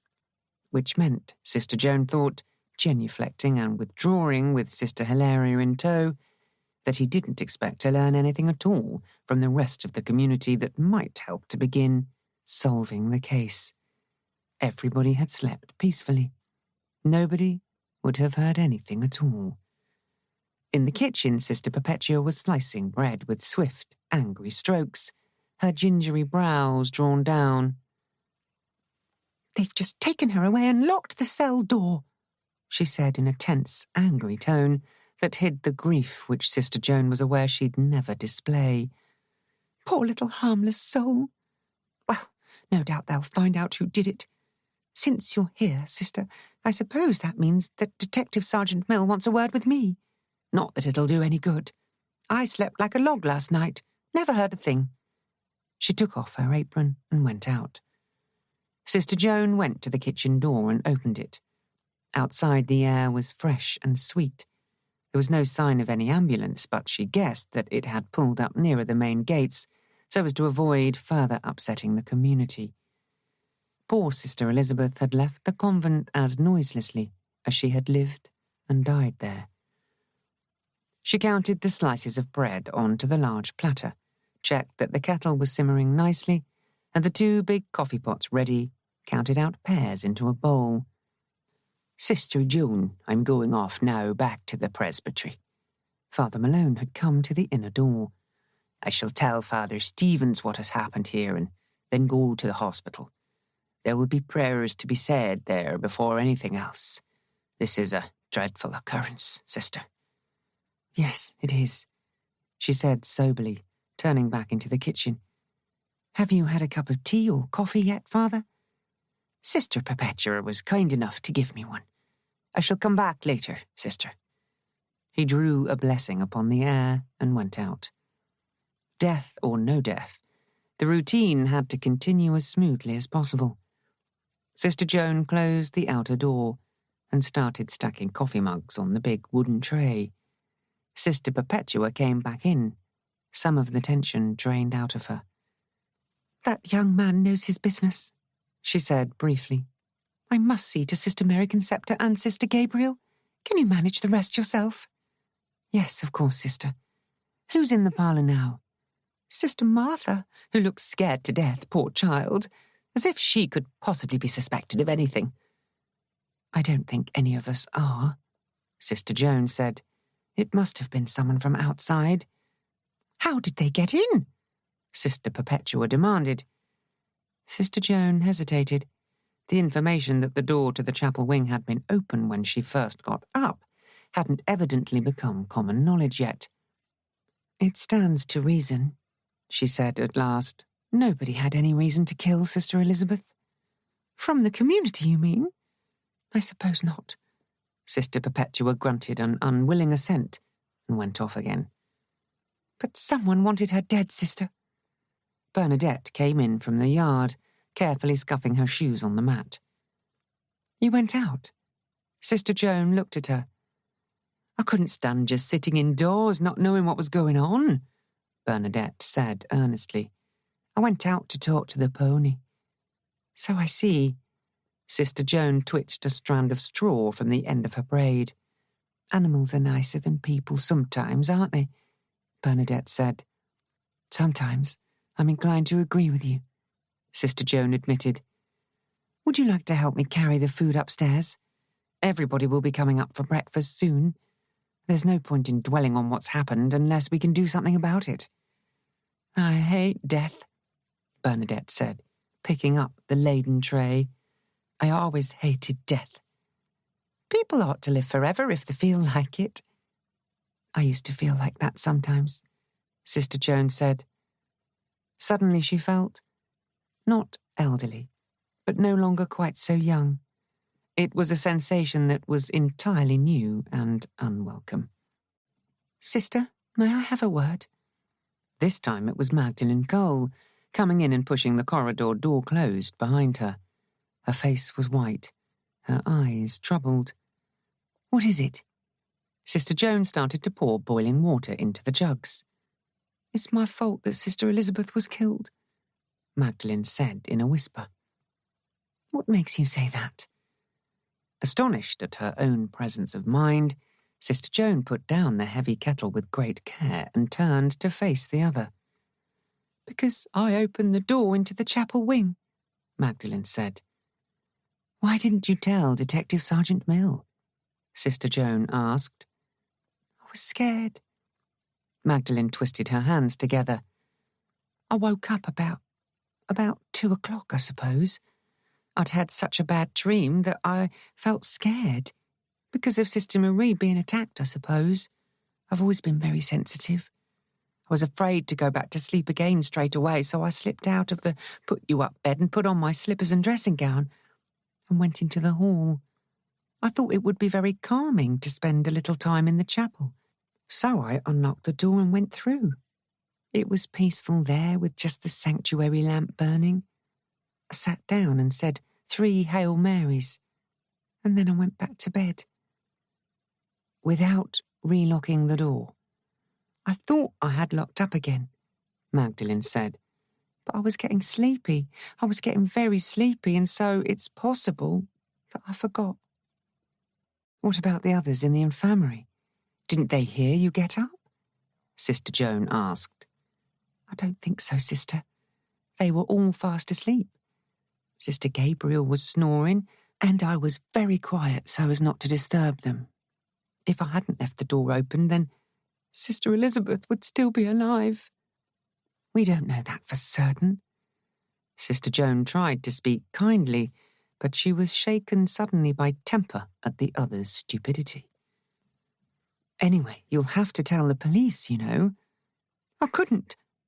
Magdalene's voice had risen slightly. "Not with Mother Dorothy there.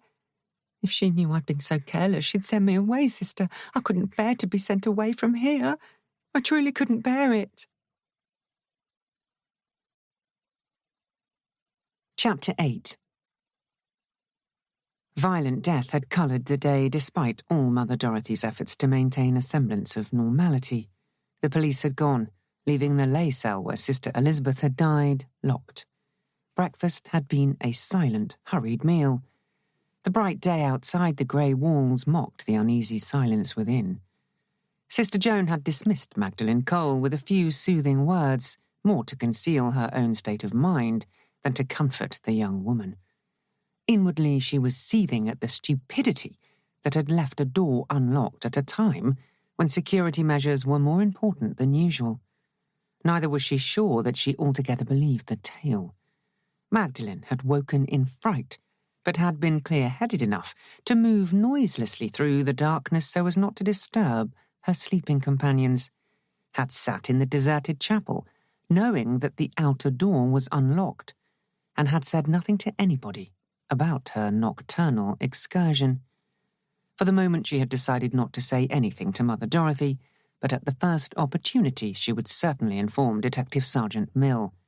Withholding evidence was a serious offence. On the other hand, if Magdalene was sincere in her desire to join the community, then her own personal dislike of the intending postulant ought not to colour her actions.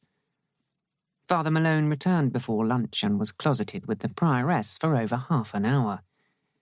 Sister Joan, mucking out the stable, glimpsed him driving off and wondered what conclusions the priest had reached. At lunch, Mother Dorothy rose from her place after the soup and bread had been eaten, her voice clear and firm, her calm expression bringing a sense of security into the uneasy atmosphere. "Sisters, what happened here is both sad and shocking. An intrusion of evil into the peace of the cloister. I know how difficult it must be for all of you to continue with our routine of work and prayer as if nothing had happened. How hard it is to maintain our customary silence when our minds teem with questions. Father Malone tells me that Sister Elizabeth will be brought back to us tomorrow morning, and then we can prepare her for burial in our customary manner. Notice of her death has been sent to our other houses, and there will be a requiem mass in the chapel the day after tomorrow. 2 police photographers will be here this afternoon to take some extra photographs of the cell where she died, and I understand that 2 constables are already searching the grounds for evidence of an intruder. Meanwhile, We must try to go about our business in the usual way. Confident that the murderer will be brought to justice and that Sister Elizabeth is now at peace. If any of you should recall some piece of information, no matter how trivial it might seem, please come and tell me about it at once so that I can pass it on to the police. Sister Joan, Father Malone wishes someone to drive down to the presbytery after lunch so that the final arrangements can be made for the obsequies, and some additional flowers purchased to supplement our own offerings from the garden. Will it trouble you to go alone? No, of course not, Reverend Mother, Sister Joan said promptly. Surely someone ought to go with her, Sister Mary Concepta ventured. It's kind of you to be concerned, Sister, Sister Joan said, somewhat hastily, but I'm certain that I shall be in no danger at all. May I drive down in the van, Mother? Mother Dorothy sighed. It would certainly be better if the vehicle had been repainted, she said. But since that task hasn't yet been embarked upon, then there's no help for it, and it was most kind of Brother Cuthbert to offer it to us. You might stop by and see that Brother Cuthbert is all right on your way to the presbytery. Father Malone informed him of the recent tragedy, but a further visit from yourself might be appreciated. Yes, of course, Reverend Mother. Sister Joan sat down again, aware that she hadn't asked leave to call in at the police station. To have requested permission to do so would have meant having to explain why, and until she had resolved the question with Detective Sergeant Mill, she was reluctant to do anything that might get Magdalene into trouble. Bernadette put up her hand, offering to wash the dishes, and with that chore lifted from her shoulders, Sister Joan excused herself and went down to the van. Its vivid, surrealistic patterns clashed with the sombre mood of the day. Fastening her seatbelt conscientiously, she lifted a hand to Sister Perpetua, who was sweeping the yard, and drove down to the main gates, passing 2 constables who, bent almost double, were carefully examining the grass verges. Brother Cuthbert was outside the former schoolhouse, fiddling with the engine of the old convent car. As Sister Joan drew up, he turned, revealing an oil-streaked face and wiping his hands on a rag before he came over to open the van door for her. "This is a terrible affair, Sister."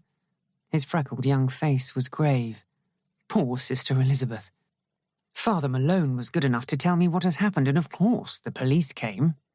"Surely they don't suspect you," Sister Joan exclaimed. "Until the person responsible is caught, they have to suspect everybody, I suppose," he said. "But they were more interested in asking me if I'd seen anyone going to the convent, or, at any rate, in that direction, at any time during the night." "And did you?" "I was fast asleep," he said, simply. "I woke up at 5, as I always do, and started my morning prayers out here. The air is so fresh and clear at that hour. If I didn't have prayers to say, I'd probably be tempted to caper all over the place, praising nature." "I hope you'll go on resisting the temptation," Sister Joan said, amused, "in case someone sees you and gets the wrong idea." "Oh, I do manage to restrain myself," Brother Cuthbert said. "The point is that I never saw anybody at all. I finished my prayers and decided to walk down to the parish church for Mass for a change. Father Stevens offered it. He recites it most beautifully. The liturgy, I mean. I walked back here afterwards and had some breakfast, and I didn't see anyone until Father Malone stopped off to tell me what had happened. Then a very pleasant police officer, Detective Sergeant Mill, came by to ask me some questions, but I'm afraid I wasn't able to help him very much." "It's a dreadful business," Sister Joan said soberly. "If you do see anything that strikes you as unusual, you'll mention it to the police." "Yes, of course, Sister. But the trouble is that I'm not a noticing kind of chap," he said, apologetically. "A bit apt to wool-gather. Father Prior never stopped scolding me about it." An innocent who regarded the world as being as clean and clear as himself, Sister Joan thought, leaving him to delve into the old car again and climbing back behind the driving seat. She would go to the presbytery first, she decided, and then to the police station. If the information she felt obliged to give wasn't considered of vital importance, then, for the time being at least, she would say nothing to Mother Dorothy. It was clear that Magdalene was devoted to the idea of a religious life, and it would be unfair to cast any doubts on her character and possibly spoil her chances of entering the community. Both priests were out, but Sister Jerome handed over a touching wreath of spring flowers that some of the local parishioners had already made, expressed regret in her dour way, and retreated indoors without further comment. Sister Joan drove on to the police station, parked neatly, and went in, still wondering if she was doing the right thing. "Sister Joan, come in, won't you?" Detective Sergeant Mill had opened the door of his office. Thank you. Entering, she was struck as always by the impersonal atmosphere of the room. Everything was neat, clean, almost bare. Today, even the photograph of his 2 boys wasn't in its usual place. "I gave Father Malone all the information I could supply concerning the return of Sister Elizabeth's body to the convent." He gestured to a chair and sat down himself. Yes, I know. That isn't why I'm here. She clasped her hands tightly together. "And it isn't a social visit?" You know perfectly well that we don't run round paying social visits, Sister Joan said, returning his smile. This has to do with... Well, I've some information, Detective Sergeant Mill, and I feel you're the best person to have it. "And not your prioress?" He shot her a keen glance. I'm not sure. Sister Joan hesitated. The problem is that I have information that might affect somebody's life injudiciously if it became general knowledge. "I think," he said easily, "that you'd better tell me, don't you?" Our 2 guests, Bernadette Fawkes and Magdalene Cole, both of them wish to enter the novitiate. The final decision will be Mother Dorothy's, of course. The point is that these days postulants aren't expected to be Snow Whites, but there are certain standards. "Why not give me the information and let me decide if it's relevant? I'm not concerned with personal morals, you know." Magdalene has told me that she woke up during the night and went to the chapel to pray for a little while. She unlocked the inner door, but she can't recall whether or not she relocked it on her way back to the infirmary. She assured me that she heard and saw nothing out of the ordinary, but naturally she blames herself for having been so careless. "Did she tell you what time it was when she woke up?" About 2:00, she said. Was Sister Elizabeth... "She died between 3 and 4:30, or thereabouts. We haven't found the weapon yet. She was struck ferociously across the forehead as she slept. She wouldn't have known anything about it." So someone could have entered from the outside? Sister Joan bit her lip. "It seems probable." Detective Sergeant Mill made a note on the pad before him and raised his head again. "Miss Cole surely wouldn't be barred from entry because a careless act had had tragic consequences. What else have you to tell me?" Whoever grabbed Sister Marie might have thought he was grabbing Magdalene Cole, since Sister Marie was wearing Magdalene's white headscarf. Sister Elizabeth slept in the lay cell where Magdalene's been sleeping. "The postulants wear pink gowns, don't they?" Yes, but perhaps Magdalene has a pink dress. I haven't asked her yet. It is possible that she was the intended victim, don't you think? "We've certainly considered it as a possibility," he said. "Have you any further reason for thinking so?" Magdalene Cole is afraid of somebody, Sister Joan said. "You recently came for a rape alarm. Was it for her?" Yes, it was. She asked me not to say that it was for her. "Did she tell you exactly why she was frightened? Was she scared of any particular person, for instance?" She didn't say. only that the convent was in a lonely place and she would feel safer if she could summon help quickly. I assured her that we were absolutely safe. A bit stupid of me in view of what's happened. Nobody could have foreseen it, he said. There is something else. Sister Joan hesitated. She had begun to tell Detective Sergeant Mill about the flick knife she had confiscated from Magdalene, but to own one was illegal. He might regard it as his duty to take official action. Yes? He was looking at her. I don't like Magdalene Cole very much, she said, hastily, choosing a different topic. That's why I didn't say anything until now. I wasn't sure how prejudiced I was against her. Whether you like her or dislike her doesn't alter the fact that you were quite right to tell me about her going into the chapel in the middle of the night. Your conscience is too tender, sister. My conscience, she said ruefully, is the bane of my life sometimes. Well, I shall try to persuade Magdalene to tell Reverend Mother about her forgetfulness. I'm sure it won't make any difference to her entering the community. Thank you. Don't go yet, sister. His gesture sent her back to her chair. Tell me about Sister Elizabeth. Didn't Mother... Mother Dorothy gave me the official line. An orphan, no close relatives, a good, pure girl, an exemplary novice. I want the unofficial version. What was she really like? There isn't an unofficial version, Sister Joan said.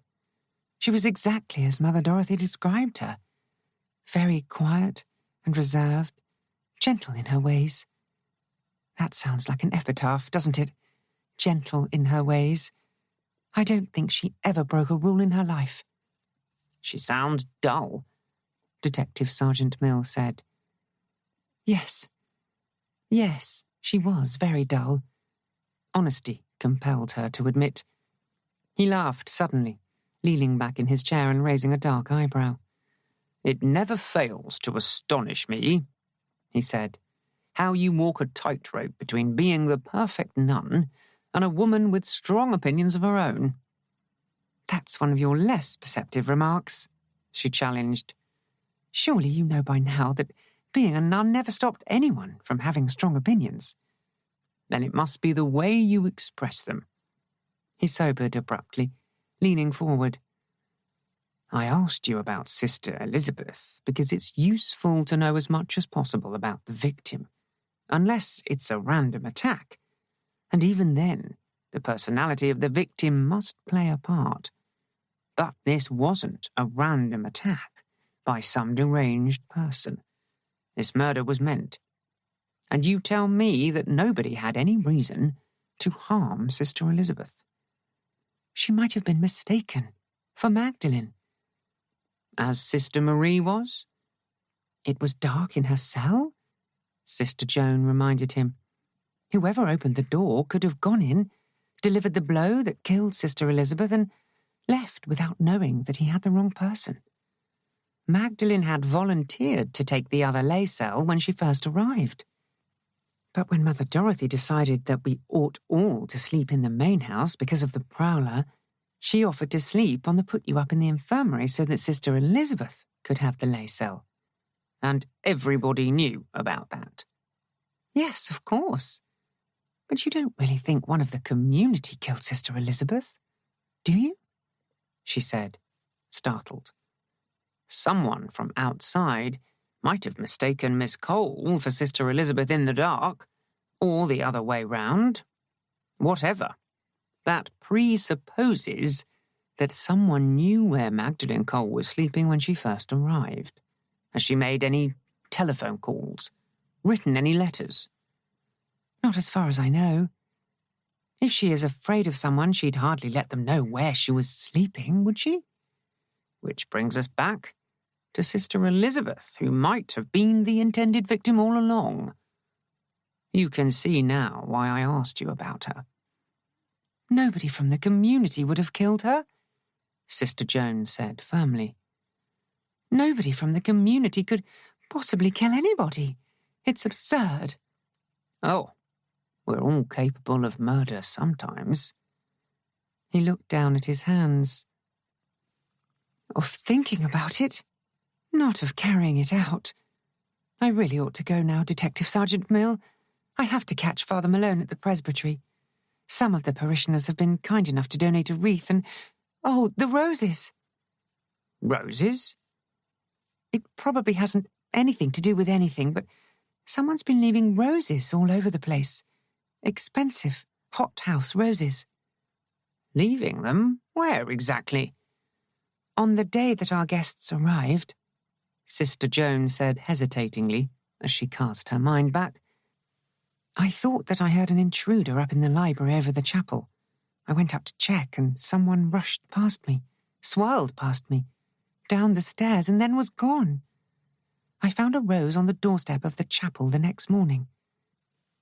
I'd taken the precaution of locking the outer door for once, so I got up early to unlock it, and the rose was there. There was another rose in the little washroom that leads off the library when I went to check later. They didn't come from our garden. Did you report the prowler to Mother Dorothy? No, I didn't. No harm had been done, and I really didn't want to alarm her. Someone might have brought the roses as an offering for the altar and not wanted to be seen.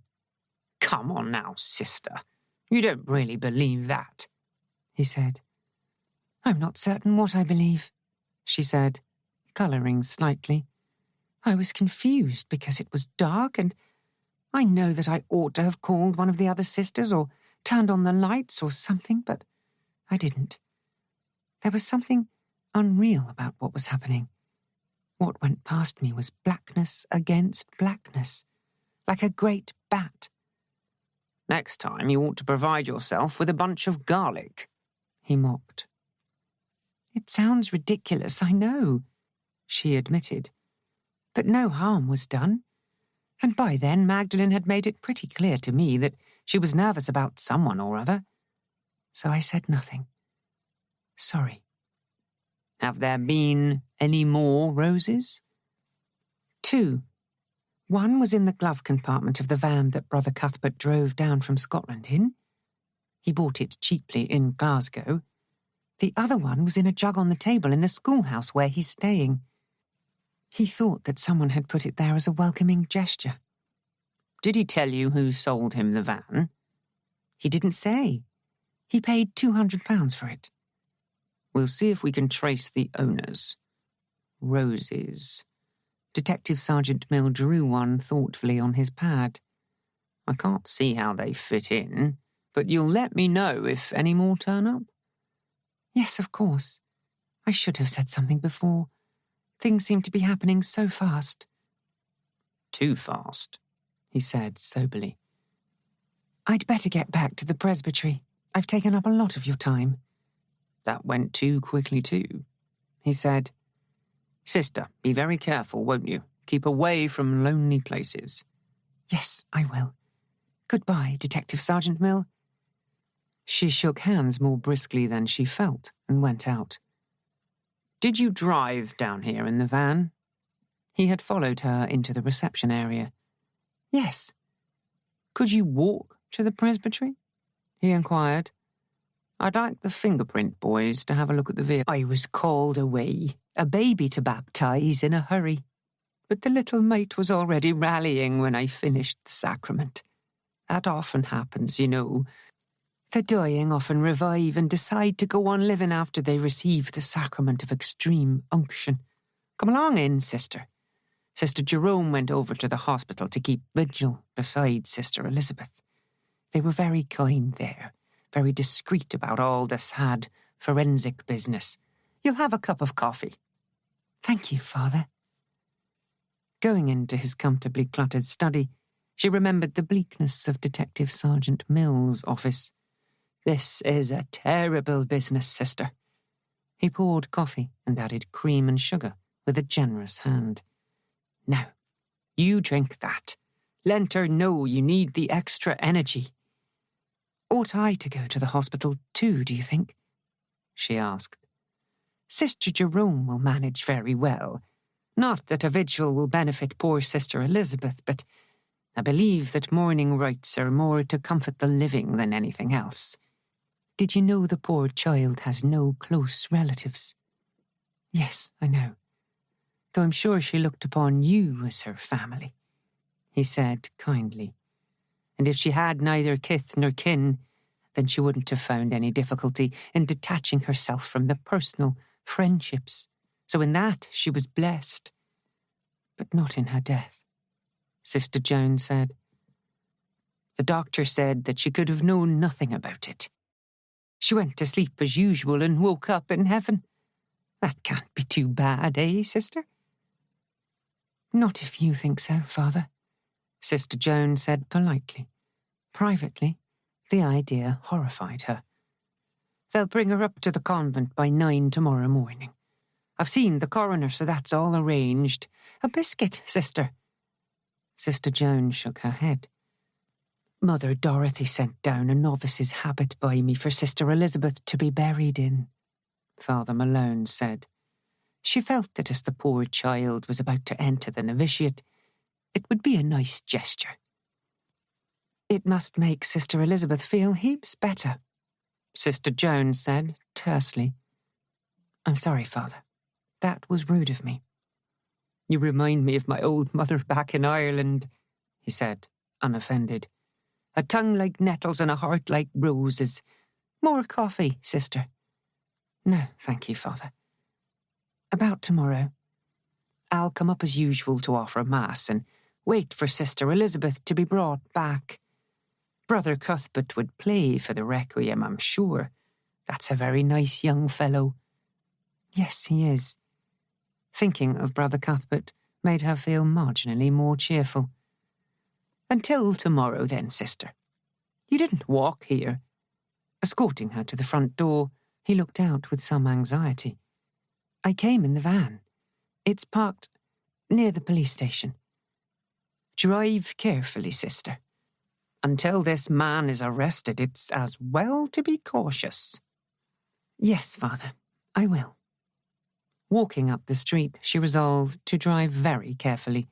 It was no business of hers that Detective Sergeant Mill had a bleak, impersonal office. Constable Petrie met her in the station yard. Have you come for the van, sister? He asked. It's been dusted for fingerprints, but there are so many prints, including, I'm sure, Brother Cuthbert's and your own, that it'll take a week to eliminate them from the inquiry. Detective Sergeant Mill sends his regrets, but he had some paperwork to finish. Thank you, Constable Petrie. Was the detective also driving carefully? She climbed up into the van and closed the door. Don't forget your seatbelt, sister. The constable grinned and raised his hand in salute as she drove out into the street.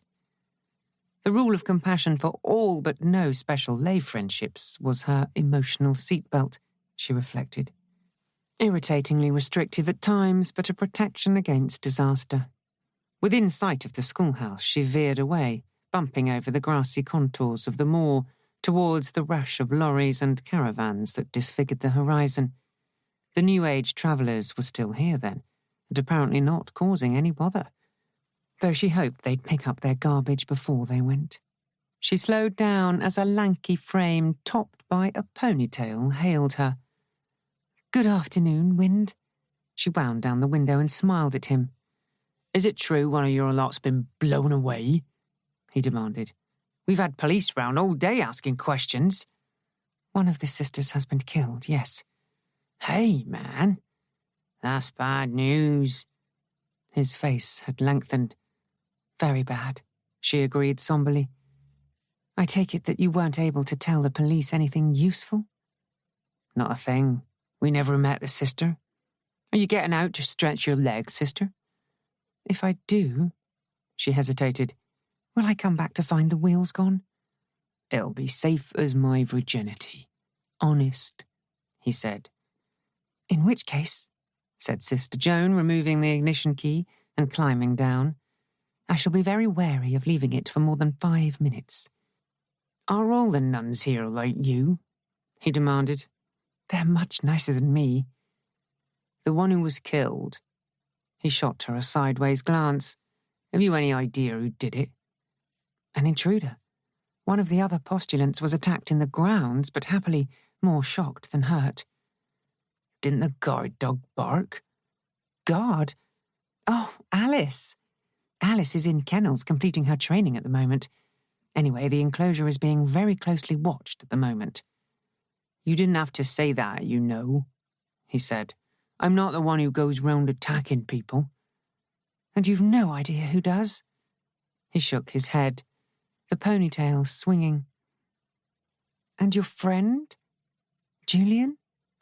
He's not a real mate, White Wind told her. We just teamed up together, that's all. Being out of work needs company.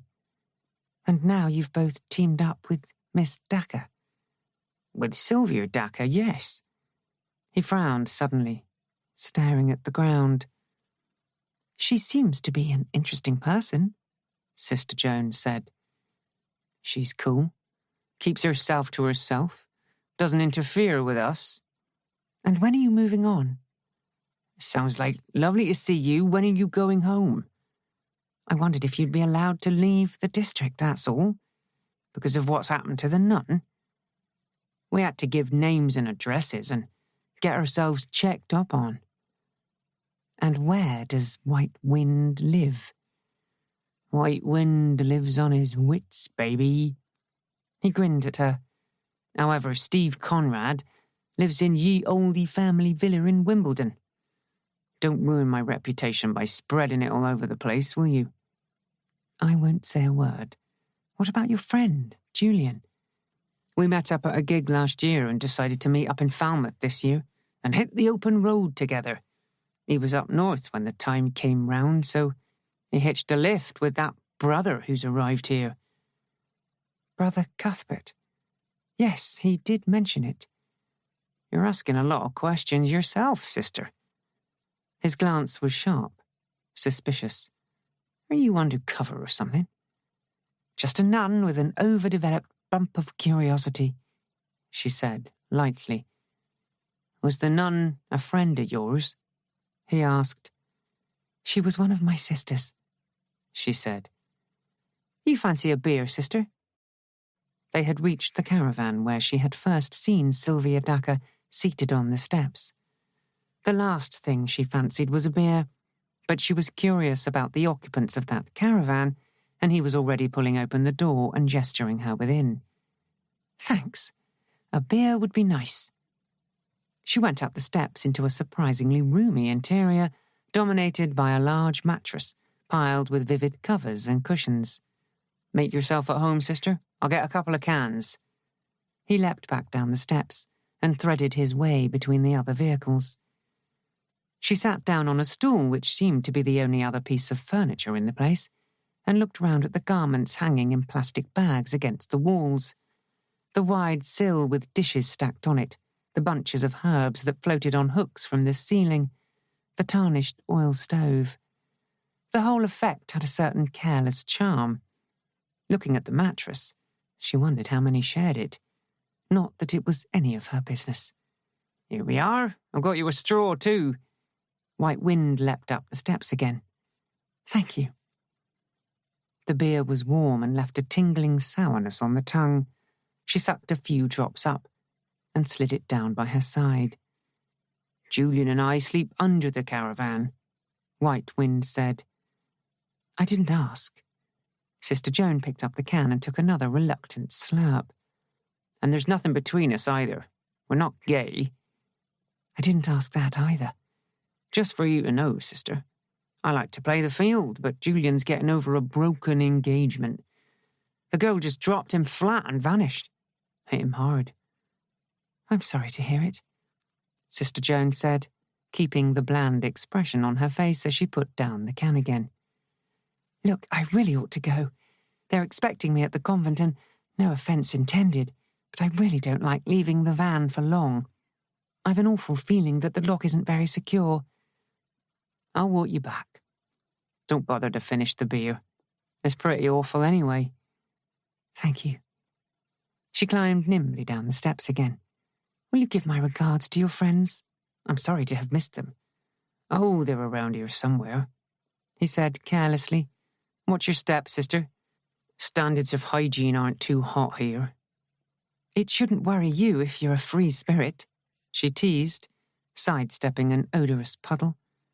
Thanks again for the beer. It was a nice thought. You're welcome any time, sister. Let me know if you need any grass. He grinned, waved, and loped off. Grass! Sister Joan echoed his words aloud, gripped by apprehension. She'd put the marijuana that he'd pressed on her into the glove compartment. By now, the police would have found it. Clicking open the compartment, she looked anxiously within. No grass there. Only a fresh red rose. Dewy satin petals guarded by sharp, curving thorns. Chapter 9. Celebrations were all different, but funerals always seemed to be the same, no matter who was being buried. There was a pall of sadness that hung as heavily as fog over the community, a sense of guilt because one was still alive, an aching emptiness at the heart. Yet this funeral had an added ingredient. There was about it the sense of fear. Sister Joan, taking her turn to scatter earth on the grave, felt it strongly. It seemed to her that the other members of the community stood a little closer together, that eyes were lowered not out of respect, but out of a shared apprehension. At a little distance outside the wall, Detective Sergeant Mill and Constable Petrie stayed discreetly in the background. There were several of the local parishioners there, and a sprinkling of Romanes with Padraic prominent among them. No sign on any of the New Age travellers. She had half expected White Wind to be there. It must have been him who had put the rose there. It might have been him, she corrected her thoughts. He had gone off to fetch the beer, which proved nothing, but robbed him of an alibi. In nomine Patris et Filius et. Father Malone's voice roused her. She genuflected and crossed herself in unison with her sisters. Sister Elizabeth had been buried as quietly as she had lived. Only her death had been violent, and she had known nothing even of that. Magdalene and Bernadette hadn't come to the funeral. They had been at the service but had stayed behind in the chapel when the rest filed out. She wondered if it was delicacy or revulsion that had kept them away. This is a sad day for you, sister. Padraic had stepped forward to shake her hand fervently in token of his sympathy. Not that I ever caught more than a glimpse of Sister Elizabeth, but she was one of yours after all. My good wife would have come with me to pay her respects, but she gets nervous in crowds. Has anyone any notion who did it? We think probably an intruder.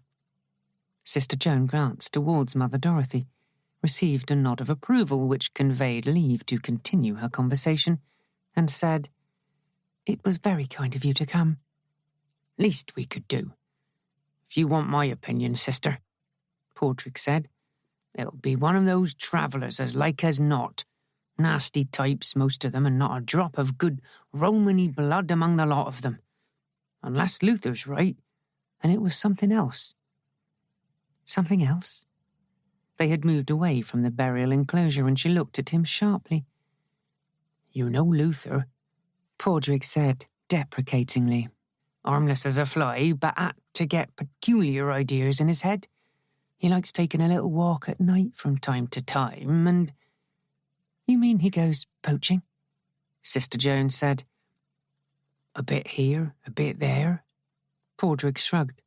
He says there's a huge bat flies across the moor, just above the ground, swishing through the air. Unwilling, she remembered the silent, dark library, the sense of something else holding its breath, the rush of air as the figure went past her and down the stairs. Sister Elizabeth was killed by a blow on the head, she said severely. You ought not to encourage Luther's nonsense. Aye, it's probably nonsense, he agreed. Luther has more than a couple of screws missing, though I'd only say it to you, sister, seeing he's my cousin. Have you mentioned it to the police? She asked. Padraic gave her a patient look. The police don't bother us and we don't bother them, he said. We answered the particular questions they put, but nobody asked about bats. And Luther has a vivid imagination. Yes, I do see why you didn't say anything, she said with resignation. Anyway, Sister Elizabeth was killed by a human being. Too good a name for anyone who'd harm a woman, none or no, Padraig said. It was likely a maniac. Perhaps. Sister Joan smiled as she turned back towards the main house, but the smile faded as Padraig walked off. Not all killers were maniacs, she reflected. There were those who were simply evil, and those who killed for a reason which had some basis in sanity. Someone had followed Magdalene Cole to the convent, someone whom she feared sufficiently to carry a flick knife against, to ask for a rape alarm. Whoever it was had left roses as a sign of devotion? Roses were for lovers, not killers who crept through the dark to wield a savage blow. And this killer, maniac or not, had seized every chance to get into the convent. Good morning, sister. Detective Sergeant Mill had caught up with her. Good morning, she answered primly, half expecting the comment when he said, Was the grass for you or Brother Cuthbert? Someone thrust it on me, she hastened to explain. I really didn't know what to do with it, so I shoved it in the glove compartment. Where we found it. I'm sorry. I know I should have reported it, she said contritely. We've more to worry us than a little heap of hash, he said easily. You didn't find anything else in the glove compartment? No. Should we have done? There was a red rose there. When did you find it? After I'd been talking to White Wind. He's a lad who's travelling with his mate. You certainly have a wide variety of acquaintances, he said, amused. When were you talking to him? The day before yesterday, after I picked up the van from the station yard. I really am not sure why I drove over to where they're camped. Curiosity? A hunch? I don't know. Anyway, he invited me into the caravan and went off to get me a can of beer. Warm beer, she said, grimacing at the memory. When I got back in the van, he asked me if I wanted any more. Oh. So it was White Wind who thrust the grass on you in the first place? Don't look so stricken, sister. I'm not interested in that. I suddenly remembered that I'd shoved the stuff into the glove compartment, so I opened it and there was the rose. If your men didn't find one, then it must have been put there while I was in the caravan. The lock on the door isn't secure, so almost anybody could have come along and put it there. Including your friend, White Wind? I suppose so, she said reluctantly.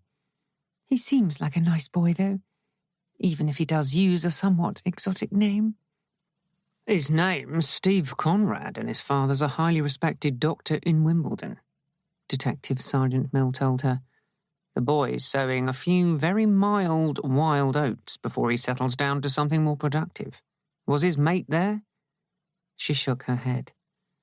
But his mate, Julian something, he was recently jilted by his fiancée and took it rather hard.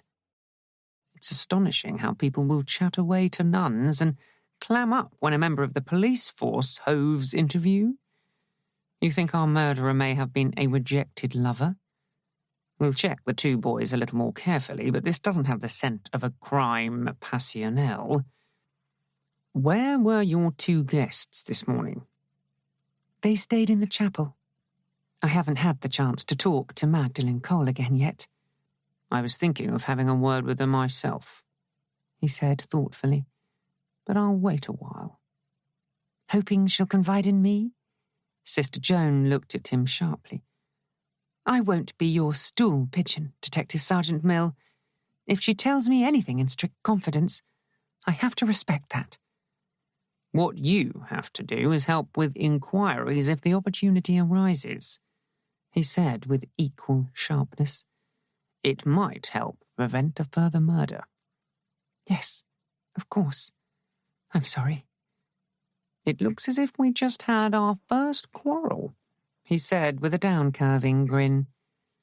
I was being over-scrupulous, that's all, she said. If Magdalene says anything to me that's pertinent to the case, of course I'll let you know. Now, if you'll excuse me, and thank you for coming. That was nice of you. Common practice, he said. Good day to you, sister. Going through the front door, she veered towards the chapel wing. The two girls sat together, both with sombre dresses on and white headscarves. Bernadette rose as Sister Joan came in, tiptoed to her and said in a whisper, Magdalene hates funerals, and she was scared to stay here by herself, so I stayed with her. I hope nobody thought we were being disrespectful. I'm sure they didn't, Sister Joan said warmly. Go and get yourself a cup of coffee. Sister Perpetua will be in the kitchen. This is a rotten business, isn't it, sister? Bernadette lingered to say. Yes, a really rotten business, Sister Joan agreed. Magdalene sat in her place still, head bent. Sister Joan genuflected to the altar and sat down beside her. Death is often frightening, isn't it? She said in a low, conversational tone. Even to those who have faith, it is scary to think of going on into something of which we know absolutely nothing. Were there many people there? Magdalene asked, tensely. Not many. A few of the local people, some Romanies from the camp, a couple of policemen. Not many. I didn't want to go, Magdalene said. I went to my mother's funeral when I was little and I kept on crying and crying. I couldn't stop. If I see a funeral, even on television, then it brings it all back, you see. Well, it's over now. Sister Joan patted the girl's arm and changed the subject. It was kind of Bernadette to stay with you, but there wasn't any reason for you to feel afraid here, you know? No reason. Magdalene turned wide grey eyes towards her. They were red-rimmed as if she hadn't slept. No reason, sister. How can you say that when someone got into the convent and through my carelessness? And today, with people coming and going, anyone might come. Well, it's not likely, Sister Joan said. Magdalene, have you said anything yet to Mother Dorothy about having forgotten to bolt the door when you woke up that night? Have you? Magdalene countered. No. I think you'd feel better if you did, though. She must be wondering who did it. And if she finds out, then she might send me away. I don't think she would. She's very fair-minded, but it might relieve your own conscience. You're right, sister. Magdalene heaved a sigh and straightened her shoulders. I'll tell her that I was careless and then I was too scared to say anything. Thank you. And there isn't any use in being frightened all the time, Sister Joan pressed. If you are scared of someone in particular, then you ought to tell someone about it. She had pressed too hard. Magdalene made an impatient little movement and said, I'm not frightened of anyone in particular. Why should I be? I'm scared of... Most women are scared these days with crazies running about. A few, perhaps, but surely it only takes one to make a murder, Magdalene said, and rose abruptly. Thank you, sister. I'll go and see Mother Dorothy the first chance I get. She sidestepped into the aisle, knelt briefly, and hurried out. Sister Joan slid to her knees and began a troubled Hail Mary. She was certain that Magdalene was lying, that there was someone who had followed her there, had mistaken first Sister Marie and then, more tragically, Sister Elizabeth for her, and might try again if he knew by now that his victim had been the wrong one. At lunchtime, Sister Elizabeth's death notice, which had already been sent to the other houses of the order, was read out. A dry record of a brief and blameless life, its very brevity added to its poignancy. Sister Elizabeth had done no harm, had had no known enemies, and now was dead, suddenly, unlawfully. We will often remember with pleasure her time among us, Mother Dorothy ended. Sister Joan doubted it. Sister Elizabeth had been too colourless, too lacking in personality to be remembered vividly for long. "I do have one other announcement," the prioress was continuing. "On the night that Sister Elizabeth died, one of us woke up and went into the chapel to pray, forgetting to bolt the inner door on her return. I have been approached concerning this matter and can tell you that it's been cleared up to my satisfaction. So, the subject is closed." It was impossible to see Magdalen's expression clearly from the end of the table. Sister Joan kept her own gaze lowered to her plate, as did the others. Her own downcast lids hid anger. If the stupid girl hadn't been so careless, then Sister Elizabeth might still be alive. She reminded herself that Magdalen was feeling worse about it than anybody else and ought to be pitied, but the anger remained. It was not customary to go on mourning for a long time. One couldn't hold back the dead with selfish tears when they had completed their journey. 2 masses, the number of years she had spent in the order, would be offered for her soul, and after that she would be included among the souls of the faithful departed in the general prayers, her grave carefully tended by Sister Martha, her spiritual diary read by the prioress in case it contained words of wisdom to be passed on to those remaining. Sister Joan guessed that it wouldn't contain anything at all. "Sister, would you like me to make a vegetable casserole for supper?" Sister Perpetua inquired, coming into the kitchen after lunch. "Oh, would you, Sister? That would be marvellous," Sister Joan said eagerly. "I've been racking my brains thinking what on earth to give everybody." "I'll make my special cheese sauce," Sister Perpetua said.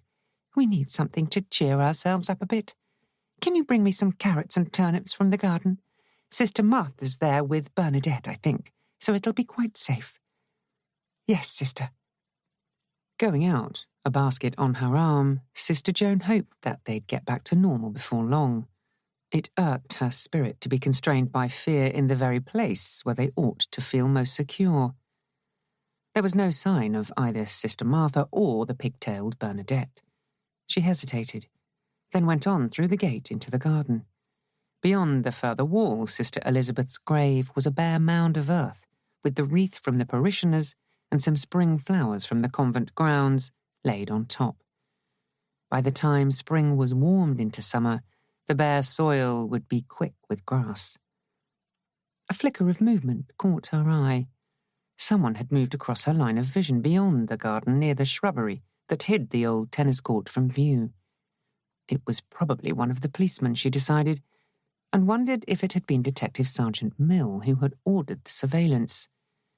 The movement came again, and on impulse she set off across the garden, rapidly threading her way between the vegetable beds and hurrying down the path that snaked across the rough grass between the angled shrubbery. The movement had ceased, but she stood now at the top of the steps leading down to the tennis court. At the far side, the severe lines of the postulancy rose behind its guarding wall.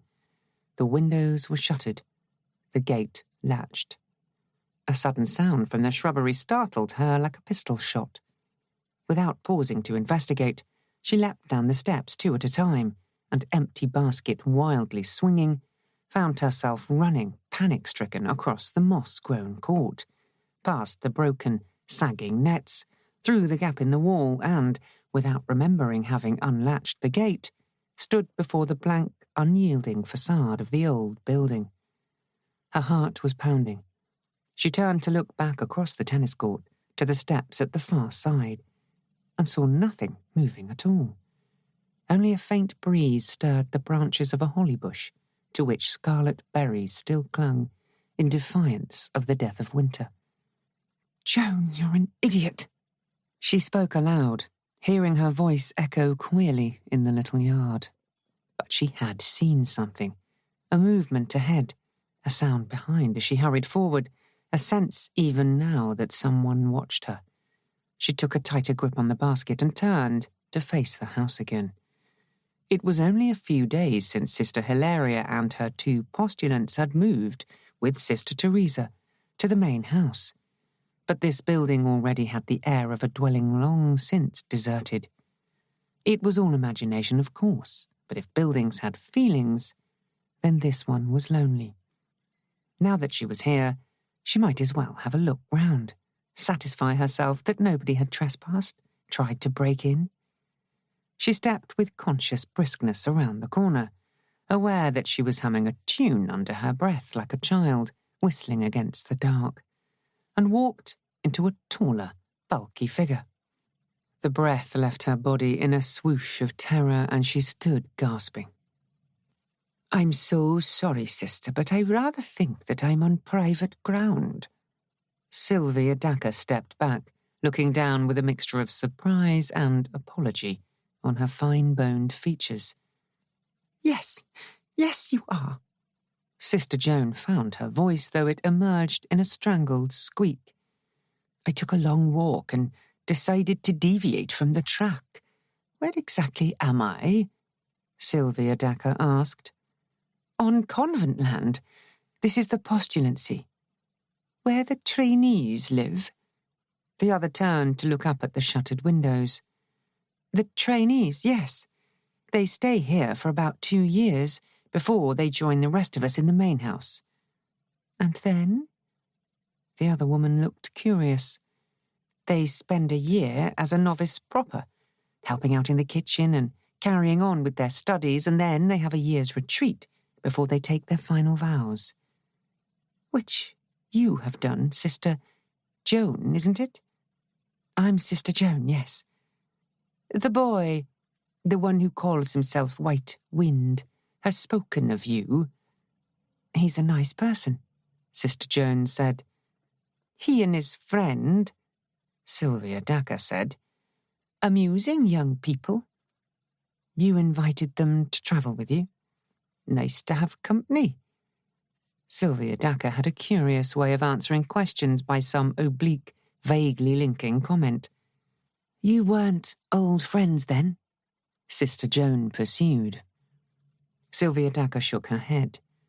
Greying strands of black hair fell from beneath the brim of a felt hat that was pulled almost down to her eyebrows. 45? Less? It was difficult to guess her age.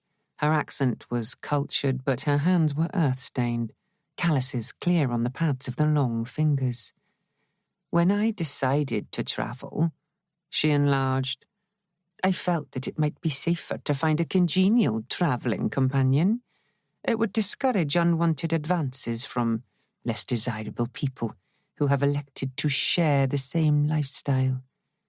She didn't look as if she would be in need of any help in repelling any unwanted advances, Sister Joan thought, a gleam of amusement lightening the last of her terror. Sylvia Dacre was tall, and though slimmer than her bulky clothes and cape revealed, obviously strong and wiry. "Yes, I suppose so," she said aloud. "But the travelling life wouldn't appeal to you?" Sylvia Dacre smiled. She had a rather charming smile. "People in the religious life are generally based in one place for long periods," Sister Joan said. "In a consecrated space which I have now violated." The smile flashed out again. "I apologize, Sister Joan. Is there any shortcut I can take to avoid trespassing further? I took the long way round, I'm afraid, and I don't fancy such a hike back." "Would you like to come into the kitchen and sit down for a few minutes?" Sister Joan asked, somewhat belatedly recalling the rules of hospitality. "We can give you a cup of tea." "That's very kind of you, but I think not. I wouldn't be at ease in a convent," the other said. "And haven't you had a death here?" "I'd not wish to intrude." "Sister Elizabeth was buried this morning." "The sister was killed?" "The police took our names and addresses and asked if anyone had any information. Nobody had." "It was a dreadful event." "Yes, indeed." Sylvia Dacre hesitated, then said, "The sister was a postulant, I understand." The detective sergeant mentioned it. "I suppose it would discourage new entrants to the order if the unfortunate girls were in danger of being murdered. They certainly are not, Sister Joan said with some spirit. Such events are almost unknown, thank God. Not that we get flocks of postulants either. Religious vocations are dwindling these days. But you still have girls coming to test the spiritual waters? Yes, of course. They had begun to walk slowly across the tennis court. Overhead, a returning emigrant bird shrilled loudly. Yes, there are always some vocations, Sister Joan said. Have you any intending postulants with you now? The question was asked too artlessly, too casually. It made the hairs at the back of her head quiver slightly. We never discuss the internal affairs of the order, she said. One reason why I would feel awkward inside a convent, Sylvia Dacre said. So much secrecy. You mentioned a shortcut, sister. She hadn't, but with some relief she indicated the shrubbery at the top of the shallow steps. If you go behind there, you come out onto the moor again not very far from where the New Age travellers are camped. It's a 20-minute walk, she said. Then I'll say goodbye, sister. Her hand was suddenly enveloped in a bone-crushing grip. Dark eyes stared down at her with something avid in their depths. Then Sylvia Dacre loosened her grip and strode ahead, not turning her head, the black cape hanging heavy to her ankles in the windless air. Sister Joan drew a long breath and let it out slowly. For no reason she could immediately fathom her forehead was damp with perspiration. There were still the vegetables to gather. She went up the steps, resisted the temptation to explore the shrubbery, and was pulling carrots when Sister Martha came up to her. I saw you from the window, sister, she said breathlessly. I thought I'd better run out and join you since you were alone. And quite safe, I assure you, Sister Joan said. You were in the garden earlier. No, Bernadette was supposed to come and help me, but I couldn't find her anywhere. You haven't seen her, I suppose? No, I haven't. Not since lunchtime. Perhaps she's in chapel, or in her room? They looked in both places, Sister Martha said. They looked at each other silently. Help me get some vegetables for the supper, Sister Joan said at last, and then we'll both search for her. I'm sure she's around somewhere. After all, it's broad daylight. Yes, of course. Sister Martha bent and tugged at carrots with her small, square hands, her spectacles slipping down her nose. Carrots, potatoes, swedes and turnips. Sister Joan straightened up. Let's put them in the kitchen and go look for Bernadette. Perhaps she went for a walk, Sister Martha said as they panted round to the back door. She doesn't have to ask permission. But surely she'd have told somebody. They had reached the yard, lugging the basket between them. From the open door of Lilith's stable came a loud whinny. What's wrong, girl? Sister Joan surrendered her part of the burden and went across to look inside. To her intense relief, Bernadette was there, stroking Lilith's velvety nose, turning her head slightly in the dim, straw-coloured light. It's all right, Sister Martha. Bernadette's here. She raised her voice slightly, acknowledged Sister Martha's answering wave, and turned back into the stable.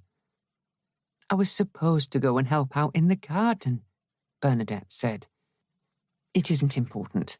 There's never very much to do once the spring planting and sowing are over. Are you all right?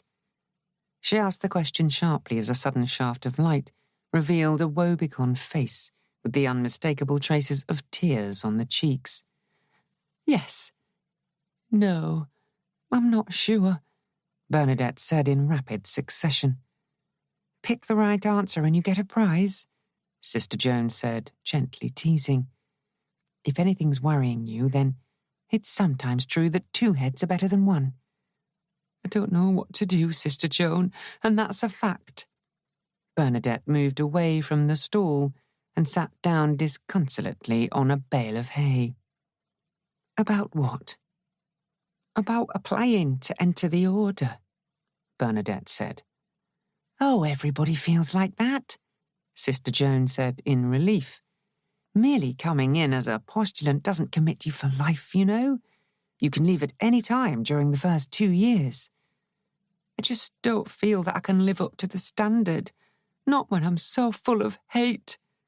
Bernadette burst out. Hate's a strong word. Sister Joan sat down on the 3-legged stool at a little distance. You don't strike me as a hating kind of person. I hate Magdalene Cole, Bernadette said, low and fierce. I know it's wrong, sister. Even if I wasn't thinking of becoming a nun, it's still wrong. I never hated anybody I knew before.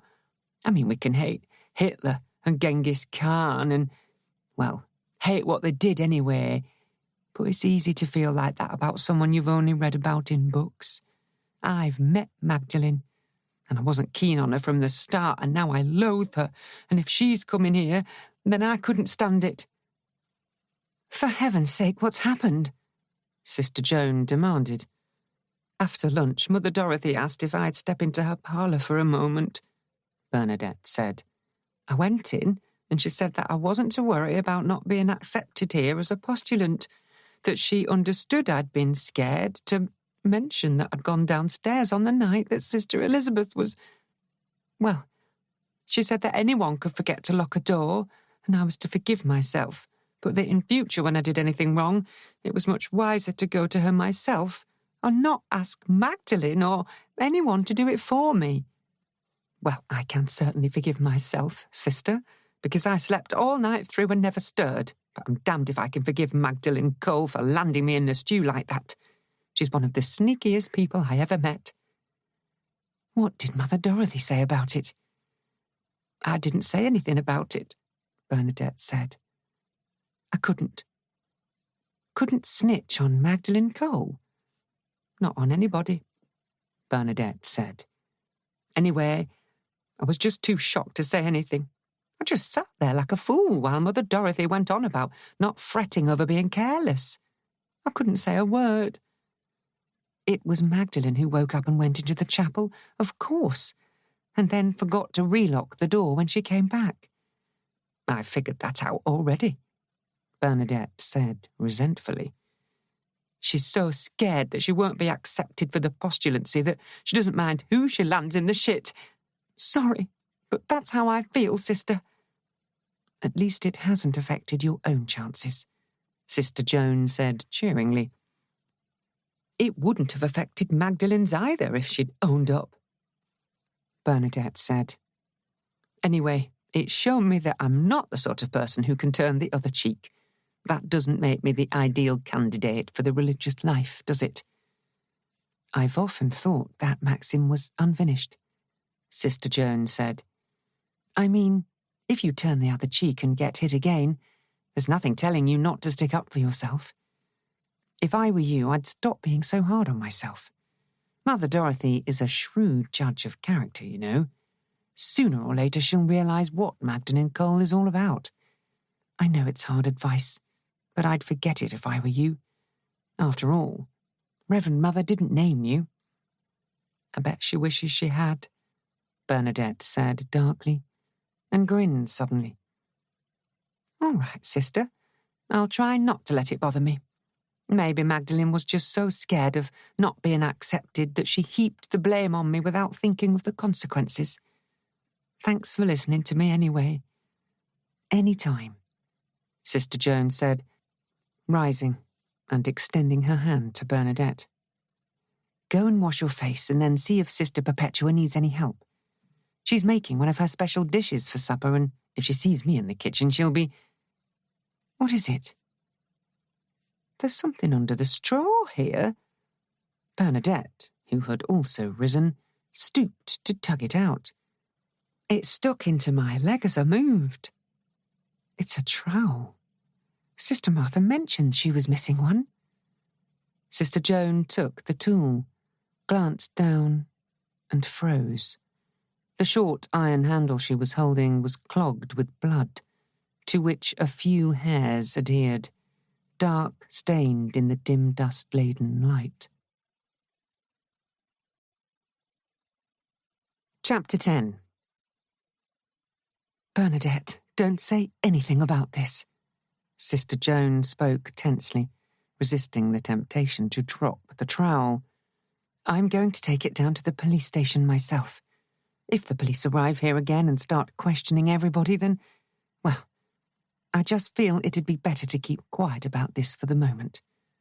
I won't say a word. Bernadette was staring at it with dilated eyes. Is that the... There's dried blood on it still and a few hairs. I thought the postulants had to shave their heads, Bernadette said. When they first enter, yes.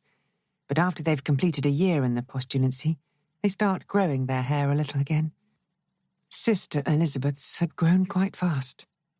Fine, lank brown hair, she remembered, wisps of it poking from under the short veil in which she'd been buried.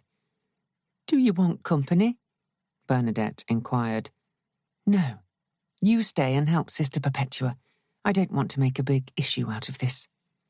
She had already handled the trowel, so it probably made little difference to it if she covered it with her capacious sleeve, chivying the younger woman towards the kitchen, while she herself went to the parlour where, to her relief, she found Mother Dorothy poring over the parish magazine. Into town again? Is it absolutely necessary, sister? Her superior greeted her request with raised eyebrows. I think so, Mother. Sister Joan drew the trowel from her sleeve and laid it on the desk. Where did you find that? Mother Dorothy asked sharply. Hidden in the stable, Mother. I thought it might be more discreet if I took it down to the station myself. Yes. Yes, we don't want to alarm the community by a continued police presence, Mother Dorothy said slowly. Was anyone with you when you found it? Bernadette was in the stable too. And she'll say nothing. That's a very nice girl. Mother Dorothy smiled slightly. She has character. That's important in a religious. Yes, she has, Sister Joan said as significantly as she dared. Not, I believe, the type to persuade someone else to make her confessions for her. Mother Dorothy smiled again, pushed her spectacles higher on her small nose and said, You will not, of course, chatter about this, sister. Of course not, Reverend Mother. Thank you. You had better put that in a plastic bag before you replace it up your sleeve. I have a bag here. Now that you've handled it, you had better volunteer your fingerprints to the police. Come back as soon as you can. She spoke in a dry, emotionless manner. Only the faint puckering of her mouth betrayed distaste and regrets. Sister Joan went out and got into the van, slipping the plastic-sheathed trowel under her seat before she started the engine. To her relief, no questioning Sister Perpetua came to the door of the kitchen, and she gained the open track without seeing anybody. Mother Dorothy had drawn the correct conclusions regarding Magdalen's little burst of confidential information. One day she'd tell Bernadette about it, no doubt, but choose her own time and method. Sister Joan gave a little nod of satisfaction and drove faster, bumping over the turf past the old schoolhouse, where there was no sign of Brother Cuthbert. She was parking the van and slipping the trowel back into her sleeve when Constable Petrie came over to open the door for her.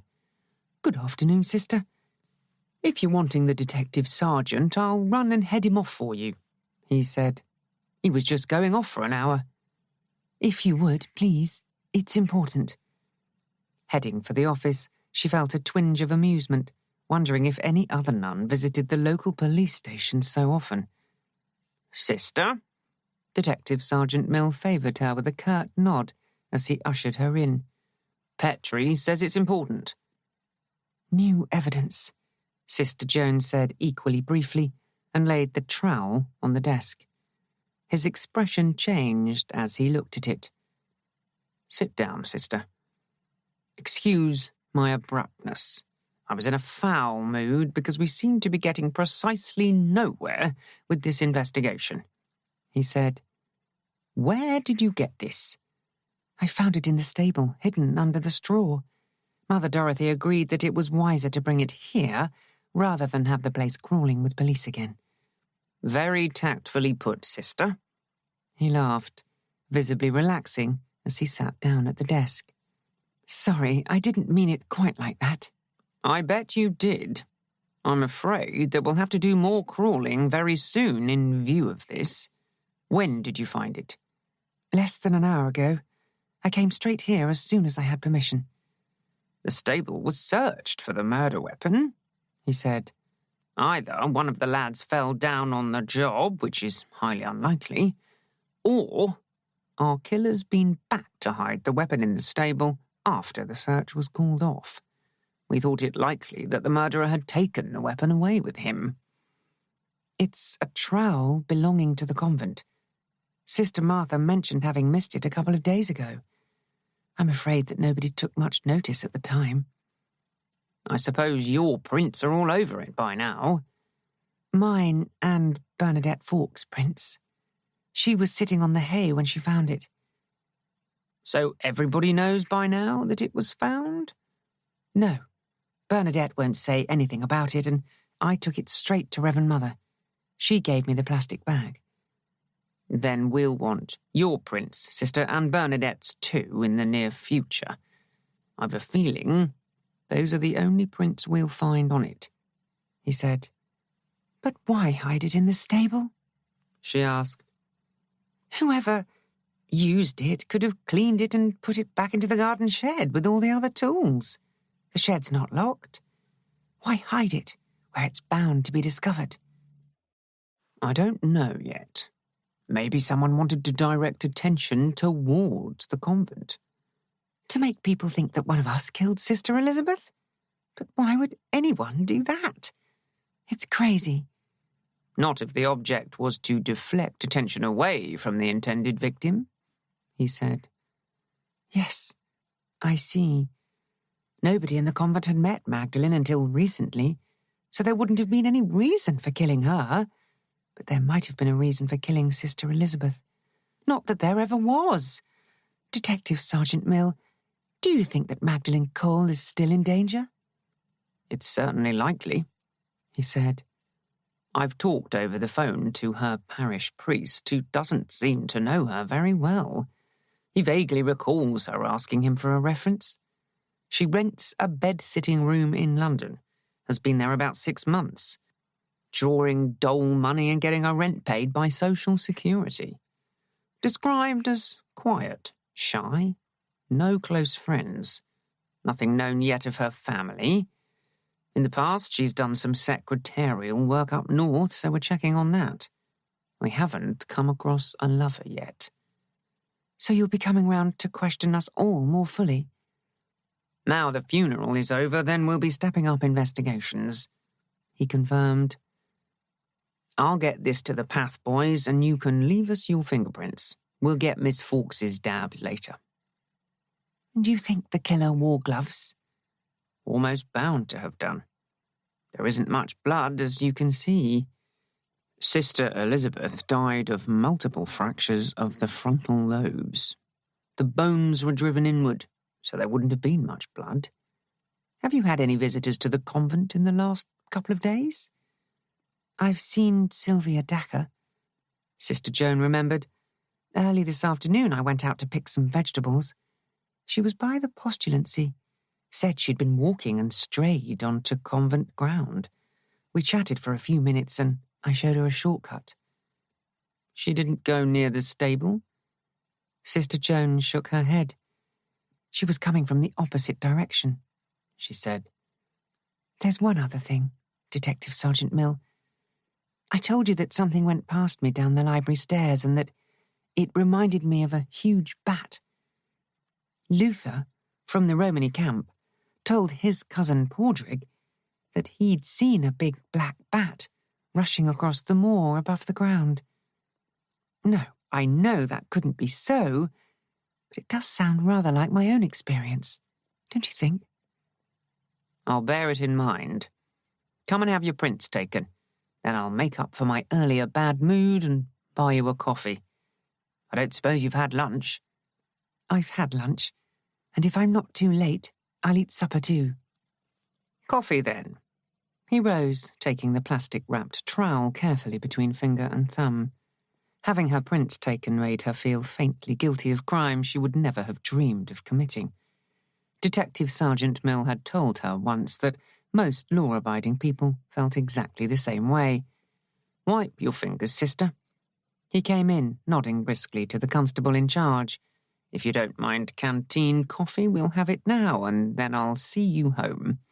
There's no need, she protested, allowing him to lead her up the stairs to the plastic and chrome area where drinks and snacks were served. I drove over in the van, and I can drive back perfectly safely. It's scarcely twilight yet. And there's someone out there who's already killed once. You ought to take better care of yourself, Sister Joan. I do, she argued as he placed the brimming mug before her. It's just that I won't let my whole life be ruled by fear. That wasn't why I entered the religious life. It was because you broke off your engagement, wasn't it? You mentioned it sometime. Not an engagement. Jacob was Jewish, and I couldn't convert. A bit drastic, rushing into a convent, wasn't it? Jacob wasn't the only reason. I hadn't been in the postulancy for 5 minutes before I realized that I was in exactly the right place for me. And Jacob? Oh, he's probably married by now with 2 or 3 children, she said lightly. How did you meet? At art college. You must stop encouraging me to chatter about my life before I entered the order, Detective Sergeant Mill. It isn't encouraged. Never look back, he said thoughtfully, stirring his coffee. Something like that. But in your case, we weren't talking about me. Fair's fair, she said, still lightly. Sometimes when a relationship's going wrong, then it does make sense to look back and remember the good times. You're a romantic, sister. Oh, I do hope so, she exclaimed, and coloured up as he laughed. I'll see you to the van, he said. I'll send Petrie up to take Bernadette Fawkes's prints very discreetly. If there are any others on the trail that don't match yours or hers, then we'll have to throw the net wider. Have you got anyone watching the convent? She asked as they went down the stairs into the yard again. Not since last night. Mother Dorothy is of the opinion that the killer has left the district already. The trouble is that we're pretty short-handed anyway, and I can't spare enough men to patrol the grounds and keep an eye on the buildings as well. Has Mother Dorothy kept up the security precautions? For the moment, she told him. But sooner or later Sister Hilaria and Sister Marie will have to return to the postulancy. Sister Teresa too. It's not long to her final profession. For the moment we'll have to do then, sister. The light's fading fast. Are you sure you don't want an escort? Positive. I'll be fine. Drive carefully then. Bye, sister. He raised his hand and turned away, going back to collect whatever he needed from his bleak office, she supposed. Street lights were flickering on, curtains being drawn, husbands hurrying home. She turned into the main street, slowing as Father Malone came round the corner and waved to her. Sister Joan, nothing wrong, I hope? His worried face appeared at the window. She braked hastily and opened the window wider. Nothing's wrong, Father. I had an errand at the police station, that's all. Could you perform a small favour for me on your way back? He asked. I'd not want to be making you late for your supper, sister, but... Yes, of course, Father. What is it? Sister Jerome made some pies, and I promised to see that Brother Cuthbert got a couple. If you're going past... I'll drop them off for you, Father. I'll put them on the seat. I'll nip home and get them. The worried expression had been replaced by a beam as he trotted off. Sister Joan turned into the road where church and presbytery were situated. Ahead of her she could see Father Malone hurrying towards the front door. Beyond him there was a flicker of movement, distorted by the shadows cast by the street lamp at the gate. Someone moved away and walked rapidly to the corner.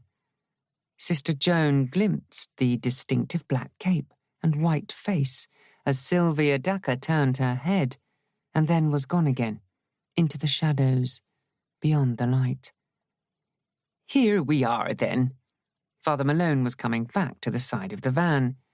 "The pies are nice and juicy," Sister Jerome said, "and he's to bring back the dishes when he's finished them both up. Drive carefully. There's quite a nasty mist rising." "I will, Father."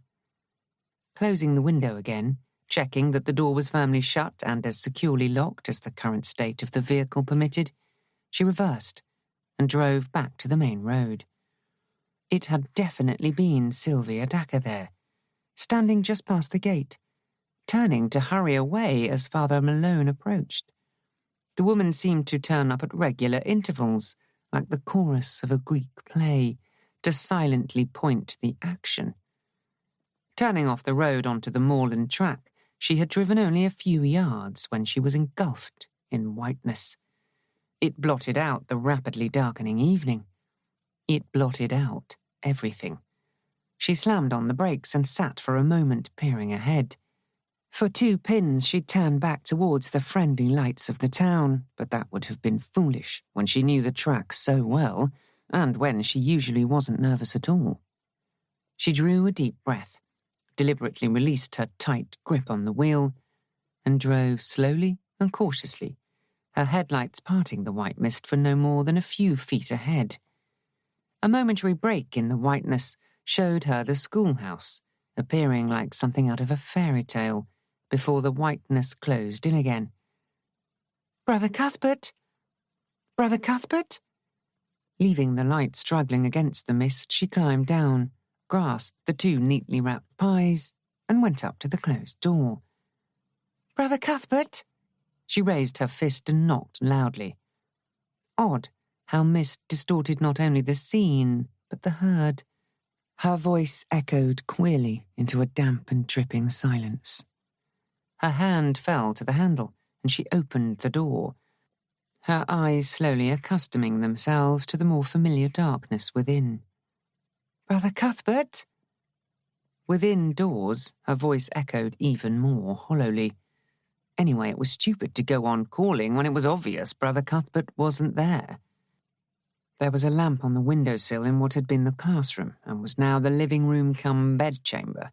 She felt her way to it, barking her shin painfully on a chair, her hands reaching for the familiar curving bowl of the lamp and the box of matches that was next to it. An instant later, she had a steady flame burning, and the darkness was mellowed by warm, golden light. The bed had been neatly made, and the fireplace was swept clean, bare of fuel or twigs. He had obviously gone out and delayed his return because of the mist. Normally, she would have felt exasperation at his failure to lock the front door, but now she was glad of it. She put the 2 pies on the table and looked round for something on which to leave a note, but there was no paper or pen in sight, and she disliked the notion of rummaging among his few possessions. In any case, Father Malone would ask him if he'd enjoyed the pies when they next met. Now, if she only knew whether or not Brother Cuthbert had a torch, she could borrow it. But if he did have one, then he'd probably taken it with him. The thought of borrowing the lamp instead occurred to her and was instantly dismissed. He'd need that when he got home. What she could do was stay safely here until he did return, but by then supper would be long over and the rest of the community would be worried. She turned down the wick of the lamp until it was no more than a glimmer, set it on the windowsill again, and went out, closing the door behind her and making her way to the blurred circles of light that denoted the van was still there. Climbing up into the driving seat again, fastening her seatbelt, she rubbed the inside of the windscreen with a cloth but managed only to smear the glass. "Oh, hang!" She wished that it was permitted to say something more colourful, more suited to her exasperation. Perhaps a prayer to St. Christopher would help. She sent up a brief prayer and started the engine. Provided she crawled along the track, she would reach the main gates and drive of the convent without any trouble. The engine spluttered into life and died. Biting her lip, she tried again and had the same result. The van had plenty of petrol. She tried to recall when she had last filled up the oil and couldn't remember. "Thank you very much, St. Christopher." Feeling extremely irritable, which was better than being scared, she climbed down again from the seat, closed the door, and set off on foot. She had no more than a couple of miles to walk. The mist was, if anything, thicker. It clung to her habit and veil, made her want to cough in order to clear her lungs. After a few yards, she stopped, telling herself that it was ridiculous to go on without any light to guide her or warn others of her presence. Turning, she groped her way back to the schoolhouse, opened the front door, and with a feeling of immense relief, secured the lamp, turning up the wick. Brother Cuthbert would have to manage with a candle if he returned this evening. She sent up another short petition to St. Christopher, added one to St. Michael for good measure, and went out into the mist. She had switched off the van's headlights, and the van itself was almost indistinguishable from the surrounding whiteness. She skirted it carefully, checked that her feet were on the rough track, and began to walk on steadily within the little circle of radiance provided by the lamp. The mist muffled the little sounds of the moor as the landscape settled down for the night. There wasn't even the rustle of a mouse in the grass to accompany the steady tread of her sensible, low-heeled shoes. There was a change in the quality of the silence. She stood still for a moment, trying to analyze what it was that made her heart beat faster. It was as if, all around her, the whiteness listened too. Something whooshed past her, so close that she felt the rush of air. Stumbling back, raising the lamp, she caught a glimpse of the huge bat-like creature that seemed to glide at a little distance above the ground, and then the figure was gone, swallowed up. With an almost objective interest, she noticed that the lamp was shaking violently in her hand, sending beams of light darting wildly here and there. She gripped her wrist with her free hand, forced herself to walk on slowly and steadily, her reason and her imagination arguing fiercely as she went. There are more things in heaven and earth than are dreamed of in your philosophy, Joan girl, and more things in your imagination than ever existed in reality. Do try to think logically and stop acting like a hysterical schoolgirl. She tripped over an unexpected stone, teetered for an instant, and uttered an exclamation of dismay as her hand jerked and the flame of the lamp spluttered and died. "Oh, damn!" The expletive escaped her before she could hold it back. This was stupid. She had walked quite a long way already. The open gates of the convent grounds couldn't be very far ahead. She walked on again, a faint trail of black smoke punctuating the white mist like an exclamation mark from the lamp in her hand. She tried humming, but the sound quavered to nothingness in her throat. Ahead of her, long arrows of light broke through the mist and voices called, seeming to come from all around her. "Sister! Sister Joan, are you there? Sister?" "Here, I'm here." She raised her own voice, standing still as she was caught in the beam of Sister Perpetua's torch. "Are you all right, sister?" The infirmarian's bulky frame hove through the white veil. Yes, perfectly all right." The habit of maintaining calm wrapped her round as she replied. Self-control was a virtue when it was practiced every day. Her own novice mistress had told her that. "We had a telephone call from Father Malone asking if you'd arrived home safely. The fog is thick even down in the town, and he was worried. The engine died. I think it needs oil. There was nothing to do but walk. I took some pies to Brother Cuthbert, but he wasn't there." Other members of the community had reached and surrounded them, veils hanging damply round faces bright with relief, Mother Dorothy in the forefront, holding her own torch. Apparently, Brother Cuthbert decided to walk down into town to meditate in the church for an hour or two, she said briskly. Father Malone met him there and thought he'd better ring us. We came out in twos. Not Sister Gabriel or Sister Mary Conceptor, of course. We left them to man the telephone. I left the pies at the schoolhouse, Sister Joan explained as they walked back towards the gates in a tight little group. The van wouldn't start again, so I borrowed the lamp, and then that ran out of oil too. Like the wise and foolish virgins, Sister Hilaria said. I always felt sorry for the foolish ones myself. In which category Sister Joan can certainly place herself, Mother Dorothy said. It was very careless of you not to check the oil, sister. I know. I'm very sorry, Reverend Mother. Well, we saved some supper for you, Sister Perpetua said. Thank you, sister. I'm afraid I've put you to a great deal of trouble.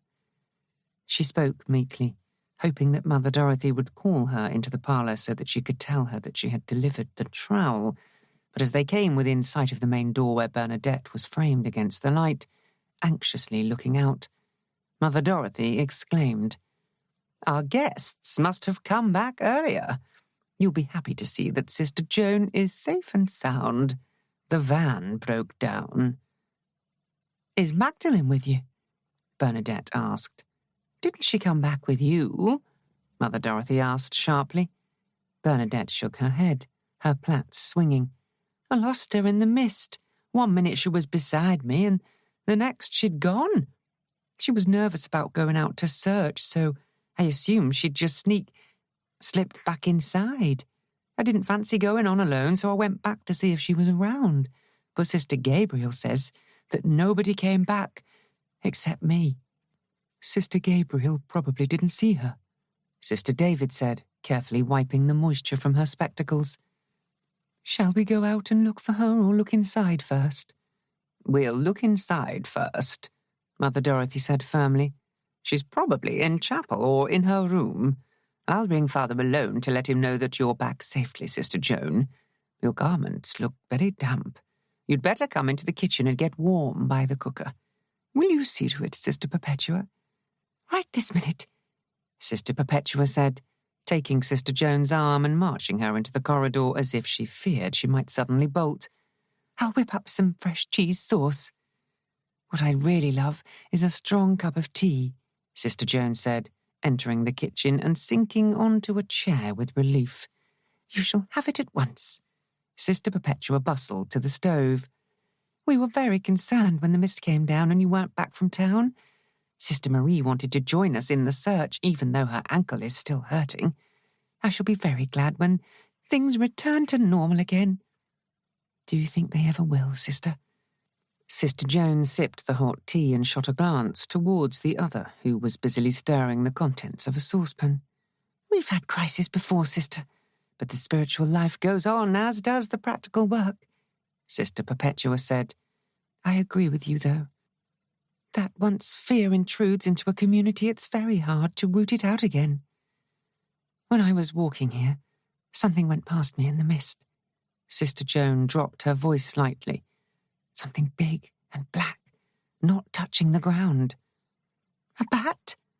Sister Perpetua drew a small dish of vegetables out of the oven, poured the sauce over, and motioned the younger woman to the table. No, it was as big as a human being. Then it probably was a human being, Sister Perpetua said prosaically. Black, you said? A cloak and hood, wide sleeves. Young Brother Cuthbert hasn't taken to levitating, has he? I don't think so. Sister Joan chuckled at the thought. No, this was someone in a great hurry, whooshing past. On a bike? Sister Perpetua, you're a genius. Sister Joan put down her spoon and beamed. Naturally. Sister Perpetua winked and was immediately serious again. The trouble with you is that you always overlook the obvious. Anyone wearing a long cloak and riding a bike in the darkness or in the fog with no lights visible would look as if they were moving above the ground. But none of us rides a bike. And Brother Cuthbert walks everywhere on those enormous feet. Sister, nuns and friars aren't the only people who wear cloaks. No, but Sylvia Dacre does. Who? A woman called Sylvia Dacre. She's with the New Age travellers. She has a small caravan. I met her briefly. The gadabout nun, Sister Perpetua said, mildly disapproving. Sister, you must stay close to home until Sister Elizabeth's murderer is caught. I do feel that... Ah, here comes Bernadette. Would you like a nice cup of tea? No, thank you, Sister. Bernadette, who had just come in, shook her head politely. We haven't found Magdalene yet. She must have wandered off by herself. Sister Perpetua clucked her tongue. Have you looked in the chapel? We've looked everywhere in the main building and it's still too foggy to go out again. Someone ought to go. She can't be left roaming around in this fog, Sister Joan exclaimed. Did she have a torch? Bernadette nodded. We have one between us. When she disappeared, she must have switched it off because I couldn't see any light at all. I had to grope my way back to the house. Then she's probably trying to make herself important, Sister Perpetua said. Yes, I'm aware that's an uncharitable comment, but that young woman manages to cause a lot of upset in her meek, quiet way. That doesn't mean that I'm not concerned about her. If you'll excuse me, I ought to go and see Reverend Mother. Sister Joan crossed herself, murmured a hasty grace over her empty plate, and went back towards the parlour. Mother Dorothy was just replacing the telephone receiver as she knocked and entered. Dominus vobiscum. What is it, sister? Et cum spiritu tuo. I wondered if anyone had any idea what has happened to Magdalene. Bernadette says she's nowhere to be found. I just rang the police, Mother Dorothy said crisply. But surely we could go and look for her. As we did for you? The mist is even thicker now, and your case was quite different. Her superior frowned. You were on your way home, and since you were so late, it was common sense to assume that the van had broken down, and you were either still sitting there or had started walking back along the track. I suspect that Magdalene went off deliberately. That makes a difference. But why would she do that? She's scared of going out alone. I don't know, sister. Mother Dorothy frowned again, drummed her fingers on the desk and added, Please keep this to yourself. But someone has been found lying injured on the moor, and I'm very much afraid that it may be Magdalene Cole. Chapter 11. They had been driven to the hospital behind a strange police officer who had glued his eyes to the fog-white windscreen and kept them there. Neither Mother Dorothy nor Sister Joan spoke during the brief journey. Each was occupied with her own thoughts. Sister Hilaria had been deputed to conduct evening prayers and give the blessing. In less than an hour, the grand silence would begin. There would be no opportunity then of discussing events after that until the following morning. In the town, the streetlights cut through the mist. The police car picked up speed slightly as it turned into the curving drive of the hospital, whose bulk was lit by squares of light from uncurtained windows. It was very good of you to come, sisters. Constable Petrie greeted them in casualty, his youthful face heavy with responsibility. Constable Petrie, is it not? Mother Dorothy shook hands briskly. What makes you think that the injured woman is Magdalene Cole? She has a letter addressed to Magdalene Cole in her pocket, addressed to the convent. Constable Petrie informed her, unstamped and not yet opened. Of course I haven't met the lady myself. Detective Sergeant Mill went out of town until tomorrow on personal business, so I thought it best to contact the convent directly. If you come this way, I'm afraid she's still unconscious. The side ward was gleaming white with a shaded pink bulb to soften the effect. Through the slightly opened window, white mist curled. The patient, her head bandaged, a large dressing obscuring her cheek, lay on her back, a nurse seated at the side. It's Sylvia Dacre, Sister Joan said. Not Magdalene. You know her, sister? Constable Petrie looked at her. She came with the New Age travellers. She has a caravan. I met her briefly. Then why would she have a letter addressed to Magdalene Cole? He puzzled. Did she or Magdalene mention having known each other? Mother Dorothy asked. Sister Joan shook her head. Did Luther see anyone else? She asked in her turn. Anyone who might have attacked Sylvia Dacre? She wasn't attacked, sister. The constable drew them outside into the corridor. She crashed her bike in the mist and came off it in a pile of gravel. And she was wearing a long black cape with a hood? Which saved her from even worse injury. How did you know? Luther said he'd seen a bat flying just above the ground. The long cloak would have hidden the wheels. How badly hurt is she? Mother Dorothy asked. Would you like a word with the doctor? It's down here, Reverend Mother. A tall nursing sister had loomed up, stiffly starched and deficient. Wait for me here, sister. Mother Dorothy followed the sister to a door marked Dr. Chasen. Did Sylvia Dacre have nothing else on her apart from the letter? Sister Joan asked. Only the letter. I took charge of it thinking it had been addressed to her, but it looks as if she was writing to Miss Cole herself, doesn't it? Would you like me to take it for her? Sister Joan's blue eyes were ingenuous. That would be very kind of you, sister. The poor lady will want it delivered, I dare say. But if Miss Cole is missing... She became separated from the others when they came out to look for me. She's a sensible young woman, likely to find herself a shelter and sit tight until morning. In that case... He dug in his pocket and produced the letter, now slightly crumpled at the edges. I'm afraid you'll have to sign for it. Yes, of course. She signed her name neatly on the page he took from his notebook. I'll see that Magdalene gets it as soon as I see her. The envelope felt thick and bulky in her deep pocket. She turned as Mother Dorothy emerged from the doctor's office. A nasty concussion with a possible hairline fracture of the skull and numerous bruises and abrasions, she reported. Thank God, for it might have been worse. Are you ready to go, sister? Yes, Reverend Mother, Sister Joan said. The car's waiting for you, sisters. Constable Petrie led the way out. About the young lady who went missing. We are pretty short-handed at the moment, but I'll get some men out on the moor immediately. As you say, she may well have found a place where she can shelter until the mist clears.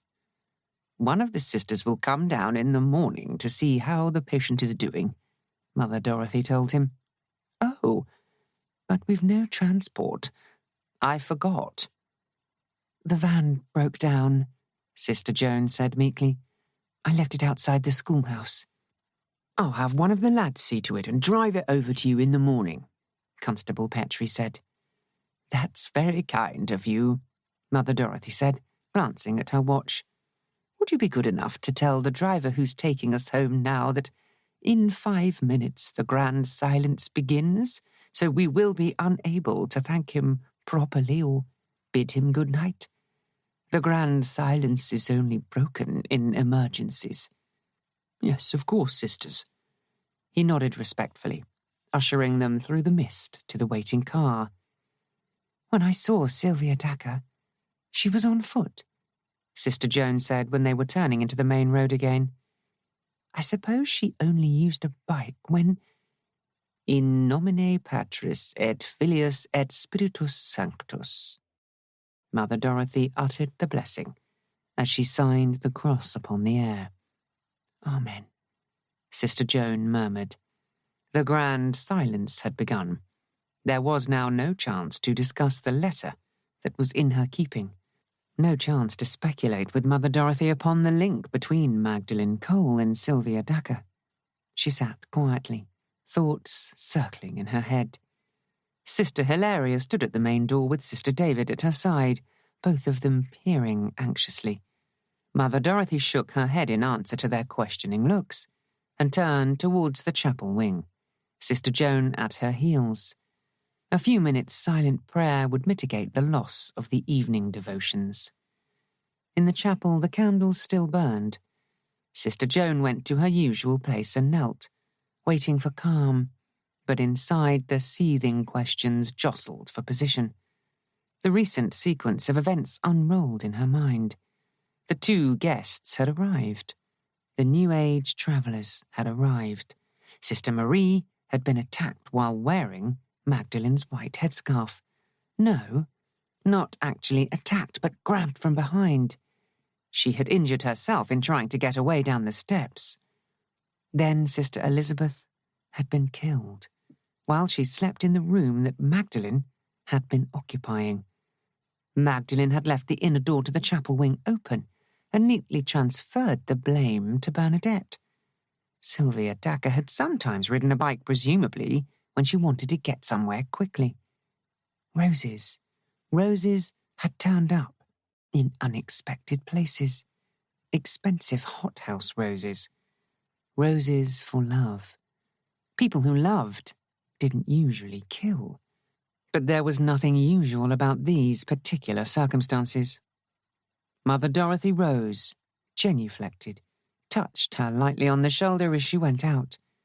The fleeting pat said that it was time to lock up, to extinguish lights, to carry out the normal routine of an acting lay sister. Sister Joan waited until the door of the chapel had closed with a soft click.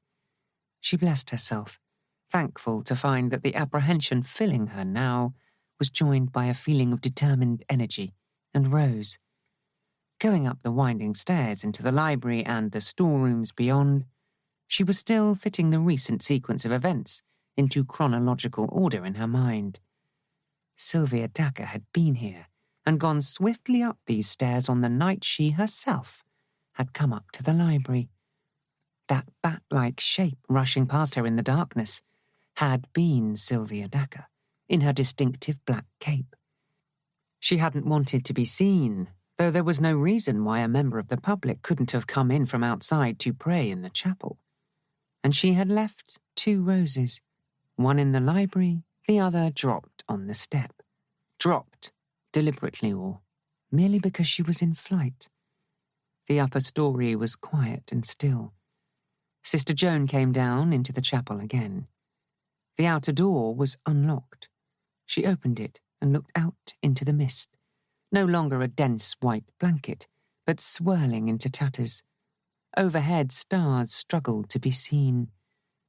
Extinguishing all the lights save for the sanctuary lamp, she locked the inner door and went across to the parlour to check that the windows were securely fastened.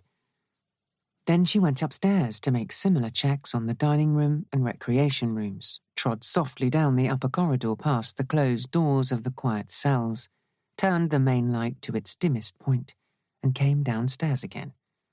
The kitchen was still warm. The back door bolted, shutters drawn down at the window. Alice's empty basket struck a sad note. She would be glad when the dog was back from her training course. Through the wall she could hear Sister Mary Conceptor's gentle snores. It had been a long day for the old ladies. Even Sister Gabriel must be asleep. She moved to the door of the lay cell where Sister Elizabeth had slept and opened it. The bed had been stripped. Faintly penciled circles indicated where fingerprints had been found, but she suspected they would all prove to be innocent. This killer was far too cautious to leave prints. She was still wearing her outdoor cloak.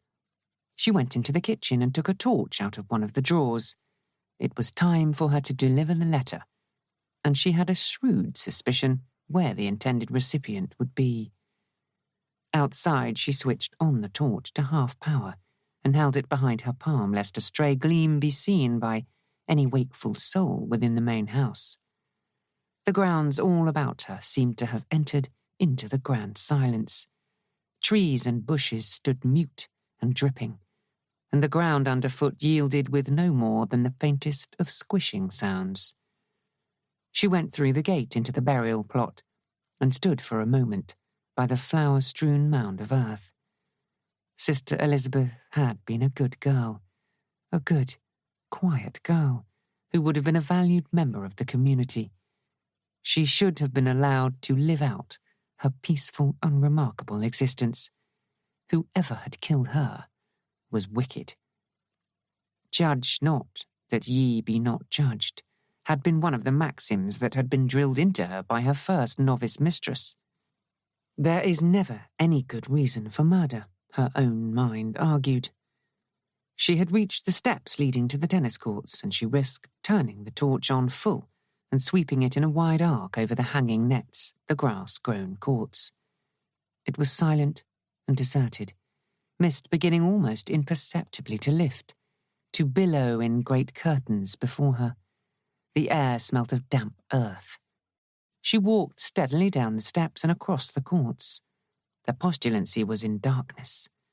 She opened the low wicker gate and went to the front door, pushing it and finding it, as she had expected, unlocked.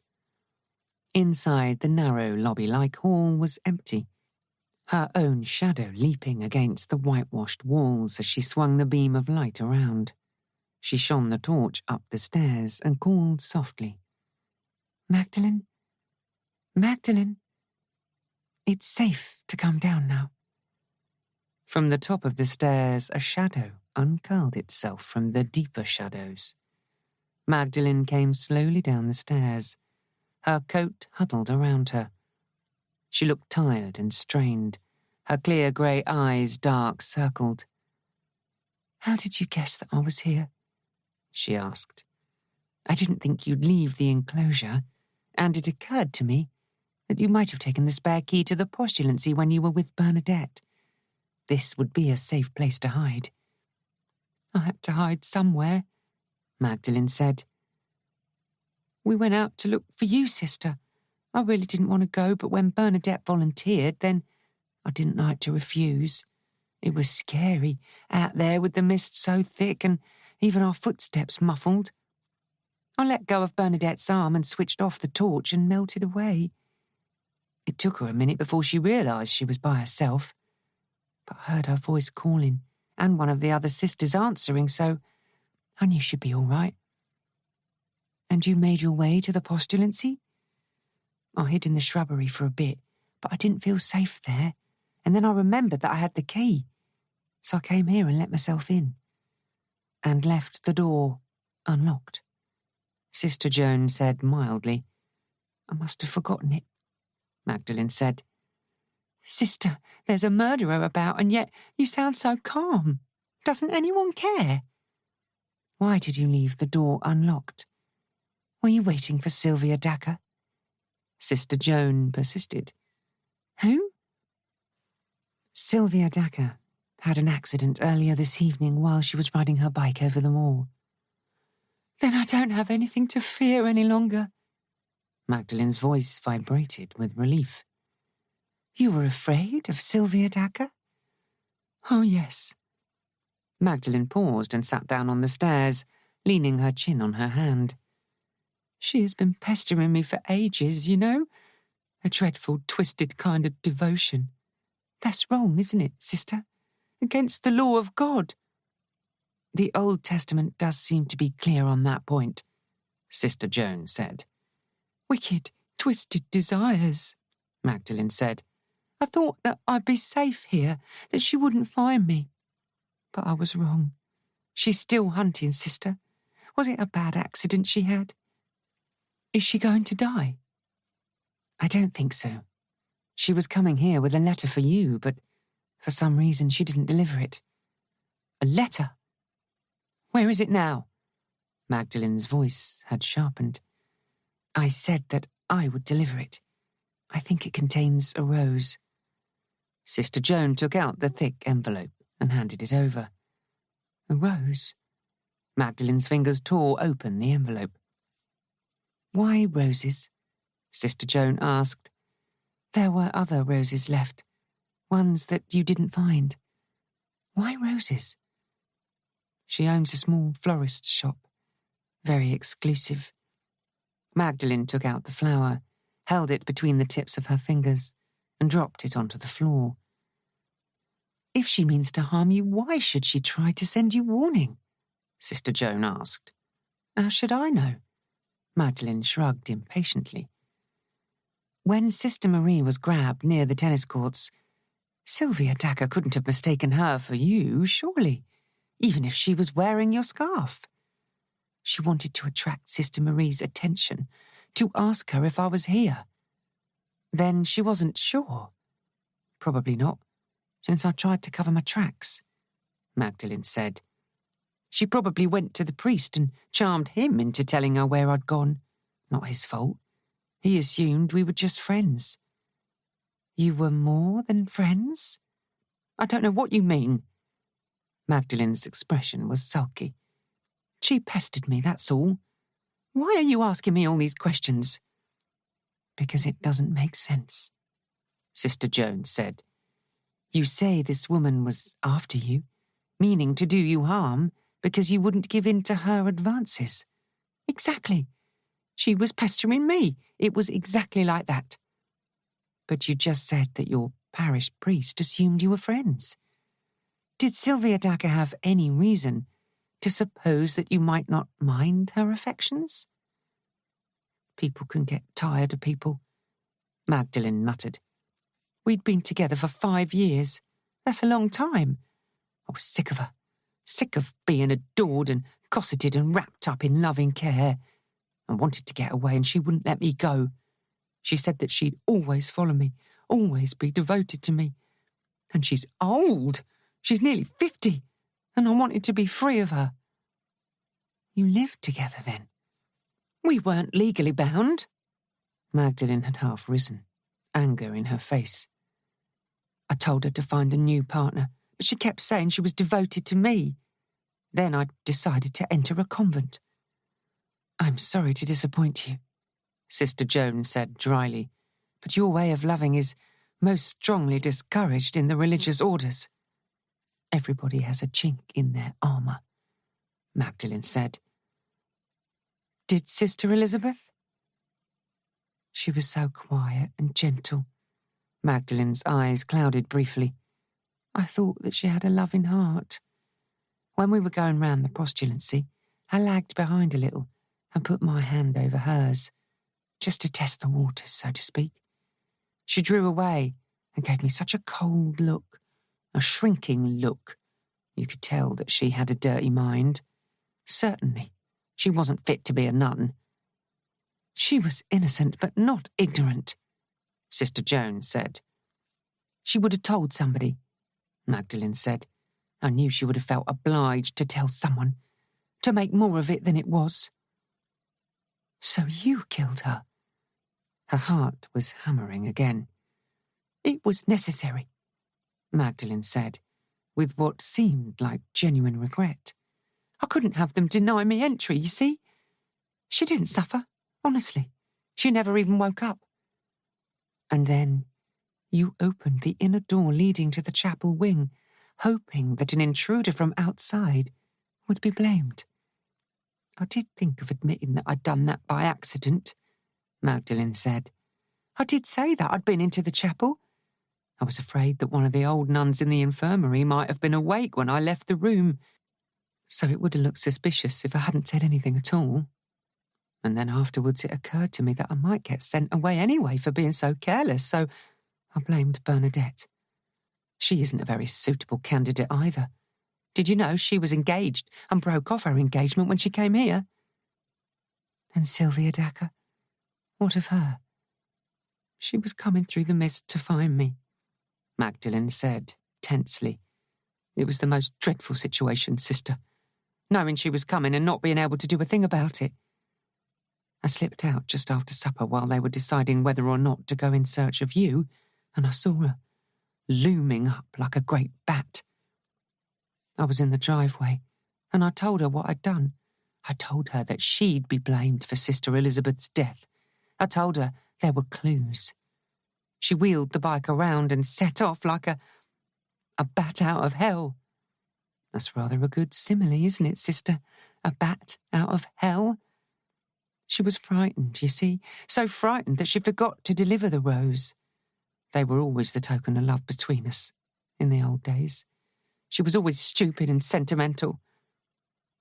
She's going to testify against you, Sister Joan said. She spoke gently, holding herself tensely in the light cast by the torch. No, she won't. Magdalen's voice was soft. She's devoted to me, sister. She won't repeat what I said to her. And you won't either. Won't I? Sister Joan asked. This is the grand silence. If you confess you broke the grand silence, they might send you away from here. That's a very strict rule, isn't it? Anyway, you do like me, don't you? Don't you? You're a pretty woman, sister. A very pretty woman. Do you never think of that in the night when you lie in your cell? Do you, sister? Magdalen was reaching for her, their two shadows leaning together in the confined space. The door was behind her. She took a step backwards and wrenched it open, turning to flee, feeling a blow at her shoulder as she fled, hearing the clang as the torch clattered to the floor. She was running through the jagged curtains of mist, making her way blindly across the tennis courts, hearing Magdalen's voice too close behind. I won't need a trowel now, sister. I've got the torch. I've got a heavy torch. We can be friends, you and I. I don't have to do this. Come back, sister dear. She had reached the steps and stood for a moment, panting, sweat mingling with the coldness of the mist. Behind her, Magdalen ran forward, switching on the torch, its long beams sweeping round in an arc. Sister Joan ran up the steps and stumbled along the narrow path with its high borders of shrubbery. There was another sound now, the rustling of wet leaves on their evergreen stems, the sound of a voice hissing. Left! Turn left! At the last moment as the torch descended, she flung herself sideways and landed in a patch of bramble on her hands and knees. There was scuffling close by, a voice shouting in impotent fury. It wasn't me! She is not running away from me! A stronger light shone on her face.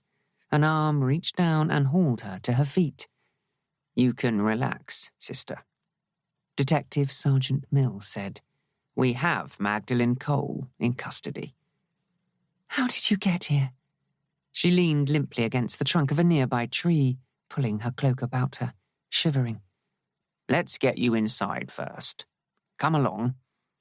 His hand was beneath her elbow, and she went unresistingly, surprised at the shakiness of her legs. Ahead of them, a violently protesting Magdalen was being thrust into a police car by two uniformed constables. There were lights in the kitchen, with Mother Dorothy astonishingly brewing tea and Sister Perpetua peering anxiously out of the back door. You need not trouble to tell me that you've broken the grand silence, Mother Dorothy said, pouring tea and nodding towards a chair. I am of the opinion that this evening constitutes a legitimate emergency. You are not hurt? No, Reverend Mother. A few scratches, nothing more. But how on earth? I called in at the station on my way home and saw Constable Petrie, who told me about Sylvia Dacre's accident, Detective Sergeant Mill said, accepting a cup of tea with a murmur of thanks. He said you and the Reverend Mother here had just started back from the hospital and that he'd given you the letter for Magdalen Cole found on Sylvia Dacre. I picked up a couple of lads and drove here after you. I'd made several phone calls this afternoon. Magdalen Cole's parish priest told me that she and Sylvia Dacre shared a flat over the florist's shop. He regarded them as good friends, but Sylvia Dacre became so upset when she learned that her friend intended to become a nun that her reaction worried him. Anyway, when I arrived, you had just slipped out, leaving the kitchen door unlocked. Mother Dorothy was still awake and on the verge of setting out to look for you with Sister Perpetua here. But how? Sister Joan looked at them both. We know you far too well to believe that you'd go tamely to bed when one of us was missing, Sister Perpetua said. We requested the sisters to stay here and followed you, Detective Sergeant Mill said. Unfortunately, we were a good distance behind. By the time we reached the shrubbery, you were fleeing for your life across the tennis court. We'd no option but to lie low and grab her as she reached the top of the steps. Then you didn't know that she had killed Sister Elizabeth? Not really. I mean, at that stage we had no proof. It was only a hunch on my part. Wherever we turned in the case, Magdalene Cole kept popping up as the really intended victim according to the sequence of events. But when the intended victim keeps escaping, then it's time to turn things around, look at them in another way. Meaning that nobody wanted to hurt Magdalene at all, Sister Joan said, gulping tea. If you're trying to sneak up on someone and kill them, then you don't drop roses around the district to hint at your presence, he said. And her asking you to get her a rape alarm. If she was truly frightened, then surely she'd have bought one before she came. Did you know that Magdalene? I suppose she is the person responsible. Mother Dorothy glanced at the detective. Seems clear enough from what she was yelling, he said, distaste in his face. She was sick of her partner, Sylvia Dacre, and thought she might find a younger friend within the convent. Detective Sergeant Mill, we don't go in for that kind of thing here, Sister Perpetua said, outraged. She made a tentative advance to Sister Elizabeth. Sister Joan said, when Sister Elizabeth drew away, looking horrified, she was afraid that she might say something about the incident, so she killed her, left the inner door open and hoped that if we did link her with Sylvia Dacre, then we'd assume that Sylvia Dacre had sneaked in to attack her and mistaken Sister Elizabeth for Magdalene, since they'd just changed cells. That wouldn't have held water, Detective Sergeant Mill said. Since Sylvia Dacre didn't know who was sleeping where, why should she have made straight for the cell where Sister Elizabeth was? She still might have had some explaining to do. He set down the cup and rose from the chair where he had been sitting. We'll be talking to Miss Dacre in the morning when she's fully conscious, but I reckon that she's followed Magdalene here hoping to persuade her to go back with her. Hence the roses, her attempt to speak to Sister Marie. Yes, I'm fairly certain that she was the intruder in the grounds. Again, not a case of mistaken identity at all. But it suited Magdalene Cole to pretend to believe that it was.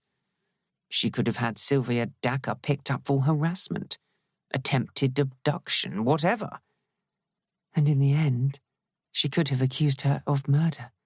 Sister Joan said, let us hope that she wouldn't have allowed it to go so far, Mother Dorothy said.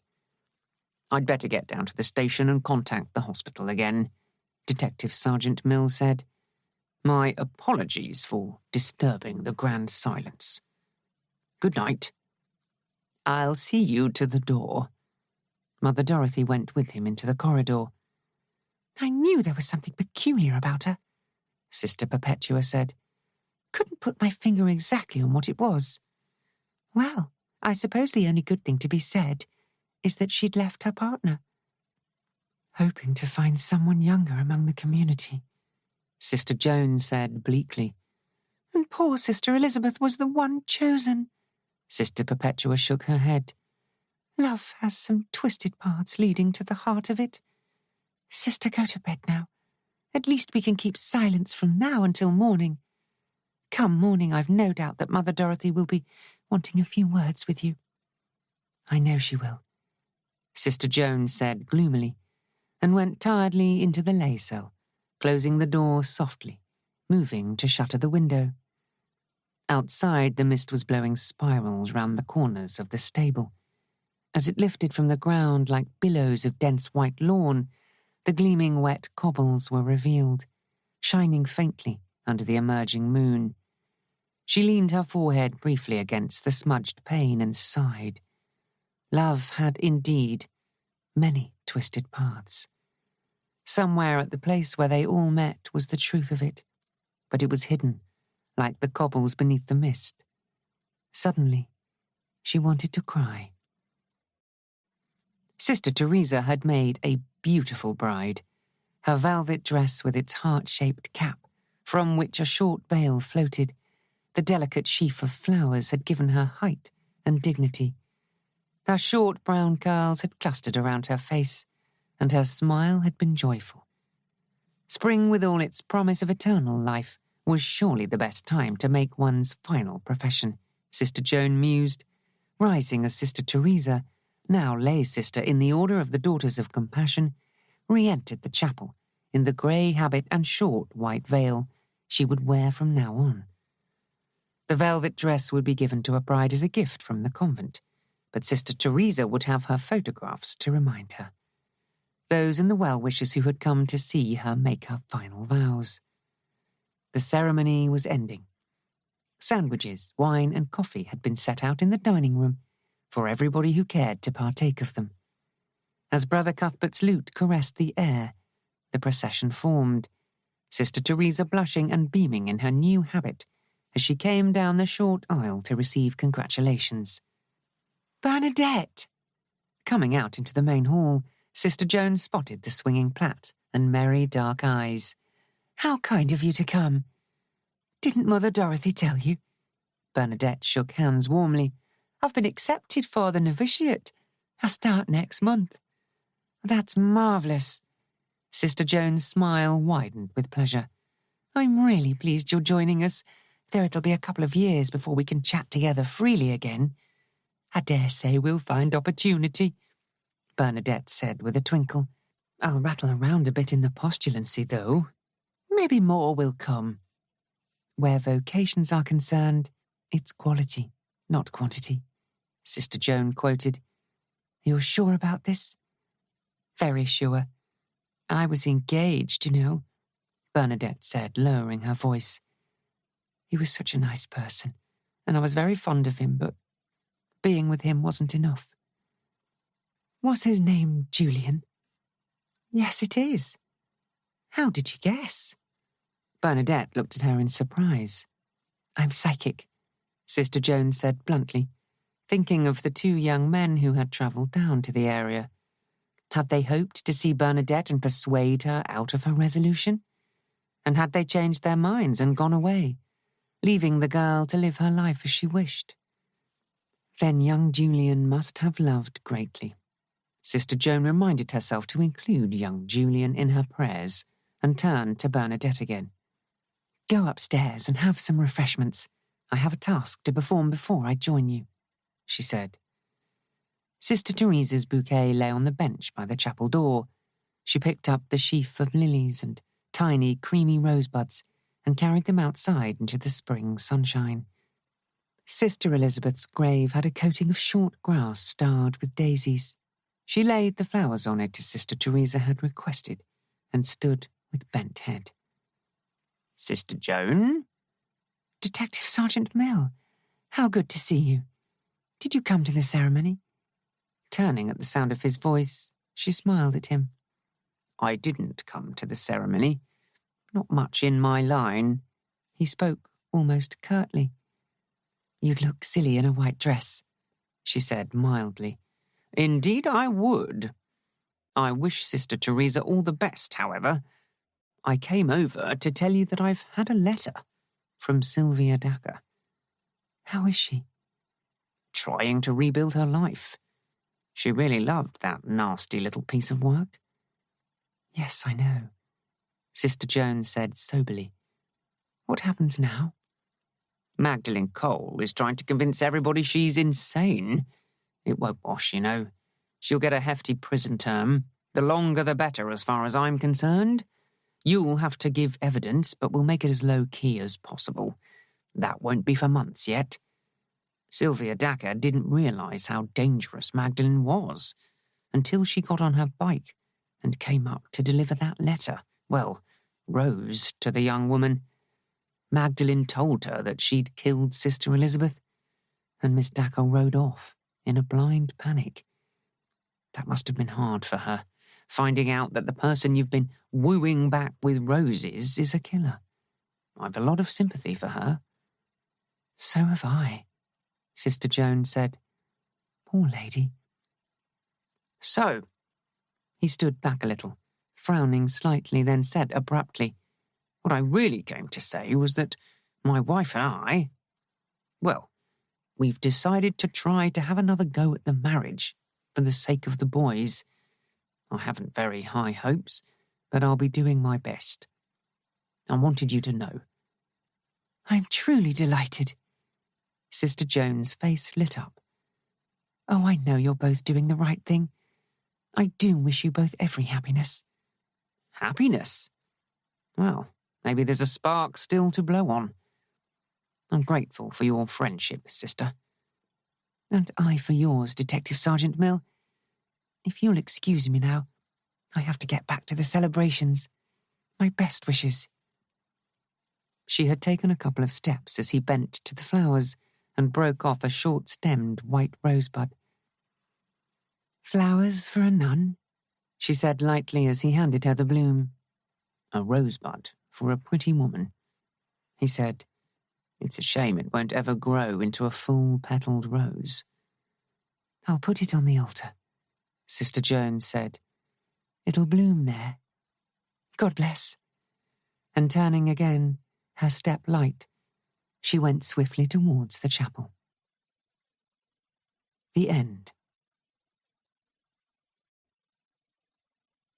You've been listening to A Vow of Devotion by Veronica Black, narrated by Jennifer Ness, published by Quest, an imprint of W.F. Howes Limited.